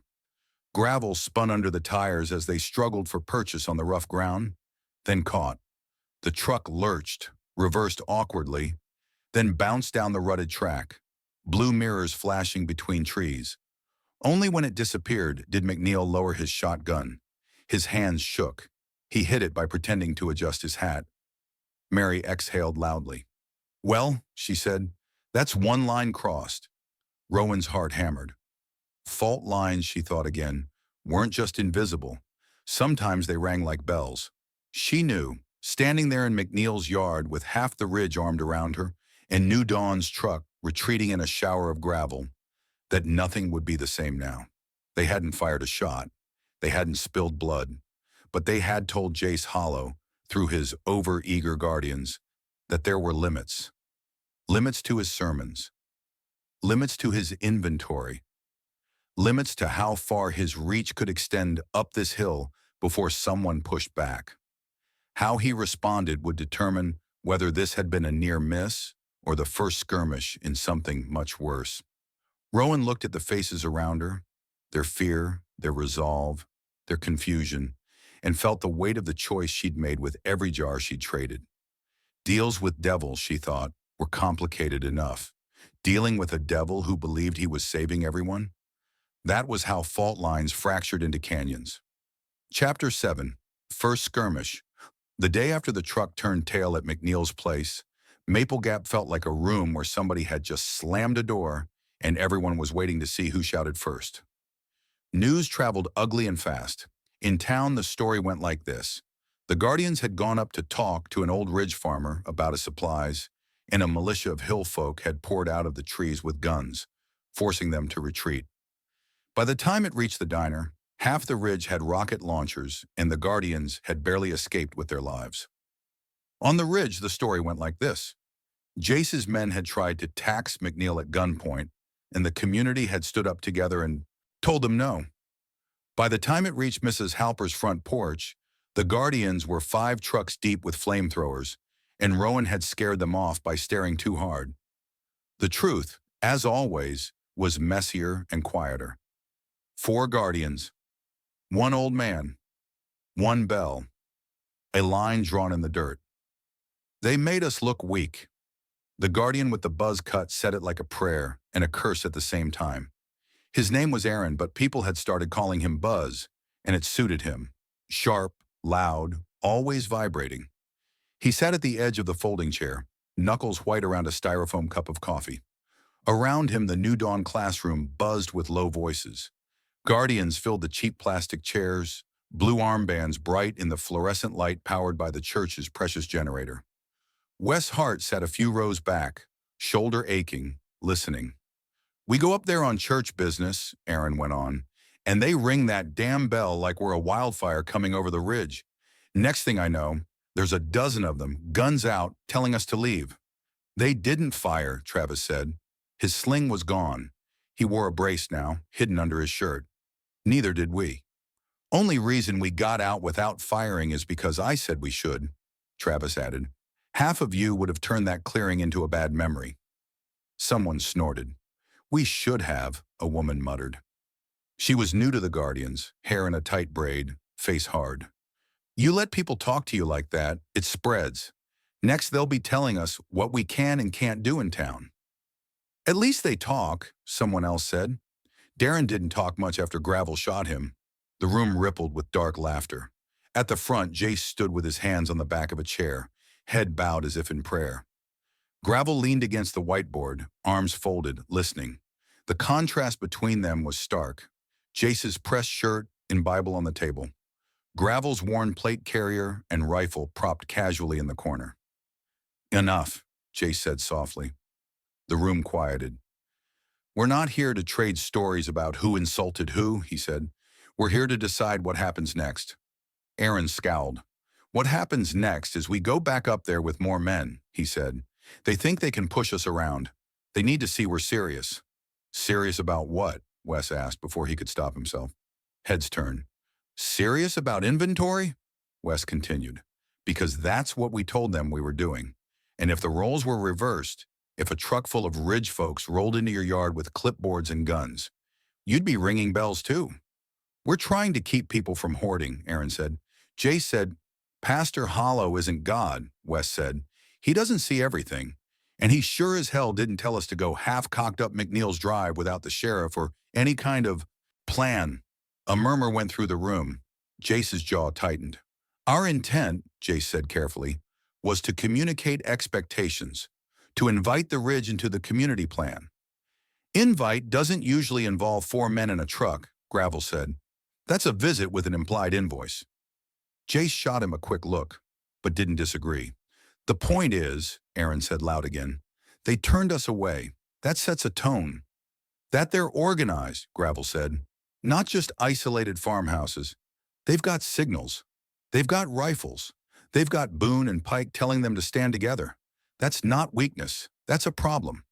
"So we deal with the problem," Aaron said. "We go up, we show them they don't get to make their own rules." "Son," Gravel said mildly, "marching up a hill full of armed people to show them something is a good way to find out what it feels like to get buried in it." Aaron flushed.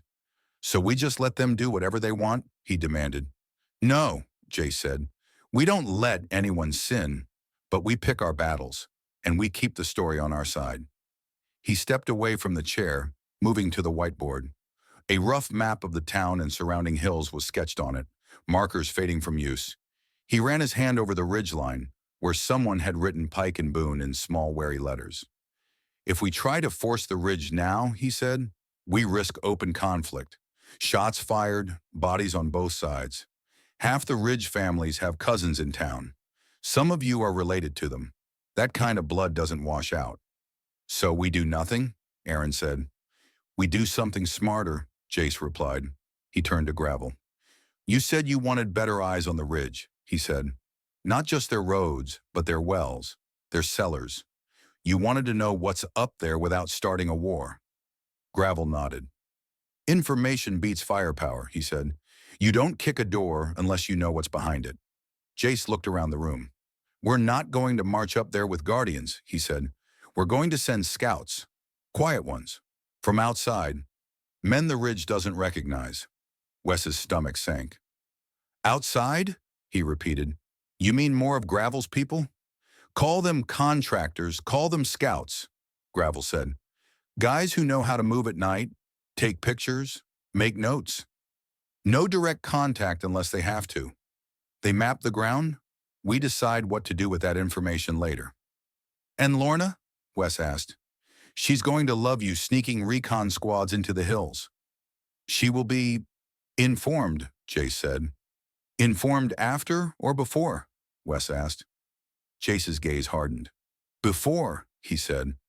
We will ask her to accompany a formal visit to the ridge. Later, to mediate, to reassure. The scouts are separate. They're insurance. Insurance against what? Someone asked. Against walking blind, Gravel said. He pushed off the wall. Look, he said, you've got two kinds of power in this town. The feeling people have when they look at that church and think somebody's in charge, and the feeling they have when they see a rifle and think somebody's ready to shoot. Jace handles the first. I handle the second. But neither of those matters if the ridge can shut off your water and your firewood, and you don't even know how many men they've got in that tree line. Jace let the words settle. We will not attack the ridge, he said. Not now. Not unless they make the first truly violent move. But we will not be blind either. Gravel, put together a small team. No more than 4. They go at night. They don't provoke. They report back. Gravel nodded once. I've got some boys who can do that, he said. Wes swallowed. And if they're seen? He asked. If Rowan catches them? Then we'll say we were checking rumors of raiders in the woods, Jace said smoothly, which in a way is true. And we will emphasize that our goal is to protect everyone. Protect, Aaron muttered. Wes wasn't sure if it was admiration or sarcasm. Jace straightened. We are walking a narrow path, he said, between fear and trust, between selfishness and sacrifice. The ridge has something we need. We have something they need. There will be friction. Our job is to guide that friction into cooperation instead of violence. And if they won't cooperate? Aaron asked. Jace looked at the map again. The marker line of the ridge might as well have been a fault line drawn through his ministry. Then, he said quietly, we decide whether we can afford to let them stay separate and what that decision costs. On Sunday, Jace preached about ownership. He called it a sermon on stewardship, but nobody sitting in the pews with empty refrigerators and half-used gas cans heard it that way. Nothing we have is ours, he said, pacing slowly in front of the altar. The generator hummed in the background, keeping the lights on and the microphones live. Our houses, our food, our fuel, none of it belongs to us alone. It belongs to God, and we are caretakers.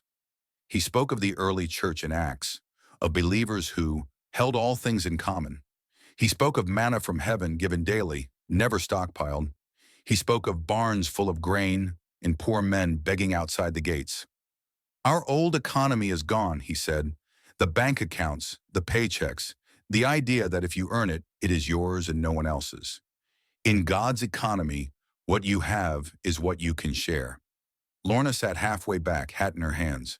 She watched the faces around her, some nodding, some wary, some hungry.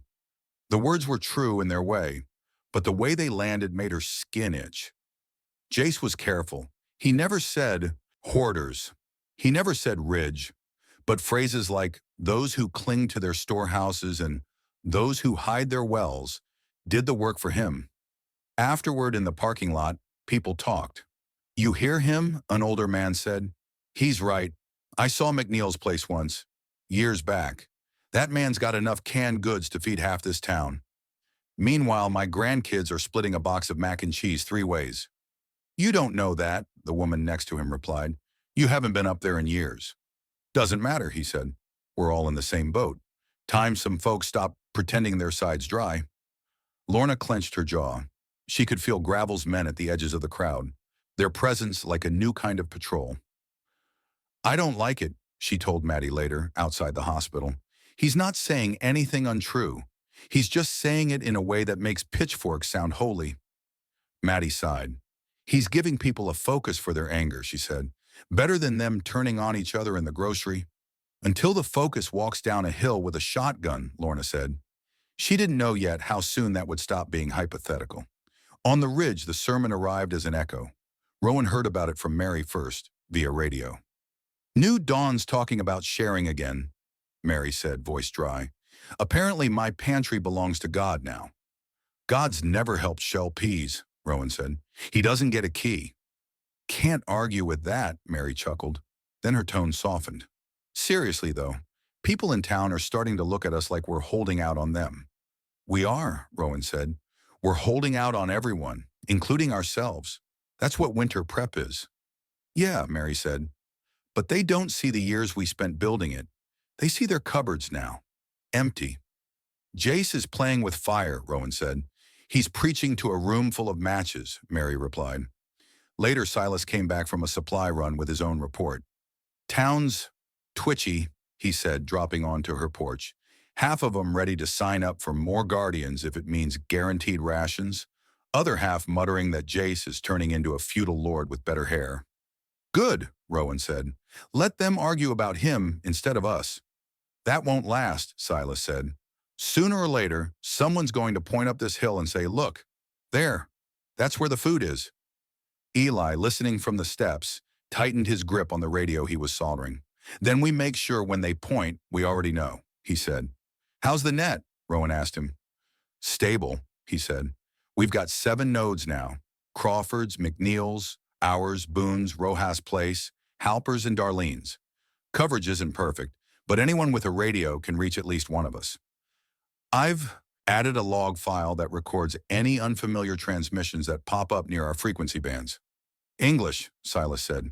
If somebody new starts talking nearby, I can see it, Eli translated, even if I don't catch every word. Good, Rowan said, because if Gravel sends men up at night, he's going to want quiet. We need loud. The first strange transmission came 3 nights later, just after midnight. Eli was half asleep at the table, cheek on his forearm, the laptop's glow painting his face blue. Ben, the dog, lay at his feet, snoring softly. The script he'd written, a crude patchwork of bash commands and open-source radio tools, gave a soft chime when an unknown pattern crossed a certain threshold. Eli jerked awake, heart racing, fingers scrambling for the trackpad. On the screen, a new spike had appeared in the waterfall display, a bright smear where there had only been darkness before. It pulsed, then steadied. A carrier. He shoved the headphones on and tuned in, fingers shaking. Copy that, Fox 1, a voice murmured. Male, low, with a drawl that didn't sound like Maple Gap. We're at marker Bravo, moving into tree line. Over. Another voice answered, equally soft. Roger, Fox 2. Keep chatter minimal. Eyes up for tripwires. Locals are jumpy. Over. Eli's brain raced. Fox 1. Fox 2. Not Guardians. The Ridge Alliance hadn't settled on call signs yet, and when they did, they sure as hell wouldn't pick something that sounded like a cheap war movie. He glanced at the crude map he'd pinned to the wall by his desk. He'd marked their nodes, the ridges, the roads. Marker Bravo.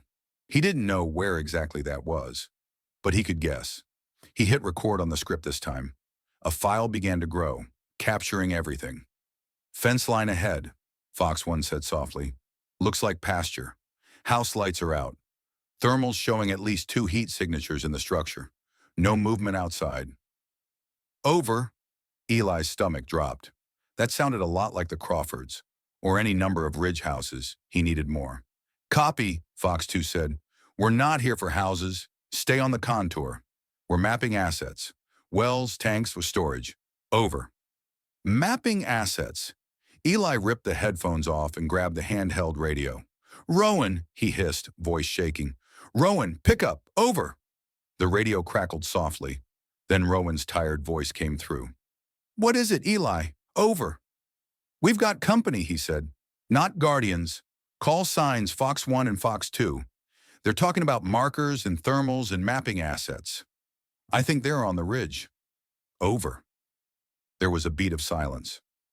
I'm awake, Silas's voice cut in on the same channel. Where do you think they are? Over. I don't know exactly, Eli said, frustration lacing his words. But they just mentioned pasture fence, house, 2 heat signatures, no outside, movement. Could be Crawford's, could be Rojas, could be... Keep listening, Rowan said. We need more. Over. Eli shoved the headphones back on, narration spilling out of him while his fingers scratched notes. Crossing fence, Fox 1 murmured. Eli could hear the faint crunch of grass. Hold up. Got a structure on the right. Small. Might be a well house. Taking a closer look. Over. Eli looked at the map again. Well house. Pasture. North slope. Crow Crawford. This is Pike Nest, Rowan said on the net, voice calm but clipped. Mary, you awake? Over. Mary's voice came back groggy. Unfortunately, she said. What's wrong? Over. You got anybody outside right now? Rowan asked. Near your well? Over.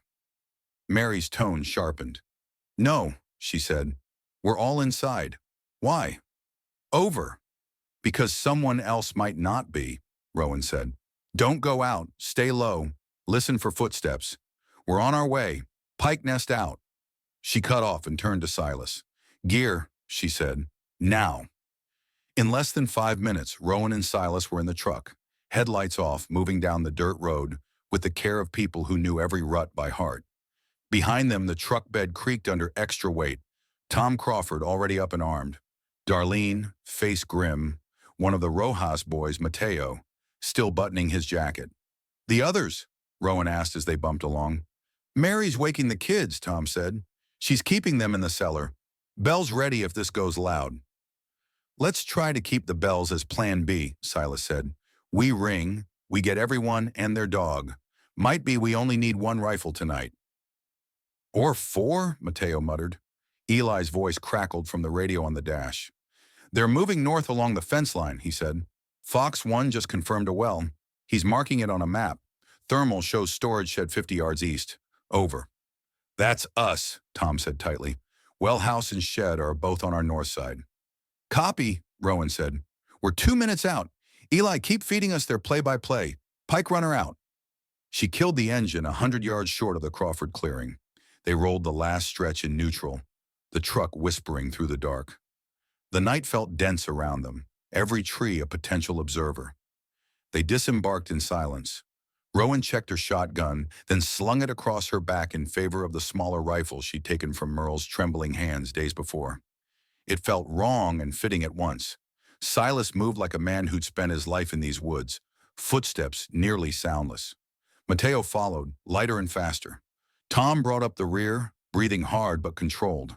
They cut across a shallow ravine, then up toward the pasture fence. The Crawford house was a dark block against the lighter sky, chimney faintly glowing. The bell tower silhouette stood stark above the barn. Somewhere beyond the fence, unseen shapes moved. Eli's voice came through in a whisper. Fox 2 says they're at Marker Charlie now, he said. I think that's the ridge crest above your north field, Tom. Fox 1's talking about good sight lines and approach vectors. Over. What the hell is a vector? Tom muttered. Path, Silas said. Fancy word for how do we get in without getting shot? Rowan motioned for them to drop low. They crawled the last few yards to the fence, bellies in the damp grass. Past the fence, the field sloped gently upward toward a stand of trees. The moon was a sliver. Clouds thickened occasionally, throwing patches of deeper shadow. Rowan scanned the tree line through the rifle's iron sights. At first, she saw nothing. Then, movement. Just a flicker, a knee, a shoulder, the faint phantom smudge of someone wearing dark clothes and gear. He moved with the confidence of training. The second figure stayed lower, closer to the ground, scanning with something that glowed faintly green against his face. Night vision. They weren't locals. Locals didn't move like that, like the woods were just another hallway. Rowan's breath went cold. Silas leaned in close enough that his breath tickled her ear. We could let them go, he whispered. Follow them back. See where they report. And in the meantime, she whispered back, they mark every well and shed on this side of the ridge. He grunted. Point. One of the figures knelt near the well house, scribbling in a notebook. The other swung his night vision goggles slowly, then froze, head tilting. Rowan's heart slammed. Think he heard us? Mateo breathed. No, Silas whispered. He heard the bell that's not ringing. That's the thing about quiet. Too much of it can be loud. The figure with the goggles whispered into his radio. Eli's voice relayed their words in Rowan's earpiece, half a breath later. Fox 1 to base, the scout murmured. We've got multiple structures here. Well, shed, main house. Looks like good stores. No external patrols. Locals responded to Bell earlier, so they're jumpy. Suggest marking this as high value. Over. Copy Fox 1, a third voice replied. Gravel unmistakable. Stay invisible. No heroics, just eyes. Over. Rowan's jaw clenched. Gravel wasn't out here himself, but he was in their ears. That made this more than just four men bumbling around. She didn't want to start a firefight. Every instinct screamed at her to avoid it. But the thought of Gravel's map, dotted with circles around every Ridge family, gnawed at her. She made her decision. Tom, she whispered, you and Mateo swing around their right. Stay low, don't shoot unless I do. Silas, with me. Tom nodded, eyes flinty. He and Mateo slithered off along the fence, then through a low gap into the field. Rowan and Silas inched forward another few feet, just enough to get a clearer angle. She raised the rifle, sighting on the ground between the two scouts. Last chance, Silas murmured. Yeah, she said. For both of us. She fired. The shot cracked across the field, loud as judgment. Dirt kicked up in a puff between the two figures. One flinched, rolling instinctively. The other dropped to a knee, rifle swinging toward the sound. Rowan's voice rang out, harsher than she intended. Drop your weapons, she shouted. Hands up! You're trespassing on private land. Next one goes higher. Her words echoed in the clear night. Somewhere behind her, a window creaked. Someone in the Crawford house was peeking out. The bell rope creaked once, then stilled, held back. The scout with the goggles hesitated just long enough for Rowan to know he was good. He'd been under fire before. He wasn't panicking. Then he moved the wrong way. His rifle finished its arc, barrel settling toward the fence line. Don't! Silas warned under his breath. A muzzle flash flared from the field. The shot went wild, punching splinters out of the fence post inches from Rowan's head. Son of a... Silas hissed. He fired back, aiming low. The bullet thunked into the ground near the scout's knee. The man swore and rolled, trying to find a better angle. From the other side, Tom's shotgun roared, spray shredding a sapling. Mateo shouted something in Spanish. Chaos compressed into seconds. Rowan squeezed off another shot, this time at the gun, not the man. The rifle jerked from the scout's grasp, clattering away. He cursed. Enough, someone shouted. Not Gravel, not Jace. One of the scouts, Fox 2 maybe. We're outgunned! Hands up! He threw his own rifle down and raised his hands high, stepping away from it. The first scout hesitated, then followed suit, hands going skyward. Rowan's heart hammered against her ribs. Tom, she shouted. Mateo, hold fire. Silas kept his eyes on the men in the field, barrel tracking slowly. You boys keep those hands where I can count fingers, he called, or we'll see how much of you God wants back. A beat of heavy breathing. The smell of gunpowder drifted on the breeze. Step toward the fence, Rowan ordered. Slowly. Any sudden moves, and I assume you're not here to check on our health. They obeyed. Up close, they looked even less like locals. Gear vests, dark clothes, boots that hadn't trudged through years of ridge mud. One was in his late 20s, jaw tight, eyes flicking constantly. The other was older, late 30s, with a scar down his neck. What are your names? Rowan demanded. Fox 2, the older one said. She ground her teeth. Your real names. He hesitated, then said, Mark. The younger one swallowed. Evan. You with New Dawn? Silas asked. Contracted, Mark said. Security detail. Security? Doesn't usually creep around other people's wells at night, Rowan said. We're scouting, Mark replied. Looking for raiders. Try again, she said. Eli heard your radio. Mapping assets. High value. That doesn't sound like looking for raiders. That sounds like deciding whose pantry to raid first. Mark's jaw tightened. We're making sure your stuff doesn't get stolen, he said. If we know what's up here, we can defend it better. At gunpoint and for a cut, Silas said. You boys are about 3 lies behind where you need to be to walk away clean.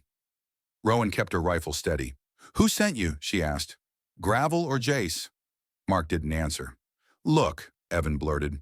We're just doing a job, okay? We were told to map wells, tanks, storage. That's it. No contact unless we had to. You fired first. And your buddy fired back, Rowan said. That's not on me. We didn't hit anyone, Evan said quickly. Not for lack of trying, Silas muttered. Rowan exhaled. Her hands were starting to shake. She willed them to stillness. Do you have more people up here? She asked. Other teams? Other marks? Just us and one more team, Mark said reluctantly. Farther east, different sector. Tom swore under his breath. They're crawling over us like ants, he said. Rowan made a decision she wasn't sure she'd agree with in the morning. Silas, Mateo, Tom, she said. Cover them. I'm going to check what they've already got. She slipped through the fence, keeping her rifle angled but ready. Up close, she could see their gear better. The small camera clipped to Mark's vest, the folded map in Evan's chest pocket. Slow, she said, tapping Evan's pocket with her barrel. Take it out with 2 fingers. He obeyed. She snatched the map. It was rudimentary but clear, a section of ridge drawn in pencil with little circles and notes. Well, good flow. Propane tank, full. Outbuilding, likely storage. One circle had a scribbled note. Crawford, high value, multiple structures, families. Heat flushed up Rowan's neck. Give me the camera, she said. Mark unclipped it and handed it over. She flipped through the last few images. Grainy black and white shots of wells, sheds, tank silhouettes against the sky. One blurry shot of a distant house. Could have been hers. Could have been anyone's. You're building a shopping list, she said. We're preparing for contingencies, Mark replied. Contingencies like what? She demanded. Like Jace deciding the ridge needs to share more? Mark pressed his lips together. I'm not authorized to talk strategy, he said. We're scouts, that's all. Rowan stepped back, map and camera in hand. Her brain whirled, weighing options she hated. If she let them go, they'd take what they'd seen back too. Gravel. He'd know exactly how organized the ridge was, and what they had. If she hurt them, she'd just given Jace a martyr story. Our brave protectors, ambushed on the hill by selfish hoarders. If she turned them over to Lorna, she wasn't sure what Lorna could even do anymore. Rowan, Eli's voice crackled in her ear. There's another team talking. They're farther east, near Rojas land. Do you want us to ring the bells? Over. She squeezed the radio in her free hand. Not yet, she said. Hold them. We've got 2 here. We might be able to use them. Over. Silas gave her a look. Now we're taking prisoners? He asked. Apparently, she said. Congratulations. We're a real resistance now. She motioned with the rifle. Mark. Evan. Fence line. You're coming with us. Evan gaped. You can't. I can, she said. And I am. You're going to sit in a nice, cozy shed while we have a long talk with Sheriff Briggs in the morning. Mark's eyes narrowed. You think Briggs is on your side? He said. I think she's not entirely on yours, Rowan replied, which is more than I can say for your boss. They marched the 2 scouts back through the fence, across the edge of the Crawford field, and into the tree line. Tom peeled off to run ahead to his house, to reassure Mary they weren't under imminent attack and to keep the bell silent for now. The woods swallowed them, branches catching on gear. You know this is an act of war, right? Evan said, voice trembling despite his attempt at bravado. You fire on us. You hold us. Jace will do what? Silas asked. Preach harder? Gravel will do something, Mark said. He doesn't like his men being misfiled. Then Gravel can come talk to Sheriff Briggs, Rowan said. I've got a recording of your little asset mapping session and a map with circles on my neighbor's well. I'd love to hear him explain how that fits into protecting the town.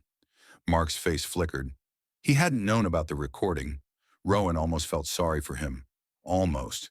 They stashed Mark and Evan in Silas's root cellar for the night, wrists zip-tied, ankles free.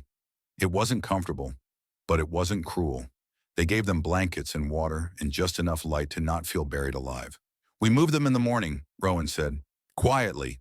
Meet Lorna somewhere that's not town, not ridge. Neutral ground. You trust her enough to bring her into this? Darlene asked. Rowan stared at the floorboards above, listening to the creaks as people moved in the house. I trust that she hates being sidelined, she said, and that these two are proof she's being cut out of decisions. And if she decides to side with Jace anyway? Mateo asked. Then we'll know, Rowan said. I'd rather find out now than when there is a line of trucks coming up the hill. Silas nodded slowly. You're going to need leverage, he said. More than two scared boys in a hole. I've got the recording, Eli said from the stairs, laptop under his arm. I've got their map, and if we move fast enough, I can maybe catch the other team still talking before they realize their buddies went off the air. Record everything, Rowan said, even the static. Already on it, he replied. Later, when the house had settled into uneasy sleep, Rowan sat at the kitchen table with James. You shot at them, he said quietly, and they shot back. That's a step. It was a warning shot, she said. I aimed at dirt. Warning shots count, he said. In the stories, they always talk about the first time someone fired not to kill. That's usually the last time they have that luxury. She stared at her hands. The faint bruise from the rifle's recoil throbbed under her skin. I didn't want to hit them, she said. I know, he said. That's why I'm still proud of you. She laughed bitterly. Your bar is low, she said. My bar is kept the idiot scouts from making a perfect map of our lives, he said. You did that. Only question is what story it writes in town. That we're dangerous, she said. That we're hiding things. You are, he said. The difference is why. She rubbed her temples. I'm going to ask Lorna to meet us at the old bridge, she said. First light, bring the map, the recording, one of the scouts. Leave the other here with Silas. She might arrest you, James said. She might arrest them, Rowan said. Either way, we stop this from being just Jace and Gravel whispering in each other's ears. He watched her for a long moment. You keep walking closer to the fire, he said. If I don't, it comes up here, she replied. At least this way, I see it coming. Outside, the ridge was quiet again. No bells, no gunfire. But the quiet felt different now. It felt like the breath between a shout and an answer. At dawn, mist clung to the low spots like forgotten ghosts. The old bridge over Bear Creek had been condemned twice and ignored both times. The county never had the money to tear it down, and the ridge folk used it too often to let it rot completely. Someone had patched the worst holes with planks and nails.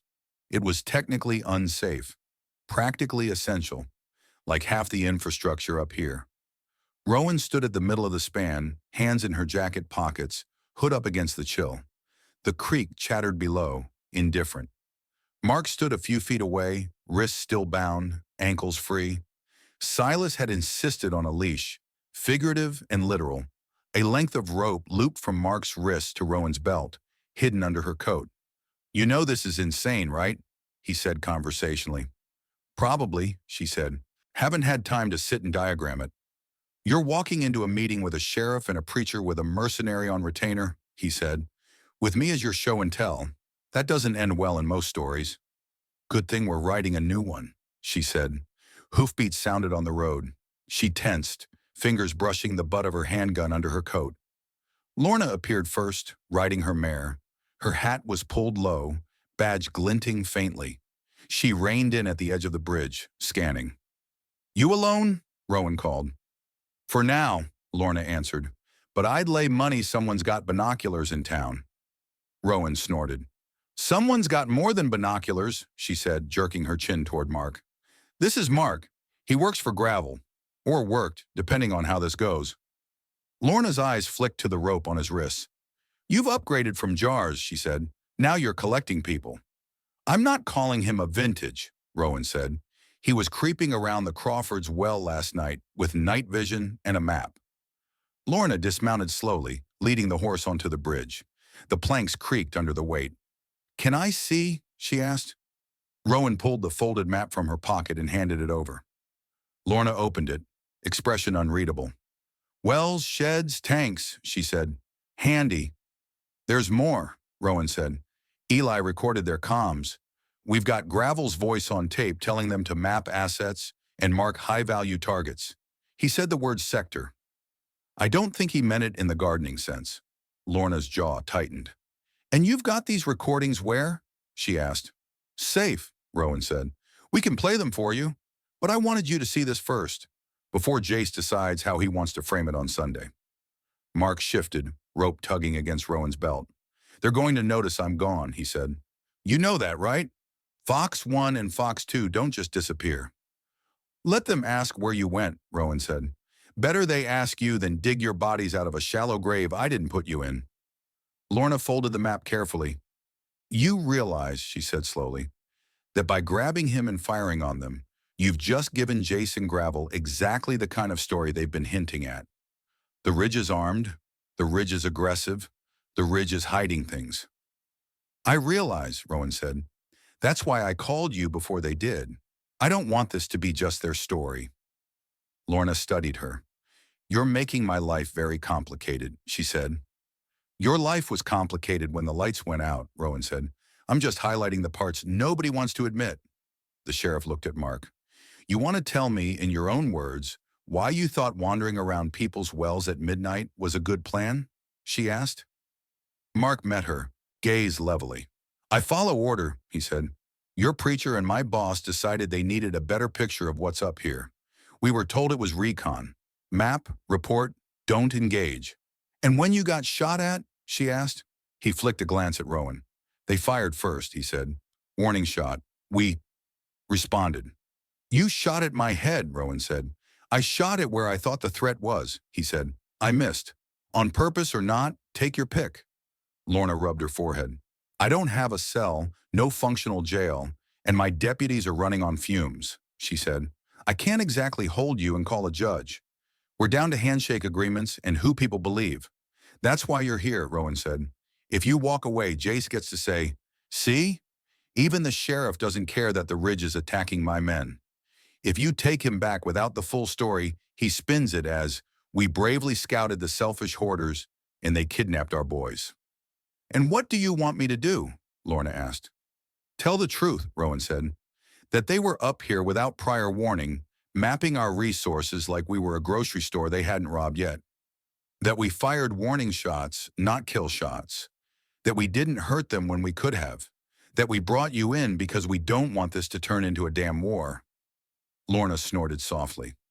You're asking a lot from someone whose badge is held on by duct tape and a prayer these days, she said. I'm asking you to still be the law, Rowan said, not just set dressing in Jace's play. Wind rattled the bridge's railings. Finally, Lorna sighed. All right, she said. Here's what's going to happen.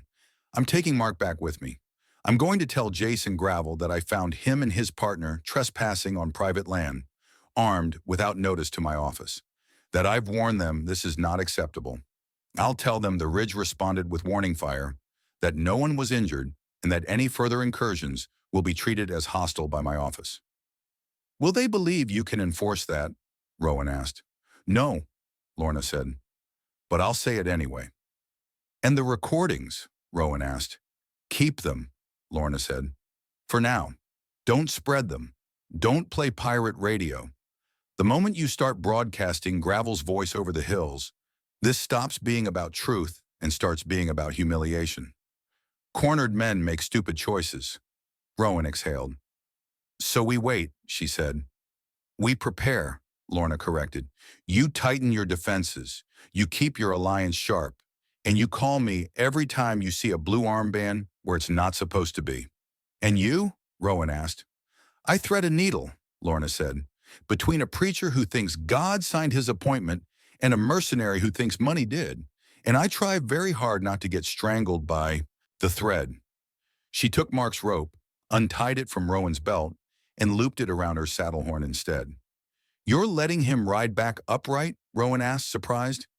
I'm not parading him through town like a prisoner, Lorna said. That's pageantry Jace would love. I'm bringing him back like someone I found someplace he shouldn't be, which is exactly what happened.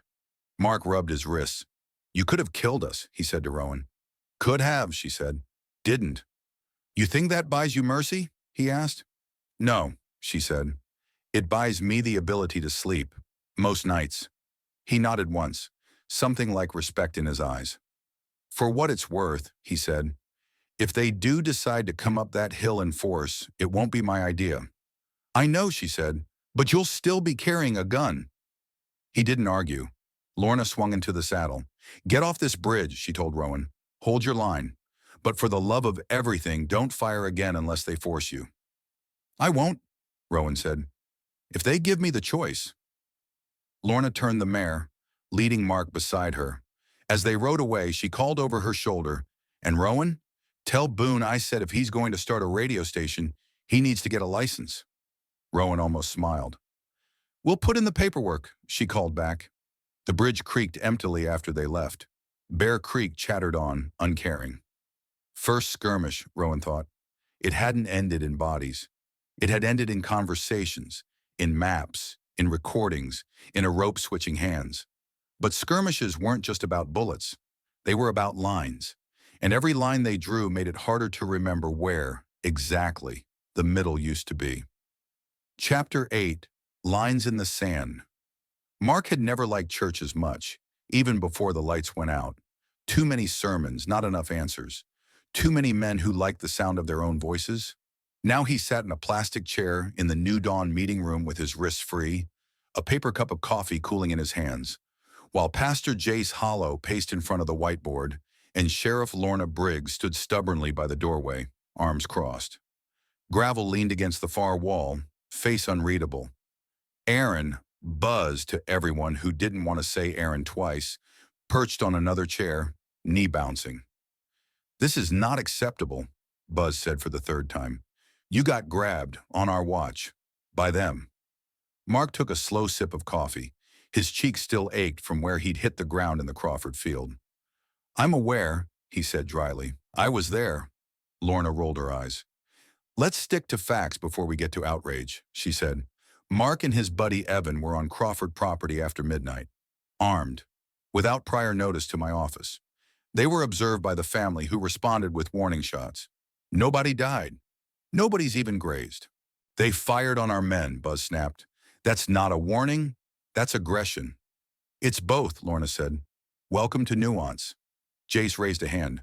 Sheriff Briggs is right that we need fact, and he said, Mark, walk us through exactly what you were doing up there. Mark kept his eyes on the table as he spoke. We were running a recon pattern, he said. Per Gravel's orders, per your approval. Move quiet, map wells and tanks, identify potential logistical points. No contact with locals unless necessary. We hit 3 homesteads, no issue. Crawford's was number 4. And the bell? Jace asked. Rowan mentioned a bell. Yeah, Mark said. Big one. The old schoolhouse bell, I'd guess. Someone rang it when we were still in the tree line. After that, folks were jumpy. Jumpy because they've had trucks and guardians showing up uninvited, Lorna muttered. Gravel ignored her. We didn't tell them to fire, he said. You need to understand that. Our rules of engagement were clear. Avoid escalation. And yet there was a firefight, Lorna said, which where I come from counts as escalation. Few rounds, Mark said. You could call it an exchange of warnings. You fired at her head, Lorna said. I fired in the direction of a muzzle flash, Mark replied. On reflex, I missed. On purpose enough, maybe. Buzz scoffed. You should have hit something, he said. Teach them a lesson. That lesson would have turned into your funeral, Lorna said sharply. You think the Ridge families would shrug and say, oh well, if one of theirs went down in his own field? You'd have bullets coming out of your faucet. Jace pinched the bridge of his nose. Enough, he said softly. The room quieted. Mark, he said, Rowan claims she has a recording of your radio traffic, of Gravel's instructions, of you using phrases like mapping assets and high value. Is that accurate? Mark hesitated. Gravel's eyes narrowed, just slightly. Yes, Mark said finally. We use those terms. Standard recon language. No offense intended. In a courtroom, intent matters, Lorna said. Out here, perception matters more. You sound like you're about to requisition their lives. Buzz shifted forward. So what? He demanded. We are requisitioning some of it. That's what community means. You think we can save this town if every farmhouse gets to pretend it's its own country? Jace turned to him. Aaron, he said, voice gentle but edged, I need you to understand something. If this becomes open conflict between town and Ridge, we all lose. Food still rots. Kids still go hungry. The hospital still runs out of fuel. Our job is to prevent that, not accelerate it. Buzz's mouth twisted. Feels like they're the ones accelerating, he muttered. Feels like everybody's flooring the gas with no idea where the cliff is, Lorna said. Jace ignored the remark and addressed Mark again. Rowan brought you to the sheriff instead of handling things herself, he said. That suggests she doesn't want a war either. Or she wants leverage, Gravel said, and she just got some. She's got our map copy and our voice on tape. She can spin that however she likes up there. She isn't the only one who can spin, Jace said quietly. Everyone looked at him. He walked to the whiteboard, where yesterday's map still lingered, faint marker lines outlining town and ridge. The circles marking wells and tanks had been drawn in pencil by Gravel earlier, then half erased as they waited for this meeting to start. We will present this, Jace said, as a miscommunication. Scouts acting on incomplete instructions. Sheriff Briggs intervened. No harm done. A reminder that we must coordinate better with law enforcement in future. Buzz gaped. That's it, he said. We just let them get away with shooting at us? No, Jace said. We also adjust our story. He turned, hands spread. Right now, he said, people in town are looking up at that ridge and thinking one of two things. They're hoarding or they're independent. Both are dangerous. The first breeds resentment, the second breeds apathy. If we make this about a feud between Guardians and Ridge folk, we harden that line. So what do we make it about? Gravel asked. Distance, Jace said. Misunderstanding. Fear. We admit we pushed too fast with the scouts. We emphasize that there was no blood. We remind people that the Ridge has helped us before. Meat in the winter, firewood in blackouts. We talk about cooperation, then we keep working our channels quietly. Quietly like last night? Lorna asked. Jace smiled thinly. More quietly, he said, and more carefully. Buzz shook his head. I don't like it, he said. They'll see it as weakness. Maybe, Jace said, but if we stomp up there with every man you can scrape together, you'll see something else. Your own people bleeding out on a hillside while the rest of the town wonders why their pastor started a war with their cousins. Silence. Gravel smirked faintly. He's not wrong, he said to Buzz. You want to win fights, you pick them. You don't let them pick you. So what then? Mark asked. No more scouts? Jace considered. For now, he said, no more night ops on the Ridge. Not without explicit coordination with law enforcement and the Ridge families we'd be visiting. Sheriff, you can quote me on that. Lorna lifted an eyebrow. Happy to, she said. I'll etch it on your tombstone if you break it. Jace inclined his head. In return, he said, I expect you to back me when I say publicly that we are not planning to take from the Ridge, that we intend only to share. I'll back you on the note-taking, Lorna said. The sharing part depends on how much arm twisting is involved. Sharing rarely feels fair to those who have more, Jace said. That's eternal. That's a cop-out, she replied. But for the moment, fine. He nodded once. Mark, get some rest, he said. You and Evan will be on town duty for a while. No more Ridge for now. Mark suppressed a flicker of relief and annoyance. Understood, he said. Gravel caught him as he stood. I want a full debrief later, Gravel murmured. Everything you saw. We're not wasting those circles just because the pastor wants a kinder homily. Mark nodded. You'll get it, he said. He knew one thing as he stepped out into the hallway, letting the buzz of the Guardian's arguments fade behind him. Lines had been drawn last night. He just didn't know yet which side he'd end up on when they hardened into something that cracked. Lorna's phone, an old hand-cranked satellite unit rescued from the sheriff's office basement, was dead like everything else. But she still knew how to call a meeting. The diner served as her office that afternoon. The generator hummed out back. The fryers were cold, but the coffee was hot, and people were used to coming here to hash out problems long before the power died. She chose 4 people and sent notes by hand.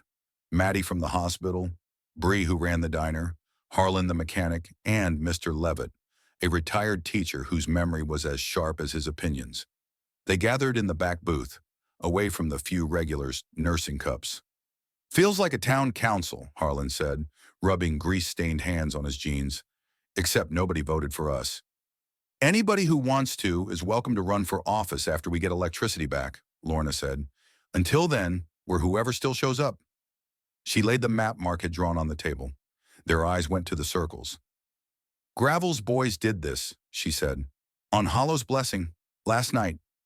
Maddie frowned. What am I looking at? She asked. Wells and tanks, Levitt said immediately. And here, storage sheds. They're mapping where the ridge keeps water and fuel. For protection, Bree said skeptically. For options, Lorna corrected. They wandered onto Crawford land without telling me. Got shot at and grabbed by Rowan. Then I had to fetch one of them off a bridge this morning before it turned into a hostage situation. Harlan let out a low whistle. Rowan grabbed a merc? He asked. She's got guts. She's got more sense than most, Lorna said. That's what worries me. She fired warning shots only. Could have turned them into corpses.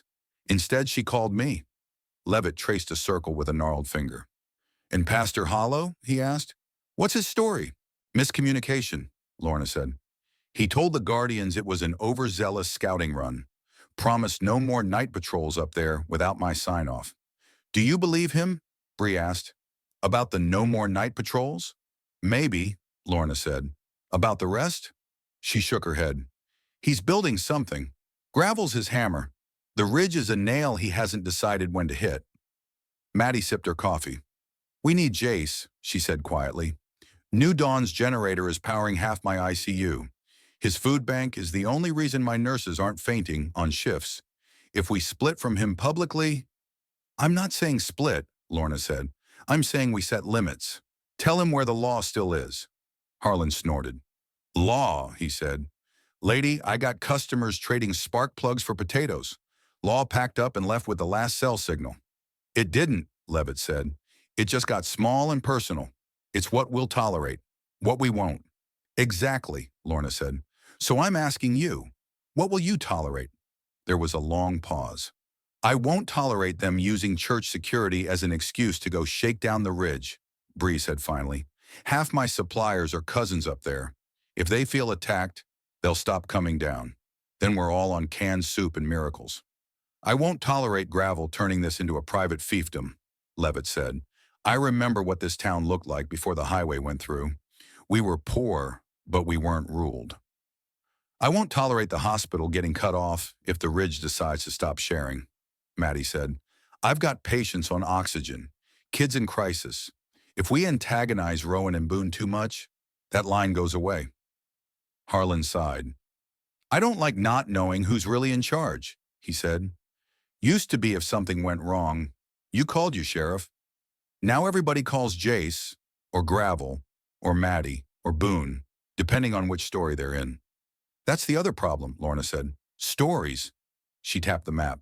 Jace will tell one version of this, she said. Rowan will tell another. I want a third one that doesn't turn either side into demons. You want balance, Levitt said. I want to avoid a damn civil war, she said. If that takes balance, sure. Maddie looked down at the circles again. So what do we do? She asked. Practically. You talk, Lorna said. You tell the people who trust you that the ridge isn't the enemy. That yes, they have stores. We've always known that. But they also help. You remind them Rowan brought Mark to me instead of dumping him in a ditch. You push back when the more excitable guardians start telling campfire stories. And you? Bree asked. I keep being the speed bump, Lorna said. Every time Jace and Gravel start rolling downhill too fast, they hit me. Maybe it slows them down. Maybe it doesn't. But they'll know I'm there. She folded the map. For now, the circles disappeared into white. Lines are being drawn, she said. We can't erase them, but we can try to stop anyone from turning them into trenches. On Pike Ridge, the same map lay on Rowan's kitchen table. Not the exact sheet, and that was in Lorna's office now. But Eli had copied it by hand the night before, hunched over the lamp, tongue between his teeth as he sketched wells and tanks and little notes in careful block letters. Crawford Well, McNeil Tank, Boone Propane, Pike Reserve. Around it, the Ridge Alliance squeezed in where they could. Mary and Tom Crawford shared a chair. McNeil stood, arms folded, hat's shadows hiding his eyes. Darlene leaned against the stove. Mateo perched on the edge of the sink. Silas sat backward on a chair, arms crossed over the backrest, old mug of coffee steaming beside him. They had our lives in circles, Mary said quietly, like items on a list. High-value targets, Tom read from one of Eli's notes. That's what he wrote by our place. McNeil snorted. They think I'm low value? He asked. Insulting. They marked your tank, Eli said. Not your charming personality. McNeil's mouth twitched. Good, he said. My personality's armed. My tank ain't. Rowan tapped the map. We all know what this is, she said. Not a surprise. Jace and Gravel have been sniffing around our stores from the moment the generators coughed, but seeing it laid out like this changes the stakes, Silas finished. Now it's not just suspicion, it's logistics. So we hit them back, Mateo said. Next time their scouts come, we don't just fire at dirt. We make sure they don't walk back down with stories to tell. Mary frowned. You want bodies? She asked. I want them to think twice, Mateo said. Men like Gravel only understand pain. Pain works both ways, Darlene said. You start stacking corpses in the woods, Jace cries over them from the pulpit, and half the town starts donating bullets to his choir. So we do nothing? Mateo demanded. No, Rowan said sharply. We do not do nothing, but we don't give them what they're fishing for. She met each pair of eyes around the table. Listen, she said. They already think we're hoarding. Jace is preaching around it, not saying it outright, but people hear. Gravel's men are drawing circles up here. If we shoot first and hard, we make their story easy. Violent Ridge militia attacks God's protectors. That story travels, Silas said, faster than any bullet. McNeil shifted. I ain't marching down there with a rifle and a flag, he said, but I'll be damned if I sit on my porch while strangers skulk around my well. You're not alone on your porch, Mary said. That's the point. We've got bells, radios, plans. We don't have to react like cornered animals anymore. So what is the plan? Darlene asked. Rowan exhaled. We set rules, she said. Rules, McNeil muttered. Like a church. Like a community, she said. We've done everything up to now on gut. That worked when it was just Merle and his flask. This is bigger. She ticked points off on her fingers. First, she said, no one fires first unless they see a clear direct threat. That means a weapon pointed at a person, a truck trying to ram a door, or someone actively breaking into a house. Scouts with binoculars and bad intentions. We warn, we shadow, we record. Second, Silas added, if they step over certain lines, porches, cellars, doors, they're fair game. You can't convince a man not to cross a line if he doesn't know it's there. We show them. How? Mateo asked. Signs, Eli said, surprising himself. Literal lines. They all looked at him. He pushed his glasses up. Look, half of Gravel's guys aren't from here, he said.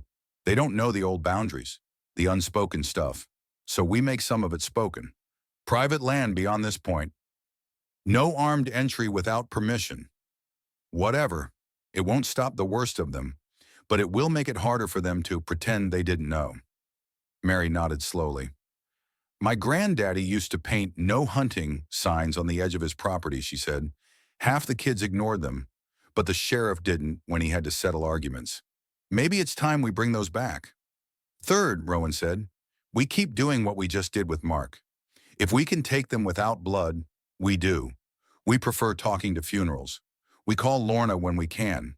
Use her while she still has a badge that means anything. You trust her that much? McNeil asked. I trust that she's as pissed about this as we are, Rowan said, and that she's not eager to see Gravel become the only law in town. And fourth, Silas said, we get ready in case none of that works. Choke points, fallback places, where kids go if trucks start coming up the hill in daylight. Mary's face tightened. You really think it'll come to that? She asked. I think we'd be fools not to plan like it might, Silas said. They fell into quiet for a moment, each staring at the circles. What about the sharing? Mary asked softly. We keep saying our and their, but sooner or later, if the winter's hard enough, we're going to have to decide how much to give. Rowan looked at her. Mary's cheeks were pink from the stove, her eyes tired. She had 6 mouths to feed, 7 if you counted the occasional neighbor. I don't know yet, Rowan said honestly. We do what we've always done. We share when we can, with who we can live with having helped. But we don't let a man with a microphone decide for us whose plate we empty. You sound like my grandmother, Mary said. She was a smart woman, Silas added. Rowan allowed herself a breath. Eli, she said, tell them about the network idea. Eli straightened. Right, he said. So, we've been using the mesh just for short calls. Truck on McNeil Road. Bell ringing, that kind of stuff. But we can do more. More what? Darlene asked. Information, he said. Little Ridge broadcasts. Once in the morning, once at night. Here's what we heard from town. Here's the weather pattern I'm seeing. Here's who needs help with firewood. Short but regular. Everyone who has a node can listen. Feels less like a bunch of isolated houses, more like a small town of our own. Ridge Radio, Silas said, grinning. Name pending, Eli said quickly. The point is, if Jace is going to use sermons and bulletins to tell his side in town, we need our own channels. Not to start propaganda, he added hastily, seeing Mary's brow furrow. Just to keep truth moving. So if New Dawn tells people the Ridge ambushed our peaceful patrol, we can tell our folks what actually happened. And we all react off the same page. Yet, McNeil muttered. You say yet like it's a faraway country. We're already in the story, Rowan said quietly. We might as well tell our part. They voted informally, hands raised. Ridge Radio, whatever they ended up calling it, passed without a dissenting hand. Signs on tree lines passed. Rules of engagement passed, with McNeil grumbling but nodding. Sharing stayed murkier. No vote on that yet. Too much wrapped up in it. History, pride, fear. As the group dispersed, Silas hung back. You did good, he told Rowan. I set rules for a war I don't want, she said. Feels like failure. Feels like adulthood, he said. Welcome. Eli's first broadcast was awkward. He sat cross-legged on the cabin floor, mic in hand, the old router blinking like a tiny lighthouse. A notebook lay open at his knee, covered in bullet points. He cleared his throat. This is PikeNet, he said. Testing Ridge broadcast, morning edition. Silas snorted from his chair. PikeNet, he muttered. You're naming it after your sister. Brave boy. Hush, Eli hissed, covering the mic. He continued. So, updates. Weather's holding for now. Cold front coming in 2 days, if my half-busted barometer is right. Maddie says hospitals got fuel for another week. Maybe more if we keep brownouts rotating. New Dawn's cutting food lines to every other day, which means town will be hungrier. He flipped a page. Sheriff Briggs met with Pastor Hollow and Gravel about the scouting incident. He said, she told them no more night ops up here without her sign-off. That doesn't mean they'll listen forever, but it's something. We're working on signs. If anyone has spare paint, Darlene's taking donations. He hesitated, then added, you're not alone up here. If you need help, call on the net. If you hear bells, grab your radio. That's it. PikeNet out. He released the transmit button and sagged back. That sounded stupid, he groaned. It sounded human, Silas said. People are hungry for that. You think anyone will even listen? Eli asked. Mary's voice crackled a second later. We heard you, honey, she said. Loud and clear. Kids say you sound like a pirate trying to be a news anchor. There were giggles in the background. Tell them I'm workshopping it, Eli said, flushing. Darlene chimed in. You forgot the important news, she said. What's that? He asked. Tacos at my place on Friday if nobody dies before then, she said. Bring your own beans. The net lit up with small, crackling laughter. Eli smiled despite himself. Tiny as it was, it felt like the beginning of something. A thread between houses, crossing distance Jace's sermons couldn't reach unless you wanted them. Jace's map sat on his office desk like a patient waiting for diagnosis. He'd smoothed it out earlier, weighted the corners with commentaries and a paperweight in the shape of a cross. The circles where Mark and Evan had noted wells and tanks were still faintly visible under a smear of erased graphite. Now, with the door closed and the late afternoon light slanting through the stained glass, he picked up a red pen. He didn't redraw the circles. He shaded them. Lightly, carefully, he filled them in, turning each well into a small red blot. Around each, he wrote short annotations: essential, water, potential trade, shared history, Crawford, meat donation, 2018, Boone, unreliable but influential, Pike, leverage via father's oxygen. He paused over that last note, then underlined oxygen only. Gravel sat across from him, boot tapping in irregular rhythm on the floor. I thought we were pretending this didn't happen, Gravel said. We are not pretending, Jace said. We are reframing. There's a difference. Looks the same from this chair, Gravel said. Jace capped the pen and leaned back. Tell me something, he said. Do you see yourself as a villain? Gravel snorted. Depends on who's telling it, he said. To some folks, I'm the guy who keeps raiders off their porch. To others, I'm the raider. And to yourself? Jace pressed. Gravel considered. I'm a man who likes being alive, he said, and getting paid. Everything else is seasoning. Jace smiled faintly. Honest at least, he said. From where I sit, you're a tool. Flattering, Gravel said. A useful one, Jace said. But tools can be misused. If I swing you at the ridge right now, I might break them. I will certainly break us. Gravel eyed the map. And yet you're still drawing red around their wells, he said. Planning something. Preparing, Jace corrected. If Knoxville sends a delegation, and they will eventually, they will not care about our feelings. They will care about what we can produce. Food, water, fuel. I need to know, in detail, what we actually have, not just in town, up there. You want leverage, Gravel said. I want options, Jace said. Leverage is a byproduct. Gravel's gaze drifted to the word oxygen under Pike. You using her father as leverage? He asked. Jace's jaw tightened. I'm using every blessing we have to keep this town alive, he said. If that means making deals that benefit both sides, so be it. Gravel watched him for a long moment. You really believe that, he said, that you're doing this for them? I am, Jace said. I didn't ask for the lights to go out. I didn't ask to be central, but I am. If I fail, people die. And if you overreach, people die too, Gravel said. Jace's eyes flashed. So we walk the line, he said. Carefully. That's why I didn't order a strike up the ridge when Mark went missing. That's why I agreed with the sheriff, publicly. But I won't be blind either. He tapped the map. These aren't targets, he said.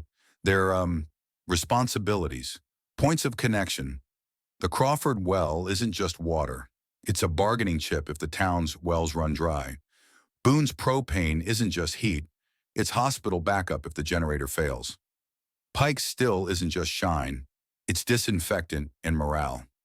And if the ridge doesn't agree, Gravel asked, if they say, no thanks, we'll keep our bargaining chips? Then we make a case, Jace said. Scripture, history, fairness. If that doesn't work, he trailed off. Gravel raised an eyebrow.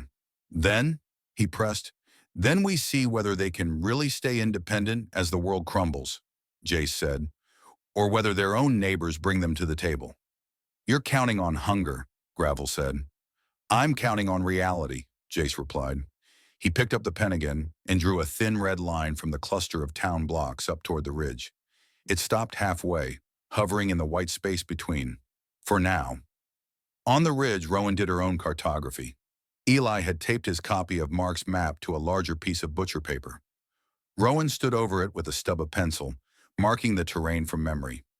This ridge is like a bowl, she murmured. High on both sides, low in the middle. Town's there. She shaded the depression where Maple Gap lay, then sketched in the roads, the main asphalt artery, the gravel spines, the goat paths only locals knew. Silas watched, mug in hand. You missed the old logging trail behind McNeil's, he said. The one they stopped using after the washout. Rowan added it. Would trucks use it? She asked. Not on purpose, he said, but men on foot might. She drew dotted lines for footpaths, solid for truck routes. Around each circled well and tank, she drew another circle, wider. Range? Eli asked. Community, she said. If they hit this well, who runs dry? If they take this tank, who freezes? Mary, sitting with a mending basket, nodded. Our well feeds us, McNeil's sometimes. And the Halpers if their pump freezes, she said. You could mark it like that. Rowan did, connecting circles with faint lines, webs of dependence the mercenary map hadn't shown. James leaned forward from his chair, eyes sharp despite the oxygen tubing. You're drawing veins, he said. Not just organs. Organs, Eli said. Wells are organs, James said. Tanks, sheds. But what keeps the body alive is the blood. What moves between them. That's what you're sketching. Who brings wood to who? Who shares butchered hog? Who watches whose kids while they cut hay? Rowan looked at the paper. The ridge suddenly looked less like a cluster of individual targets and more like a living thing. She changed her pencil to a softer one and drew thicker rings around certain points. Crawford's farm, Boone's place, their own cabin. Anchor points, Silas said. Places you could fortify if you had to. Places we bring people to, Rowan corrected, if we have to. You think we will? Mary asked. Rowan thought of Mark in the root cellar, of Gravel's voice on the recording, of Jace's sermon threading anger into sacred language. Yes, she said softly. I think sooner or later we'll have to pull in, at least for a while. She shaded a swath between their cabin and the Crawfords. Evac route, she said. If we ring bells, kids go this way. Elders, too. McNeil's down this draw. Rohasi's along the ridge spine. Eli added small arrows labeling them. Route A, B, C. Feels like we're planning for a storm, Mary said. We are, Silas replied. Just not the weather kind. They worked until the light faded, until the map looked less like a plan for attack and more like a plan for endurance. At the end, Rowan dug in the pencil at the edges of the ridge, drawing a thick, dark boundary line. What's that? Eli asked. A reminder, she said, that there's a difference between being cut off and choosing our own edge. You think Jace is drawing lines too? James asked. She pictured him in his office, red pen on paper, circles over wells, lines toward the ridge. Yes, she said, I think he is. And you both think you're defending what matters, James said. Rowan stared at her own circles. I'm not sure what I think anymore, she admitted. I just know I'm tired of letting other people decide the story. That night, as the wind picked up and clouds rolled over the stars, two people sat with two maps and two very different kinds of light. In Maple Gap, Jace Hollow lit a candle on his desk and watched wax drip down the side as he drew another faint red arc on the Town Ridge border. He thought of sheep and wolves, of scarcity and salvation, of the weight of being needed more than he'd ever wanted. He prayed quietly for wisdom. On Pike Ridge, Rowan Pike sat on her porch with the ridge map on her lap, the lines dark against the parchment. A lantern beside her buzzed with a tired moth. Inside, her father coughed once, then settled. She traced the thick boundary line with her thumb. She didn't pray, but she did make a promise, to herself, to the ridge, to the unmarked graves in the woods, and the kids playing under water-darkened eaves. No matter what story Jace told in town, no matter what Gravel's men mapped or circled, she would remember that this wasn't just lines on paper. These were lives. The wind rose, rattling the signs they'd nailed up that afternoon at the tree line. Private land, no armed entry without permission, community defense zone, ring bell for help. The paint was still drying, the lines in the sand were still fresh, but they were there, and the ground between them felt thinner every day. Chapter 9. Pressure Points. The oxygen alarm didn't sound like an alarm. It was a small, embarrassed beep coming from the corner of the ICU, the kind of sound you could ignore for a while if you really wanted to. It wasn't the scream of a heart monitor or the sharp, immediate panic of a code. It was the quiet nag of a machine that had been trying to tell someone for days that it was running out.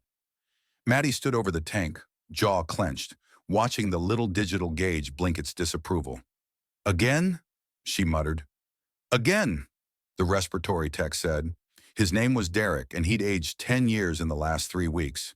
We swapped to this one last night. I thought we had more buffer. We did, Maddie said. Then the storm patient came in. Down the hall, someone was coughing, the harsh, wet sound of lungs struggling in damp air. Another patient moaned softly in their sleep. The hospital smelled like bleach and fear and stale coffee. How much longer? Maddie asked. Derek tapped the gauge. It blinked 18%. At this rate, he said, maybe 2 days for the main bank. Less if we get another crisis. And the backup tanks? She asked, even though she already knew. He shook his head. We're down to the dregs, he said. Half of these were already past service date before the collapse. We're mixing oxygen with what's left of the concentrators, but without steady power, he didn't finish. Maddie rubbed her eyes. She'd slept 4 hours in the last 30. The world kept ghosting at the edges like a badly tuned TV. Okay, she said. We prioritize. We already are, Derek said. ICU, then post-op, then PEDS. We pulled oxygen from the recovery room last week. I've got nurses bagging some of the old folks by hand during brownouts. I know, she said. We do it again, smarter.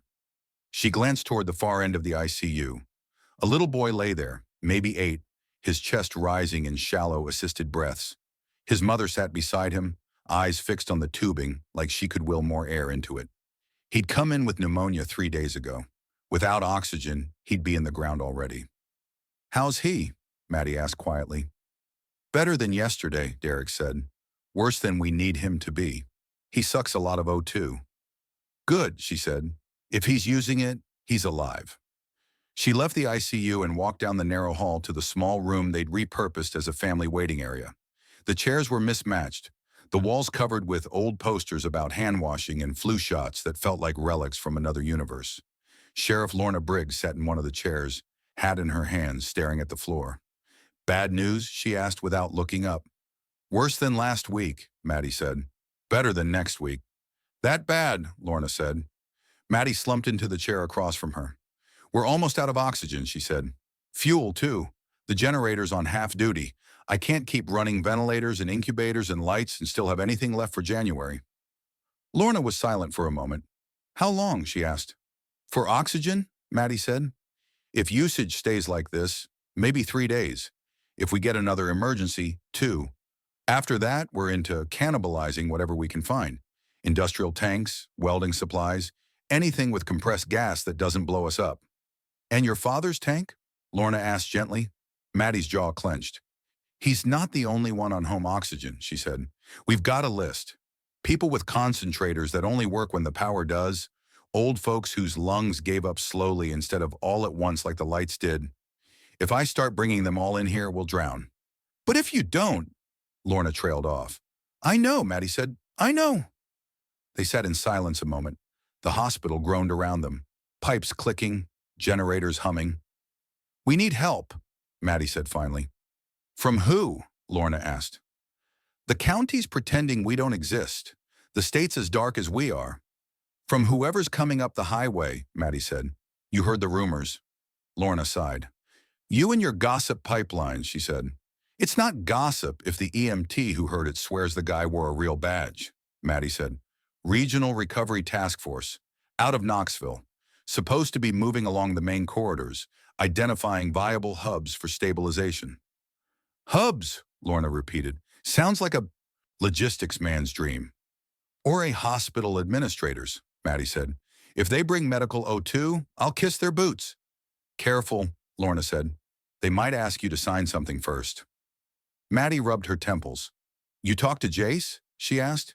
About any of this? Not yet, Lorna said. But I'm going to have to. If the task force comes through, he'll want to be front and center. And if they ask what resources we have in the area, Maddie said, they're not going to ignore the ridge. Not if they're any good. That's what worries me, Lorna replied. The first official word of the task force didn't arrive as a radio message or a convoy. It arrived as a man on a bicycle. He pedaled into Maple Gap just after noon, clothes dusty, a laminated ID badge flapping against his chest on a worn lanyard. The badge still had a logo on it, State Emergency Management, and a name, Daniel Clark, Logistics Liaison.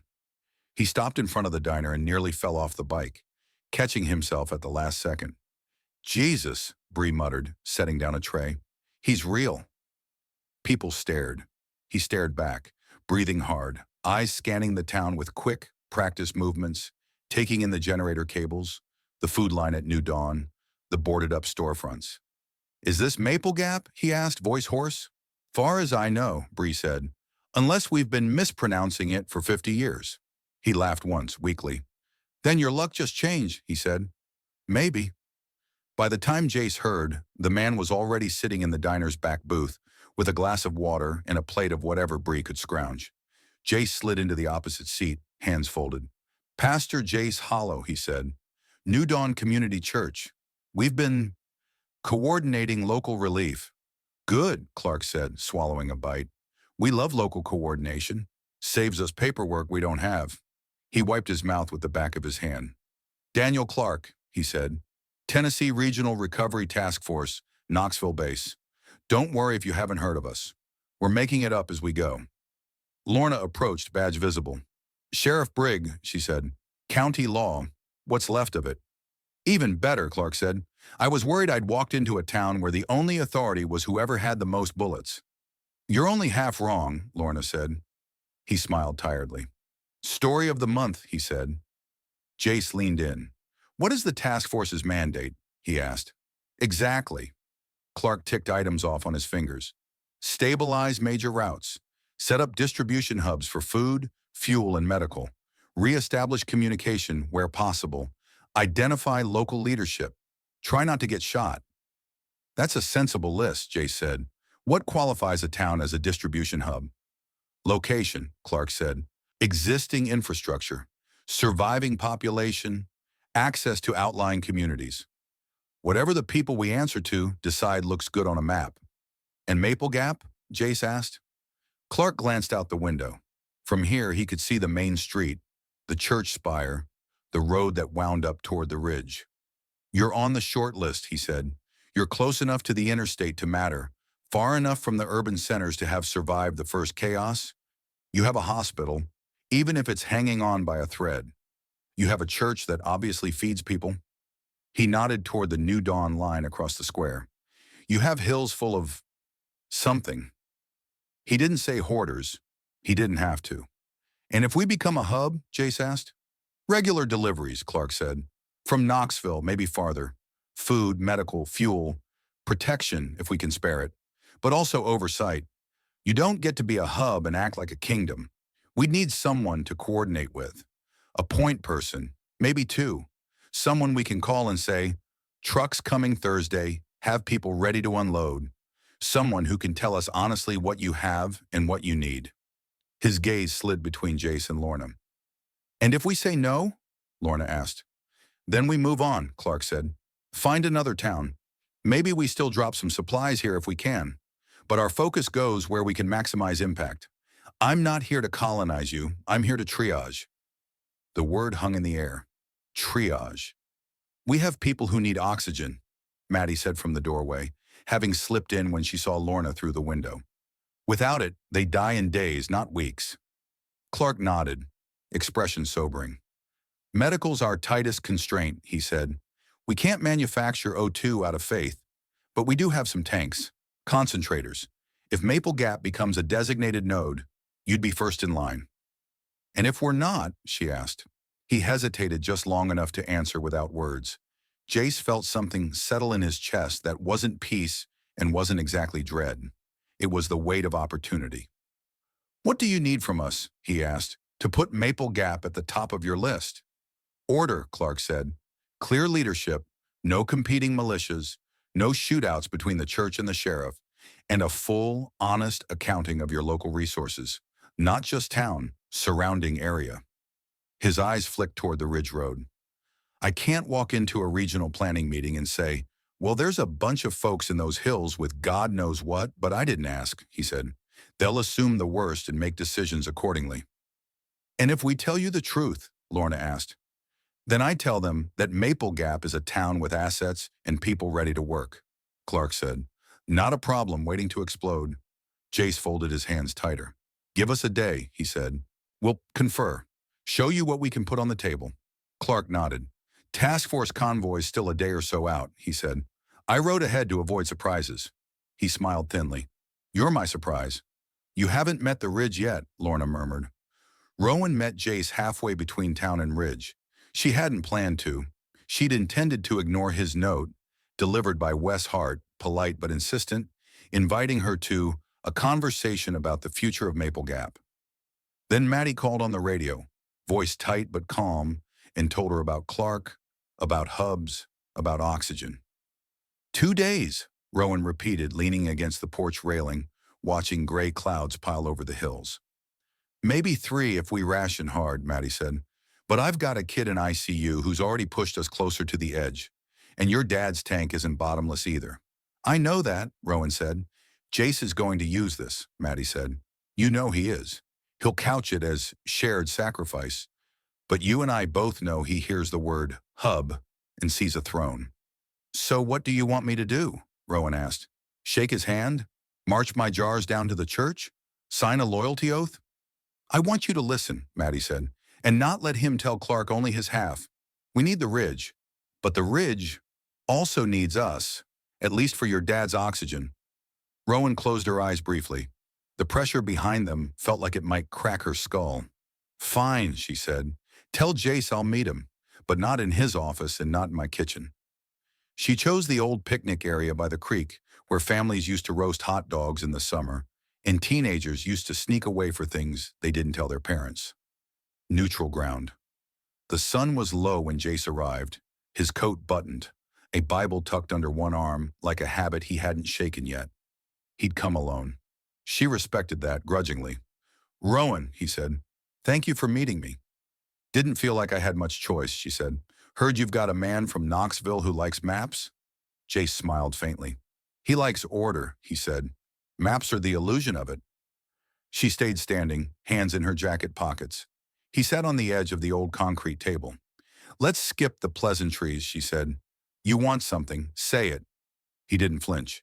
I want Maple Gap to survive, he said, and I want the ridge to stop pretending it can survive separately. She laughed once without humor. You practice that in the mirror? She asked. Only in my head, he replied. It sounds better there. He took a breath. The Knoxville task force is real, he said. They have some resources, food, fuel, medical, but not enough for every little hollow and holler. They're going to choose hubs, nodes, places to concentrate their help. Maple Gap is a candidate. And, she said, and they won't pick us if they think we can't control our own backyard, he said. If they see armed standoffs between church, sheriff, and ridge. If they see you as an independent faction instead of part of a community. Control, she repeated. You keep using that word like it's a compliment. It's reality, he said. You may not like the idea of anyone controlling the ridge, but if Knoxville decides you're a threat, they won't ask my opinion before they send something worse than gravel up that hill. Something worse? She asked. Like what? National Guard, he said. State police. Men who don't know your names or your history and don't care who grew up where. If they come, I want to be able to say, they're with us. They're part of us. We share. There it is, she said softly. We share. You mean we give? I mean we don't hoard while ICU patients suffocate, he said, a flash of anger in his voice. Your father among them. Her stomach lurched. Leave him out of this, she said. I can't, he said quietly. I visited him. I've seen the tank. You know as well as I do that when the hospital runs out, Maddie is going to have to make choices. Who gets the last oxygen? Which bed do we save?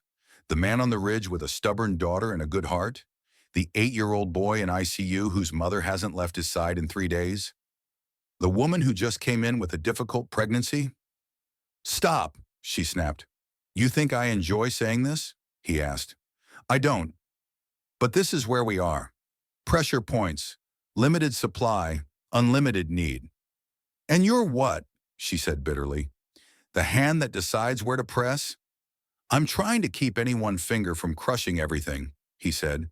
If Maple Gap becomes a hub, we get more tanks, more fuel, more meds, enough to avoid some of these choices. And the price? She asked. He held her gaze.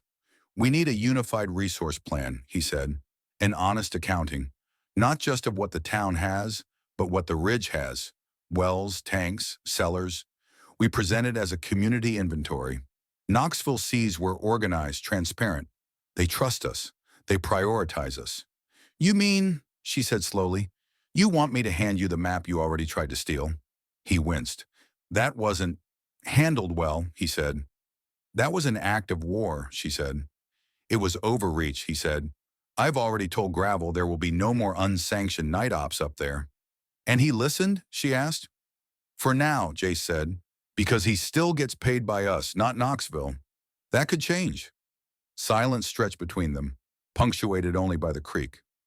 And my father? Rowan asked. Where does he fit in your plan? He didn't look away. If we get more oxygen, he said, everyone's odds improve, including his. And if we don't, she pressed. He hesitated. Just a moment. But she saw it. I'll advocate for him, he said. For all of you. Advocate, she repeated, with the same voice you use on Sundays when you talk about those who cling to their storehouses? His jaw tightened. You think I'm your enemy, he said. I'm not. I'm trying to balance this.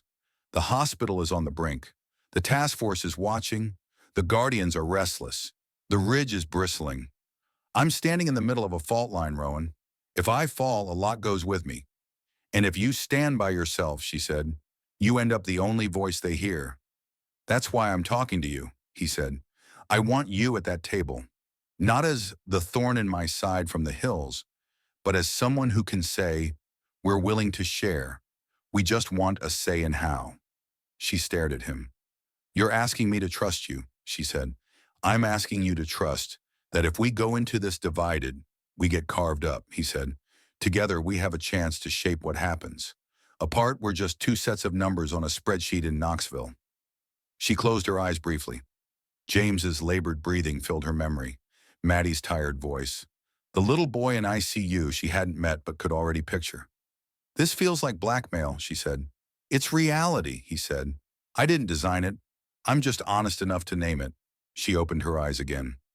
If I agree, she said slowly, if I sit at your little table and let Clark count my jars, you guarantee my father gets oxygen? Jace's face flickered with something like pain. No, he said. Not honestly, I can't guarantee that. Not when I have children on vents and pregnant women and accident victims.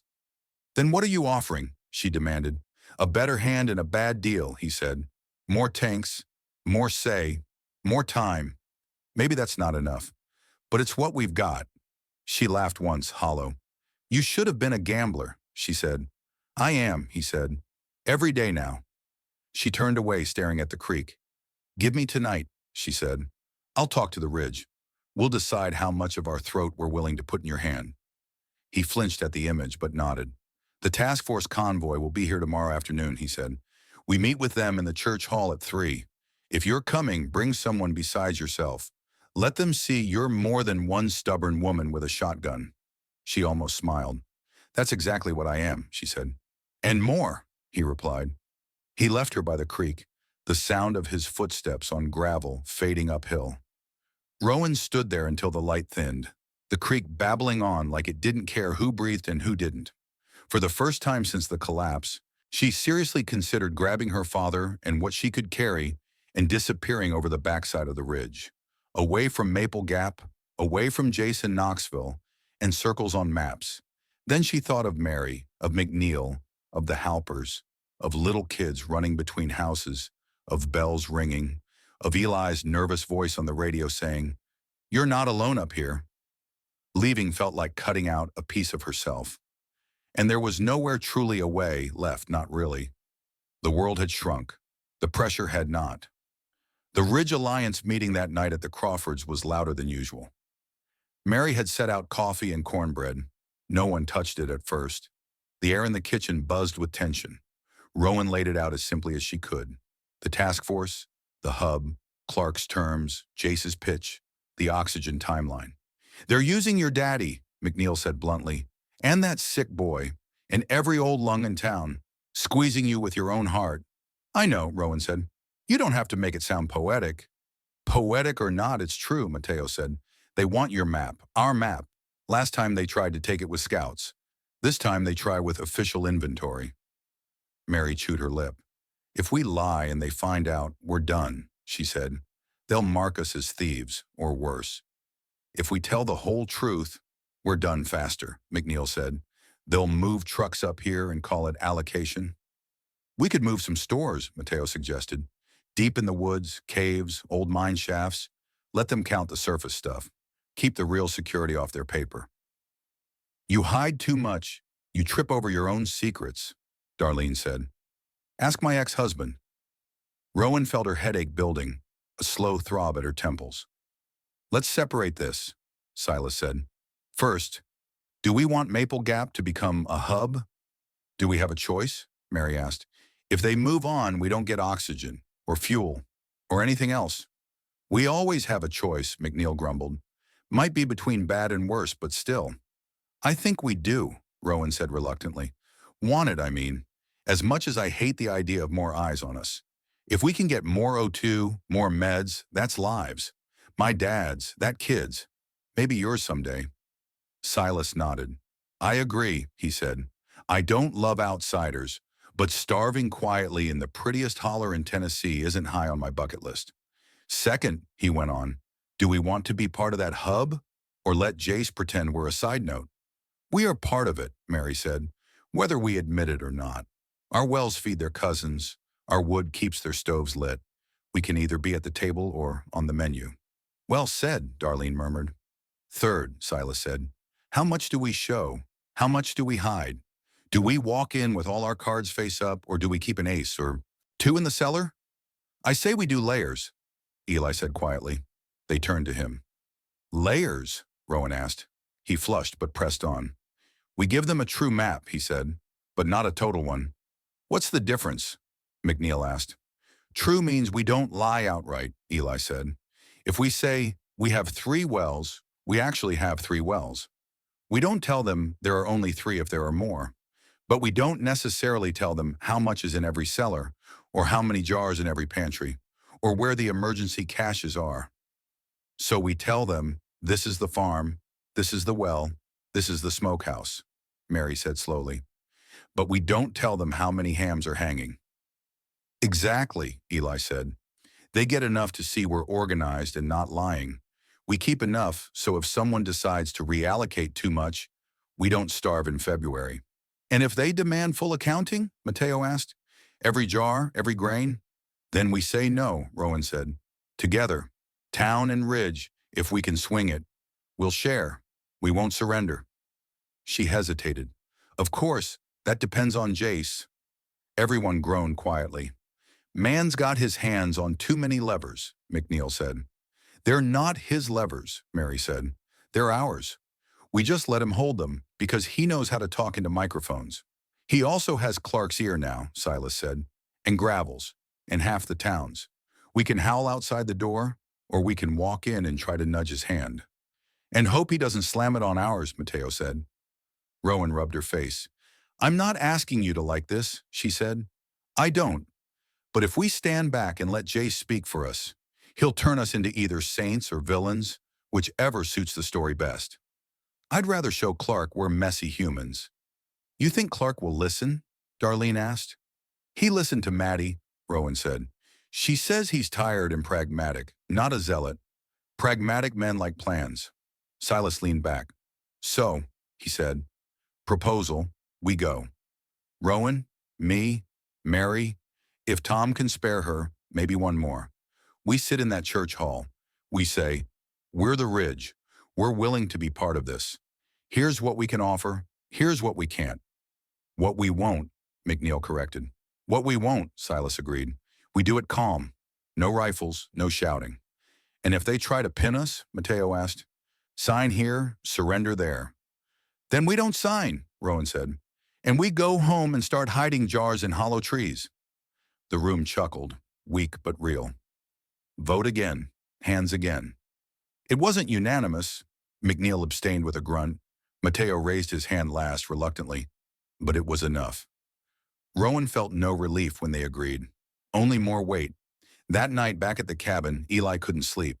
He lay on his cot, staring at the ceiling, listening to his father's uneven breaths and the soft whir of the concentrator cycling on and off with the brownout pattern. Every time it cut out, his heart jumped. Every time it came back on, he counted seconds until the next flicker. He gave up sometime after midnight and slid out from under his blanket, careful not to jostle the tank lines. He padded to his makeshift radio station in the corner, where the laptop sat with its dim screensaver, bouncing between corners like a trapped fly. He jiggled the mouse. The waterfall display sprang back to life. Bands of color representing noise, static, the occasional spike that meant someone, somewhere, was talking. He liked watching it, even when no words came through. It made the night feel less empty. He checked the local ridge net. Quiet, no emergency bells. Just the occasional click as someone turned a radio on. Listened, turned it off again. He switched to the wider band he'd discovered a few days ago, where longer-range transmissions sometimes bled through from God knows where. Truckers, maybe, military, or just other towns like theirs fumbling in the dark. For a while, there was nothing but static. Then a voice cut through, faint but clear enough. Repeat, this is K2 to Foxtrot Actual. Do you copy? Over. Eli straightened, fingers flying to adjust the tuning. The spike grew brighter. A second voice answered, more familiar than he wanted it to be. This is Foxtrot Actual, Gravel said. Reading you, K2. Go ahead, over. Eli's skin went cold. Gravel was talking to the task force. He hit record automatically, hands shaking. Good to finally get you on a clean line, the first voice said. K2, whoever that was. His accent was flatter than Clark's, more clipped. How's our advanced scout? Over. Clark made it, Gravel said. Rolled in on a bike, if you can believe it. Town's buzzing. Over. Maple Gap still looks viable? K2 asked. More than viable, Gravel said. They've got a working hospital, a church feeding people, a sheriff who hasn't gone full warlord yet, and a ridge community with more supplies than they want to admit. Over. The ridge, K2 said. That the outlying population cluster Clark flagged? Over. Yeah, Gravel said. Independent-minded, armed. They've started calling themselves an alliance. Bells, radios, the whole local resistance starter pack. Over. Problematic, K2 said. Not yet, Gravel replied. But they could be. They've already pushed back on our patrols. Sheriff's trying to keep things from boiling. Pastor wants them folded in. They want to stay sovereign. Over. This region needs a distribution center, K2 said. Our higher-ups like Maple Gap for it. Good geography, decent roads, decent population density. But we can't have an armed irregular group controlling major water and fuel assets outside. Our command structure. Over. Eli's heart hammered. He scribbled notes even as the recording captured everything. Understood, Gravel said. You want them disarmed. Over. There was a pause. Prefer integrated to disarmed, K2 said carefully. Officially, anyway. The directive is one local partner per node. We don't have bandwidth for multiple competing authorities. You're thinking hollow, Gravel said. Not Briggs. Over. Clark's report suggests Hollow has the people and infrastructure, K2 said. He's already running food distribution, and if half the town sees him as a spiritual leader, that's free buy-in. We don't have to manufacture. Over. And the sheriff, Gravel asked. She's still the law here. Technically, over. We're not in the business of dissolving local law unless it's necessary, K2 said. But if she can't align with the central coordination plan, we'll go around her. Softly at first. Over. And the ridge? Gravel pressed. What's your appetite for pressure there? Over. Officially, K2 said, we want voluntary compliance. That's the line. Community resource sharing. Regional resilience. You've seen the pamphlets. Unofficially, his voice dropped a shade. We can't allow parallel power centers, he said. Not at the start. Once hubs are stable, outliers can negotiate. Right now, any group that can starve a node or disrupt our convoys is a pressure point. We neutralize pressure points. Over. Define neutralize, Gravel said. His tone was casual. Eli could imagine his face. Unreadable. First mechanism. Bring them into the structure, K2 said. Give them a seat at the table. Tie their survival to ours. Second, isolate. Control their access to the hub. Third, he paused. Third is only if the first two fail. Over. And third is? Gravel asked. Selective operations, K2 said. Legal where possible, deniable where not. You've run those before. Over. Eli swallowed hard, bile rising. Operations. Pressure points. Neutralize. His pen broke, ink blotting the paper. I can work with that, Gravel said. But you need to understand, these aren't city gangs.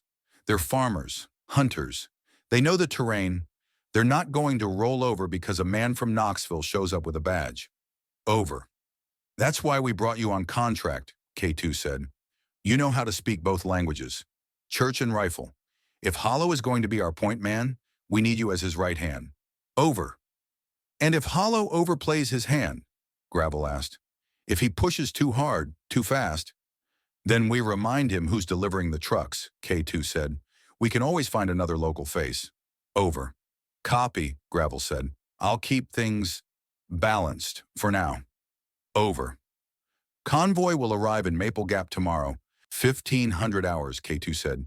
2 trucks, 1 ambulance, 1 comms unit. Clark will coordinate on the ground. Objective, establish Maple Gap as provisional hub, assess ridge integration potential. You are authorized to advise on security concerns. Over. Roger that, Gravel said.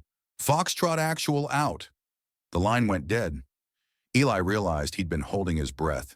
He sucked in air and almost choked on it. He played the recording back once, hands shaking, then grabbed the handheld radio. Rowan, he said, voice hoarse. Rowan, you awake? Over. The reply came groggy but immediate. Unfortunately, she said. What is it this time? Over. You're going to want coffee, he said, and maybe a bucket to throw up in. I just heard Gravel talk to Knoxville. Over. Silence, then sharper. What did they say? Over. He looked at the screen, at the little file icon that represented words heavy enough to crack their world. They called us a pressure point, he said, and they don't mean blood pressure. Over. He started talking, fast before the recording could finish saving, before his courage could fail. As he spoke outside, the wind picked up, rattling the new signs on the tree line and sending a shiver through the dry leaves. Pressure was building, everywhere. Somewhere a fault line waited. Chapter 10, The Hub and the Hearth. The convoy announced itself with dust and authority. By 2:30 that afternoon, half the town had drifted toward the main road, like filings to a magnet. Someone had hung an American flag from the hardware store awning. It fluttered limply, one corner caught on a nail. Kids perched on railings. Old folks leaned on canes. The New Dawn food line thinned as people abandoned their place to get a look. Rowan watched it all from the ridge, binoculars pressed to her eyes. 2 big rigs, she said quietly. Box trucks, 1 ambulance, 1 smaller comms van, I think. Antennas all over it. Silas shaded his eyes beside her. That's more wheels than we've seen in one place in months, he said. Makes a girl feel popular. Down in town, the convoy rolled between the gas station and the church as if it owned the road. The trucks were white, dirt-streaked, with faded state logos and hastily painted stencils. TRRT, Tennessee Regional Recovery Task Force. Men and women in mixed uniforms rode in the cabs and hung off the sides, some in National Guard fatigues, others in blue jackets with the same TRRT stencil, a few in plain clothes with sidearms and clipped ID badges. The ambulance's siren was silent, but the lights flickered once, as if to prove they still could. At the head of the crowd, Pastor Jace Hollow stood on the church steps, coat buttoned, hands folded, like this was the part of the service where everyone stood to sing. Sheriff Lorna Briggs flanked him, hat on, badge visible. Gravel lingered a few paces back, arms crossed, eyes hidden behind cheap sunglasses. The first truck ground to a stop in front of the church. The driver hopped down and opened the passenger door. Daniel Clark climbed out, looking dustier than he had at the diner, but still carrying his clipboard like a shield. Behind him came another man Rowan recognized only from Eli's late-night description. K2. He wore a green jacket with no name tag, just a patch that said Operations. His hair was buzzed, his face pale and tired, his eyes sharp. Clark smiled at the crowd. K2 didn't. Maple Gap.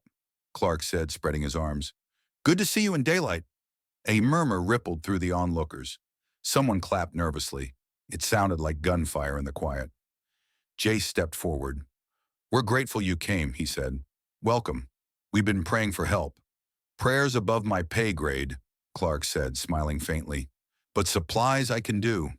He turned, gesturing to the trucks. Food, medical, some fuel, some comms equipment, he said. Not enough to fix the world, but it'll help your corner of it. K2's gaze swept the street, lingering on the Guardian's blue armbands, the hospital down the block, the Ridge Road. He nodded slightly like he'd checked items off an invisible list. Lorna saw the look. So did Gravel. Let's get out of the way of the wheels, Lorna said loudly. We'll be holding a meeting in the church hall in half an hour. Anyone who's got a stake in what happens next should be there. Which is everyone, Bree muttered, wiping her hands on her apron. You're invited too, Lorna added, looking up toward the ridge where she knew Rowan would be, even if she couldn't see her. Rowan lowered the binoculars. Showtime, she said. Silas nodded. You sure about this? He asked. No, she said, but we're going anyway. They turned back toward the truck where Mary waited, shawl pulled tight over her shoulders. She'd left Tom to mind the kids and the bell. You ready to be respectable? Rowan asked her. I was born respectable, Mary said.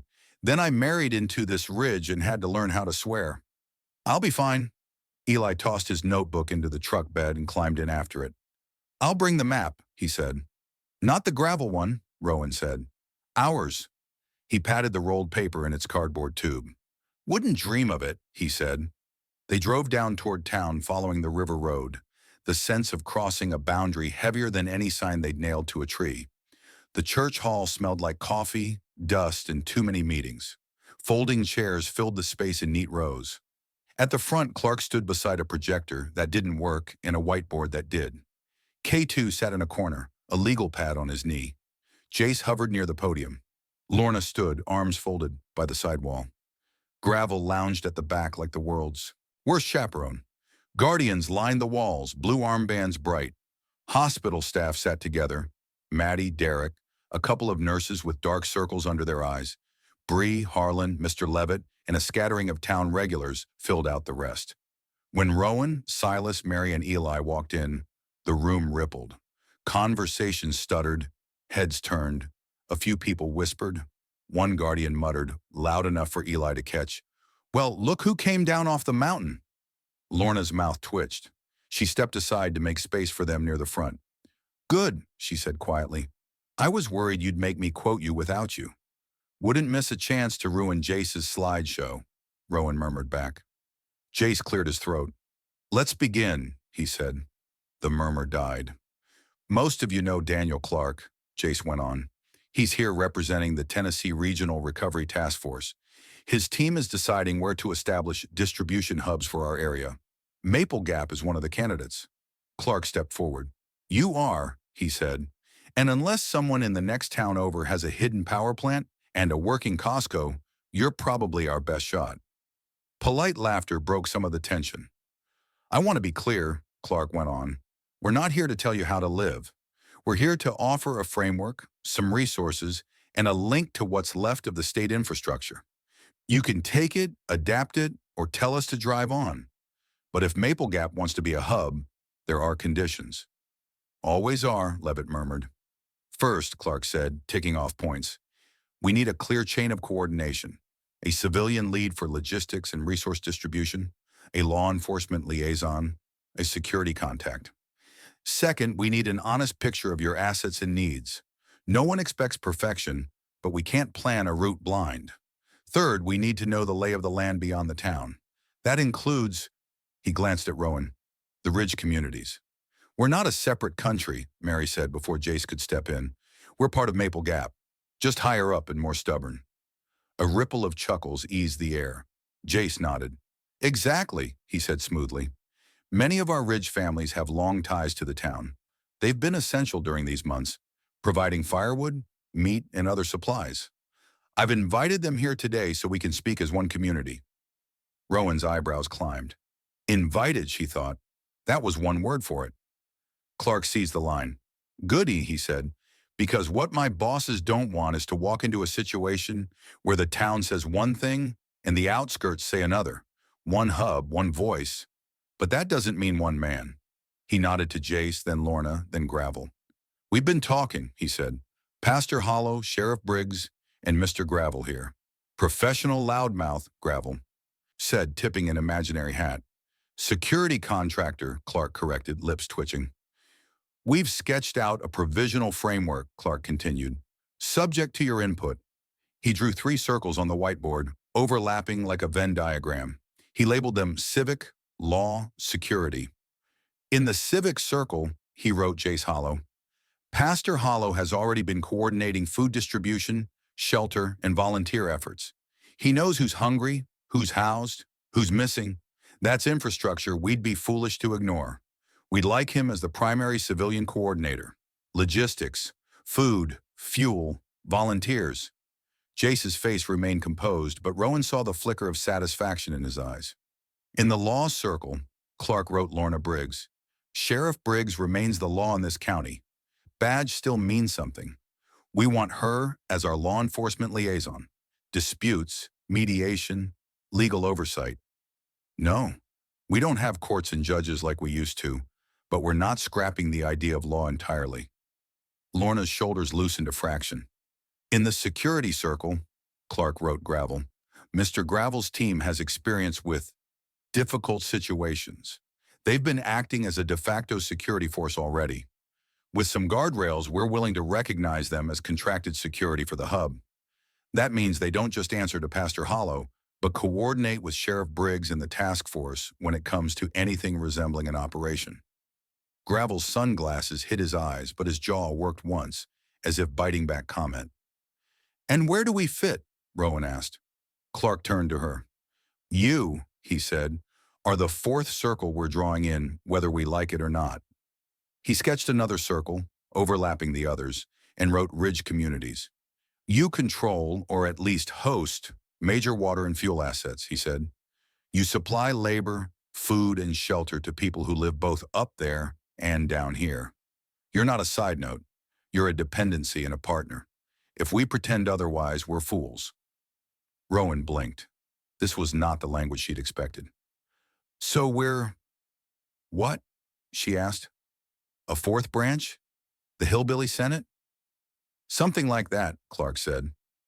We'd like at least 1, preferably 2, named liaisons from the Ridge, who will sit at the table when we make resource decisions. Who can say, if you take water from here, these 3 families go dry. Or, if you route all fuel through the church, these farms collapse. And if we say no? McNeil's voice came from the middle row.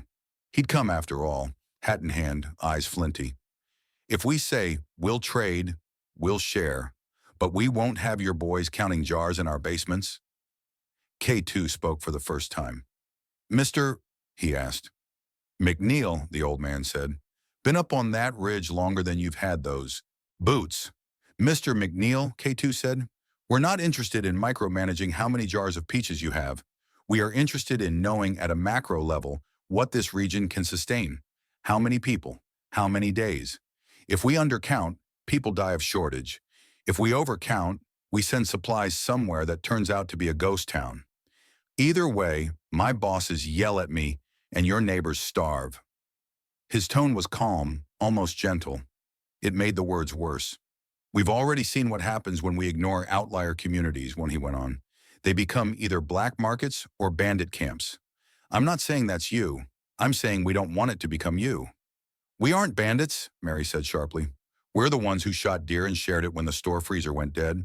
We're the ones who hauled wood when town folks hadn't swung an axe in 20 years. Exactly, Clark said, which is why we want you in this, not out. Rowan cleared her throat. Can I show something? She asked. Clark gestured to the front. Please. Eli handed her the cardboard tube. She unrolled the map onto a side table and weighed down the corners with hymnals. This, she said, is our map. People leaned forward. Beside the task force's polished whiteboard, the butcher paper looked crude, hand-drawn ridge lines, circles around wells and tanks, lines connecting them. But it was alive. These circles, she said, touching one, are wells, tanks, sheds. Same as the map your scouts made, only ours has fewer lies and better handwriting. A few people snorted, even some of the guardians. These lines between them? That's who depends on who. Crawford well feeds Crawfords, sometimes McNeil's, sometimes Halpers when their pump freezes. Boone's place supplies propane to 3 households in winter and jerky to half the kids in town when he feels generous. Our cabin? She tapped their own circle. We provide shine that Maddie steals for disinfectant, and morale. Maddie raised a hand in mock surrender. Guilty, she said. A tiny wave of laughter washed through the hall. This ridge isn't a pile of dragon hordes, Rowan said. It's a web. You pull on one strand, 3 others twitch. We're already sharing. We always have. Not because of a policy, but because if we don't, we all freeze or starve. She looked at K2. You call us a pressure point in your reports? She said. He didn't flinch. We do, he said. It's technical language. Then update the term, she said. We're also a support beam. Take us out of the structure. See how fast the roof caves in. Silence held. Clark's eyes flicked between map and faces, calibrating. Lorna seized the opening. She's right, the sheriff said. Ridge folks aren't some separate militia up there playing at sovereignty. When Jace's food line ran out of meat, who filled the gap? When we needed wood for the hospital, who brought it without asking for receipts? I need to be able to tell my deputies and my people that any agreement we make with Knoxville doesn't turn the ridge into a resource mine with no say. She turned to Clark. You talked about one hub, one voice, she said. Here's my counter. One hub, 4 voices. Civic, law, security, ridge. Nobody gets to claim God told them they're the only mouth. Jace's jaw tightened, but he didn't object. Clark rubbed his temples. You're making my job harder in the best possible way, he said. My superiors like clean charts. But I'm not blind. I know what happens when we ignore the local realities. He turned to K2. Thoughts? He asked. K2 tapped his pen against his pad, considering. Provisional, he said finally. Make Maple Gap a provisional hub. Recognize the 4-lane structure. Civilian coordination, law, security, ridge liaison. Make it clear on paper that ridge is part of the hub, not an external element. That gives us room to argue against anyone who wants to treat them as an enemy camp. And in practice? Gravel asked from the back. What does provisional get us? Clark faced the room. It gets you this for starters, he said. Half of 1 truck's worth of food and medical. Dropped here today. More if the higher-ups sign off after seeing our report. It gets Maddie more oxygen, he nodded toward her, and fuel for her generator. It gets you scheduled resupply runs, not random charity. And what does it cost, Levitt asked. Transparency, Clark said. Some. Not total, maybe. We can be flexible as long as reality doesn't bite us in the ass. Coordination. No rogue operations. If Mr. Gravel's people go up the ridge again, it's with Sheriff Briggs's knowledge and Ridge Liaison's input, not in the middle of the night with radios we have to hear about third hand. And patience. This won't be fair. It won't feel fair, but it will be better than everyone scavenging alone. Who signs? Rowan asked. On our end, Clark said. Me, then my boss. On yours. Ideally, all 4 of you. He gestured at Jace, Lorna, Gravel, Rowan. Not because paper means much right now, but because it's a promise in ink. Jace stepped toward the podium. I can live with that, he said. For now. He looked at Rowan. Can you? He asked. She felt every eye on her. Her father's face flashed in her mind. The boy in ICU. The map of the ridge with its circles of dependence. This doesn't make you my pastor, she said. Or my boss. I know, he said. And it doesn't give anyone permission to count my jars, she added. We share on our terms, not because a truck shows up with a clipboard. Agreed, Clark said quickly. We can work with macro-level inventories. This valley can feed X for Y. Days, not McNeil has 8 cans of beans and a guilty conscience. McNeil sniffed. 9 cans, he muttered. Rowan exhaled. Then yes, she said. I'll sign as Ridge Liaison. Provisional. with the understanding that if this turns into a land grab, those circles on your fancy charts won't mean much. K2 met her gaze. Understood, he said. And for what it's worth, Ms. Pike. He paused. Rowan, she said. For what it's worth, Rowan, he said. I'd rather have you in the room when my bosses ask their usual stupid questions. Saves time. It wasn't exactly a compliment, but it wasn't not one. Lorna stepped forward. I'll sign, she said. On two conditions. Clark sighed. There it is, he said. Go on. First, Lorna said, no operation, no selective enforcement, no raid, no nothing happens on this ridge or in this town without my office being informed. You don't have to ask my permission every time, but you do have to tell me. I'm not finding out about armed men at Wells after the fact again. Fair, Clark said. K2 nodded. Second, she said, any complaint about abuse of power, by guardians, by Gravel's men, by task force personnel, comes to me, and you agree to at least pretend to care when I bring it up. That's a high bar, Gravel drawled. That's a low bar, Lorna shot back. You just haven't tripped over anything decent in a while. Clark's mouth twitched. Done, he said. I can put that in the memo. Local law enforcement retains oversight seat for grievances. It'll make my bosses feel civilized.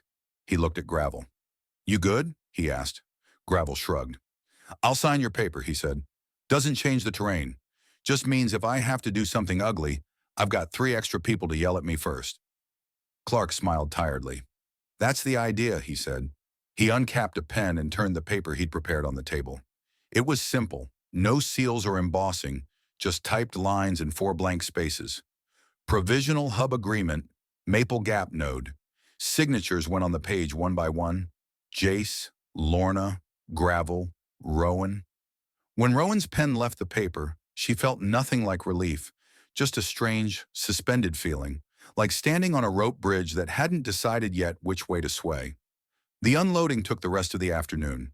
Food first, boxes of canned goods, rice, dried beans, powdered milk.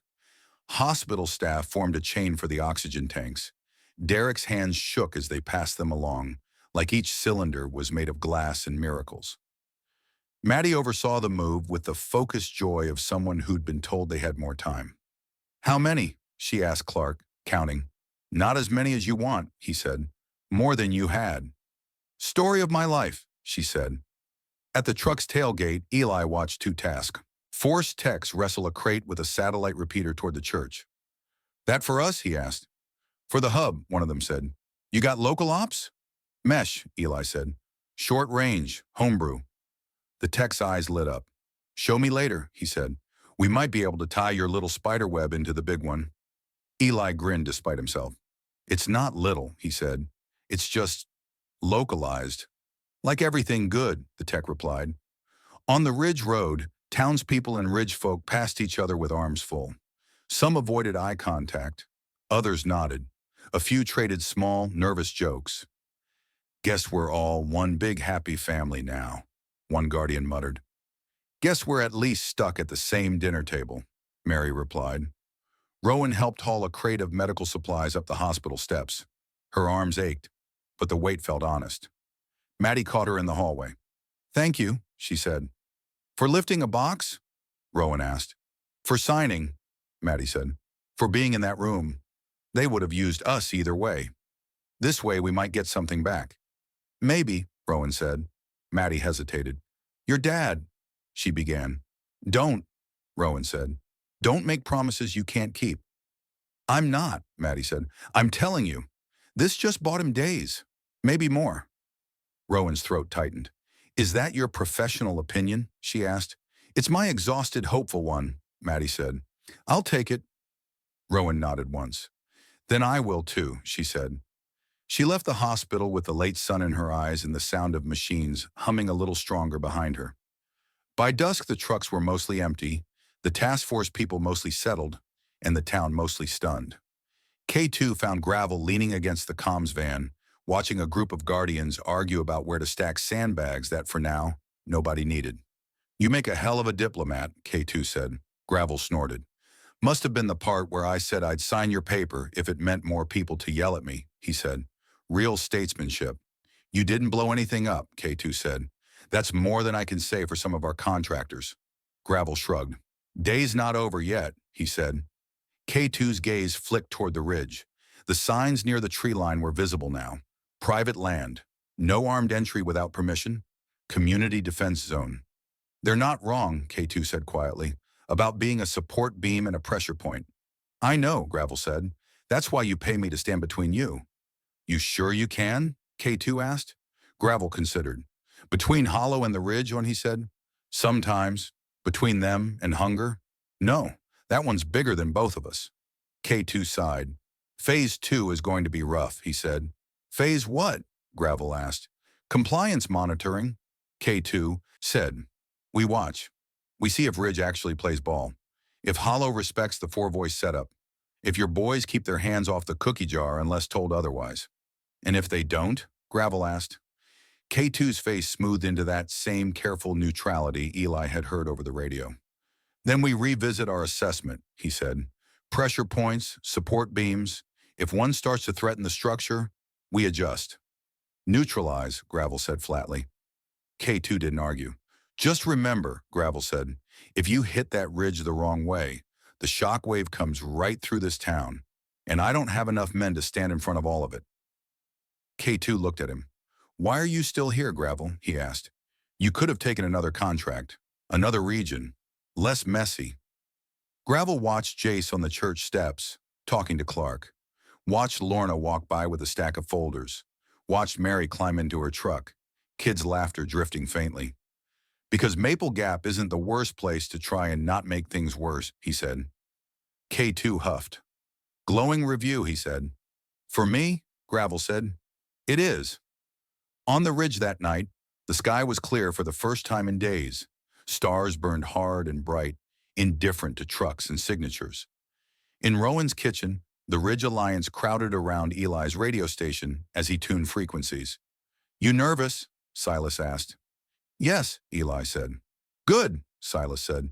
Means you're paying attention. Eli took a breath and keyed the mic. This is, he began, then caught himself. This is Ridge Net, special broadcast. The speakers crackled. One by one, familiar voices checked in. Crawford here. McNeil here. Halper here. Boone, sort of here. Laughter cut the static. Eli smiled just a little.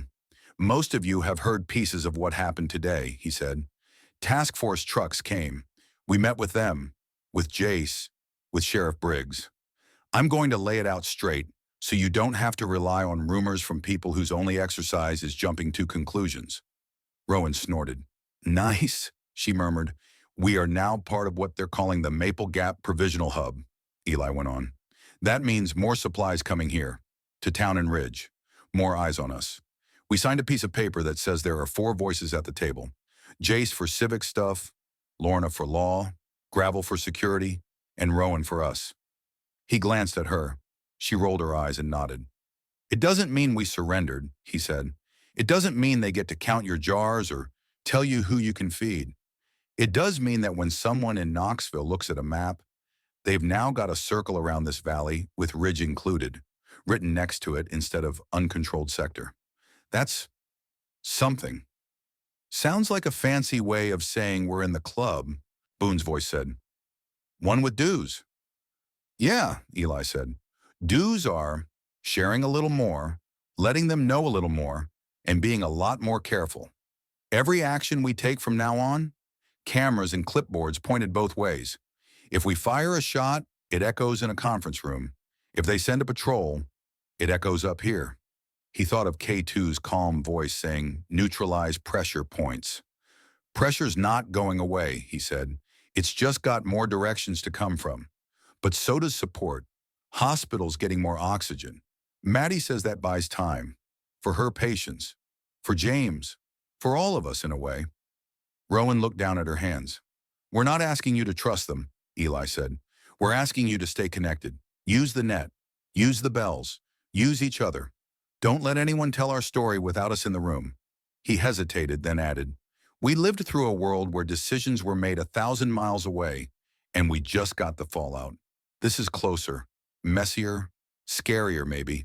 but it's also a chance to be more than a dot on someone else's disaster map. Mary's voice came through, warm despite the static. "You're getting good at this, Eli," she said. "Tell that to my stomach," he muttered, mic away. McNeil spoke next. "So we watch," he said. "We share a little. We hide a little. We keep our boots ready." "And our radios charge," Darlene added. "And our coffee strong," Boone said. "And our kids' bell-ringing arms in practice," as Mary put in. The children cheered in the background. Rowan leaned close to the mic. "This is Rowan," she said. "I signed that paper today because the alternative looked worse. Not because I suddenly think trucks and badges make people wise." She let that sit. "We'll see what this hub really means," she said. "If it keeps our sick breathing and our kids fed without someone putting a gun to our heads, we'll call that a win. If it doesn't, if it starts to look like one more way to take more than it gives, we still have our lines, on the map, on the trees, in our heads." She glanced at the map on the table, circles and veins and boundary dark. "We haven't given those up," she said. "We don't sign those away." She clicked off the mic. Outside, the ridge was quiet, but not empty. Lights glowed in farmhouse windows. Somewhere a dog barked. Somewhere else a bell rope swayed gently in the night breeze, ready. Down in Maple Gap, the task force comms unit hummed, connecting the town to distant servers and distant decisions.